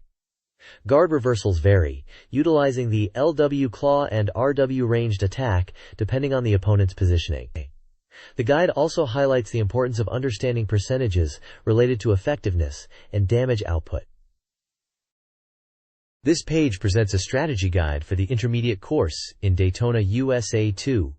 Battle on the Edge. The focus is on mastering this challenging track, which requires solid drifting skills. AM2's Makoto Osaki offers a key tip on drifting, explaining the technique of initiating a drift by braking first, then turning the wheel and pressing the accelerator as weight shifts, emphasizing the importance of not braking while turning. The guide breaks down the course, known as Gameworks Studio or Pirate's Treasure, highlighting critical points for sections like the home straight to Dracula curve, the tight black hole corner, the Alamo turn, and the North Pole turn. It provides tactical advice for each section, often involving specific drifting lines and speeds.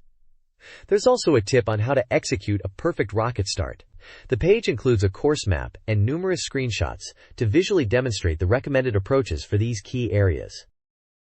This page provides an urgent report on the upcoming game's Spike Out, specifically highlighting the digital Battle Online version. Running on the Model 3 Step 2 board, it's planned for a summer release. The page reveals the 4 playable characters previously mentioned, presenting their updated CG models and profiles. We see profiles for White, a 25-year-old New Yorker and Army member, known for his raging combo rushes. Next is Tenshin, a 23-year-old Japanese man with a tall stature enabling all-direction attacks, hinting at a mysterious Yakuza background. Spike, also from NY, and a former boxer, is the 27-year-old leader of the team, specializing in direct, powerful strikes and throws. Finally, Linda is introduced as the game's sole female character, age 23, noted for her dangerous and elegant foot techniques. Numerous screenshots showcase the characters in action, demonstrating their distinct fighting styles. A Scoop News section teases that the full details of Spike Out, including its control system, will be revealed soon. The page conveys excitement for the game's impending release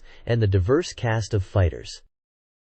This page is the 5th installment of the SEGA Rally 2 Machine Guide, diving into 2 iconic cars from the world of rally: the Ford Escort WRC and the Peugeot 306 Maxi. While perhaps not commonly seen in Japan, these machines are absolute legends in the rally circuit. The primary focus here is on the Ford Escort WRC, hailed as a prestigious rally car with a long history, stretching back to the 1970s when the Escort 1,600 rupees was a formidable competitor. Despite its legacy, Ford's manufacturing division has only clinched a championship once, way back in 1979. The article details the Escort works performance in recent years, noting wins in 1993 and a decline thereafter, though it saw improvements in competitive power even as it raced using a modified 97 model in 98. Legendary drivers like the 4-time champion Juha Kankkunen and Bruno Thierry were behind the wheel, with anticipation building for the introduction of Ford's new WR car, the Focus, in 1999. The page features dynamic action shots of the Escort WRC, including a jump, and a screenshot showcasing the Peugeot 306 Maxi. The content highlights the challenging competitive landscape Ford faced, implying that success relies heavily on the driver's skill. This page continues the deep dive into the powerful machines featured in SEGA Rally 2, focusing on the Peugeot 306 Maxi. Despite being a front-wheel drive car in a world dominated by 4 WD rally monsters, the article positions it as a formidable competitor, capable of challenging the established order. It explores the lineage of Peugeot's rally success, referencing the legendary Group B205 Turbo 16, and discussing how the 306 Maxi leverages its lightweight design and powerful engine to achieve impressive speed and agility, even on challenging surfaces. The page also features a report on a SEGA Rally 2-time attack contest held in Tokyo, detailing the competition across different drive categories, FF, Mr., 4WD, and highlighting the winners. Photos from the event show players intensely focused on the game and the winners receiving awards. Finally, The Information from AM Division section provides updates, directing readers to the online results of the Time Attack contest and teasing the next project from the division. A high-quality 3D shooter utilizing the powerful Model 3 hardware, based on a theme familiar to players. The page concludes with a call for reader mail and questions. This page highlights upcoming companion books for popular franchises. Up top, we see information on Macheko Monster 2, featuring a pocket guide and a monster pet sticker collection. These books delve into raising and combining the monster pets from the game, offering fans comprehensive resources. The middle section is all about Pocket Pikachu with a dedicated fan book. It focuses on enhancing the experience of having Pikachu with you at all times, promising insights and fun content to make the device even more enjoyable. At the bottom, we find Collect Godzilla with a Monster Encyclopedia Pocket Guide. This guide is designed for fans to collect and learn about various kaijus, including those from the original Japanese series and the 1998 Elis film, helping complete their monster knowledge. This page presents the weekly horoscope feature titled, This Week's Hakozaka-Style Fortune-Telling, covering the period from July 24th to August 6th. This popular section is overseen by Mother Hakozaki, who apparently offers guidance to the magazine's editorial team. A notable inclusion is the Lucky-san character from the game Panic Sentai Metamor VJ, whose general fortune for the week is detailed across key areas like money, health, work/study, and romance. The core of the feature provides horoscopes for all 12 zodiac signs. Each sign includes a general forecast and a specific lucky item recommended for the period, with illustrations representing both male and female readers, offering personalized advice and insights for the coming 2 weeks.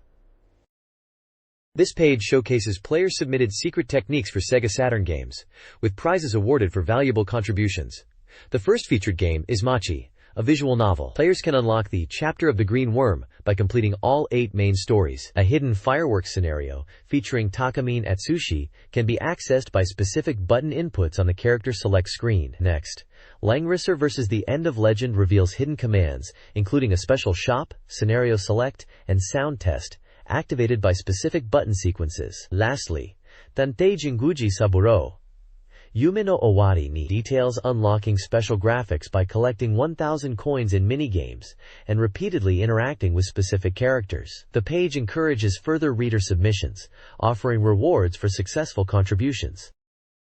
This page features the SEGA Saturn Weekly Soft Review, covering upcoming games scheduled for release within the next 2 weeks based on pre-release samples. The reviews are provided by a mix of female users, staff writers, and guest writers, offering diverse perspectives. First up is Waku Waku Monster, a puzzle game incorporating monster raising. Reviewers generally found the core monster raising aspect and monster designs lacking in charm and variety, despite the puzzle gameplay being functional. The graphics were described as rough, leading to a lukewarm average score around 5.0. Next is Angelique Duet, an updated version of the popular romance simulation visual novel. This version was praised for its improved graphics and the inclusion of more events, making it feel fresh even to those familiar with the original. Reviewers enjoyed the character interactions and story development, although some felt the ending was too abrupt and wished for more significant changes from the original. It received a respectable average score of around 6.6. The page also includes brief introductions to the reviewers themselves, sharing their gaming tastes and recent experiences. This week's SEGA Saturn game reviews feature 3 titles. Lovely Population 2-in-1, combining mahjong and dating sim elements, received a lukewarm reception due to generic characters, weak reward scenes, and slow pacing, despite offering tutorials. Backgainer. Reviving Heroes, a story-driven RPG, was praised for its narrative and animations but criticized for a flawed battle system, weak character designs, and technical issues, although its music and story were seen positively. Finally, Dream Generation, Love or Work, a simulation game, earned mixed reviews. While the core concept of balancing career and romance was appealing, it suffered from limited job choices, a confusing map, and weak male character designs. All 3 games received an average score of 5.66. Upcoming SEGA Saturn games reviewed include Ojo-sama Tokyu, Lupin III, The Sage of the Pyramid, and Zanma Cho-Ogi Valharian. Ojo-sama Tokyu, a dating sim releasing July 30th, offers a charming premise with a large cast, despite simplistic gameplay and time management challenges. It scored 7.33. Lupin III, The Sage of the Pyramid, a 3D action game out August 6th, features fun action sequences and familiar characters, although it suffers from camera issues and repetition, earning a 7.0. Zanma Cho Ogi Valharian, an RPG with simulation elements also releasing August 6th, faced a lukewarm reception. Reviewers cited balance issues, difficult map design, and resource scarcity, resulting in a low score of 5.0. This page continues the review section, showcasing 3 more upcoming SEGA Saturn titles set for release on August 6th. First up is Guardian Force, a vertical scrolling shooter. Reviewers noted the all-directional shooting system, which was enjoyable, though some found the graphics a bit dated. The game was praised for its straightforward action and the freedom it gives the player in controlling their ship and aiming. Scores were 7, 7, and 8, resulting in an average of 7.0. Next is Router, a tactical RPG. Reviewers were impressed by the game's unique world atmosphere and deep story, with the narration and music helping immersion. The strategic depth provided by the weapon system was a highlight. However, some found the game pace slow, and the map design problematic due to camera limitations, making it hard to see characters among buildings. Scores were 7, 6, and 8, averaging 7.0. Finally, Pro Yaku Greatest 998 Summer Action, a baseball simulation. The game offered a realistic baseball experience, with praise for modes like Narakiri, where player performance impacts the game. While enjoyable for single-player depth, some felt the presentation was excessive, and certain gameplay elements, like pitching control, were mixed. Scores were 7, 6, and 6, for an average of 6.33. This page previews upcoming software reviews for the Saturn, including a new fighting game, a music creation tool, and a classic fighting game compilation. Astral Superstars, a fighting game focused on aerial combat, earns a 7.33 average score. Reviewers praise its accessible control scheme but debate whether it offers enough depth. Saturn Music School 2, designed for music creation and learning with a MIDI keyboard, is considered a great tool for beginners and offers improvements over its predecessor. Real Bout Fatal Fury Best Collection compiles the first 2 acclaimed titles, offering intense battles and classic SNK fighting action. Finally, the page also lists budget re-releases for July, featuring titles like Sonic Jam and Langrisser IV, offering players good value. This page is all about giving back to the readers with a fantastic giveaway. To enter, you just send in a postcard with your questionnaire answers and prize preference by the August 7th deadline. They're giving away some great stuff. First up, 20 lucky winners can choose any SEGA Saturn software released by August 7th. That's a chance to grab almost anything from the library. The page shows a glimpse of what looks like the epic RPG Grandia. Next, 3 winners can snag Let's Become the Manager of the Japan National Team, a unique soccer RPG from Enix that lets you build and manage your own team. For fighting game fans, 10 winners will receive the Vampire Savior Perfect Guidebook, a comprehensive resource covering Capcom's incredible Darkstalkers 3. If you're a tactical RPG player, 3 winners can get their hands on a cool promotional store standee for Langrisser V, The End of Legend, featuring the character Lambda. Finally, 2 speed demons will win a copy of GT24, a racing simulation from Jaleco focused on intense endurance races. There's also a list of winners from the previous issue's contest, recognizing some of the loyal readers. If you have questions about the magazine itself, you can call during specific weekday hours. This page features a large display of the iconic SEGA Saturn logo, accompanied by the message, "SEGA Saturn is still going strong." It serves as a reaffirmation of the console's continued presence and viability in the market at this time. Featured at the bottom are 2 upcoming game releases published by NEC Interchannel. First up is Black/Matrix, a tactical RPG from Flightplan, known for its deep strategic gameplay. It's scheduled for release on August 27th with a suggested price of 6,800 yen, noted as a limited initial production run. The panel shows some dramatic character art, fitting for the genre. Adjacent to it is Friends Brilliance of Youth, likely a visual novel or dating simulation based on the character artwork depicting a cheerful group of young people. Published by Fairy Tail, this title is listed as coming soon and will retail for 7,200 yen, notably spread across 2 creeds, suggesting a significant amount of content like voice acting or animated sequences. The page also includes contact information for NEC Interchannel and a small note about SEGA Saturn hardware and software compatibility. This page features a striking promotional spread for the game D2. Dominating the left side is large text proclaiming, "Something terrifying lies beneath the frozen soil in Canada, and now it is awake," setting a chilling tone. The right side prominently displays the bold red logo for D2, accompanied by the key announcement that the game is coming in winter and runs under Dreamcast.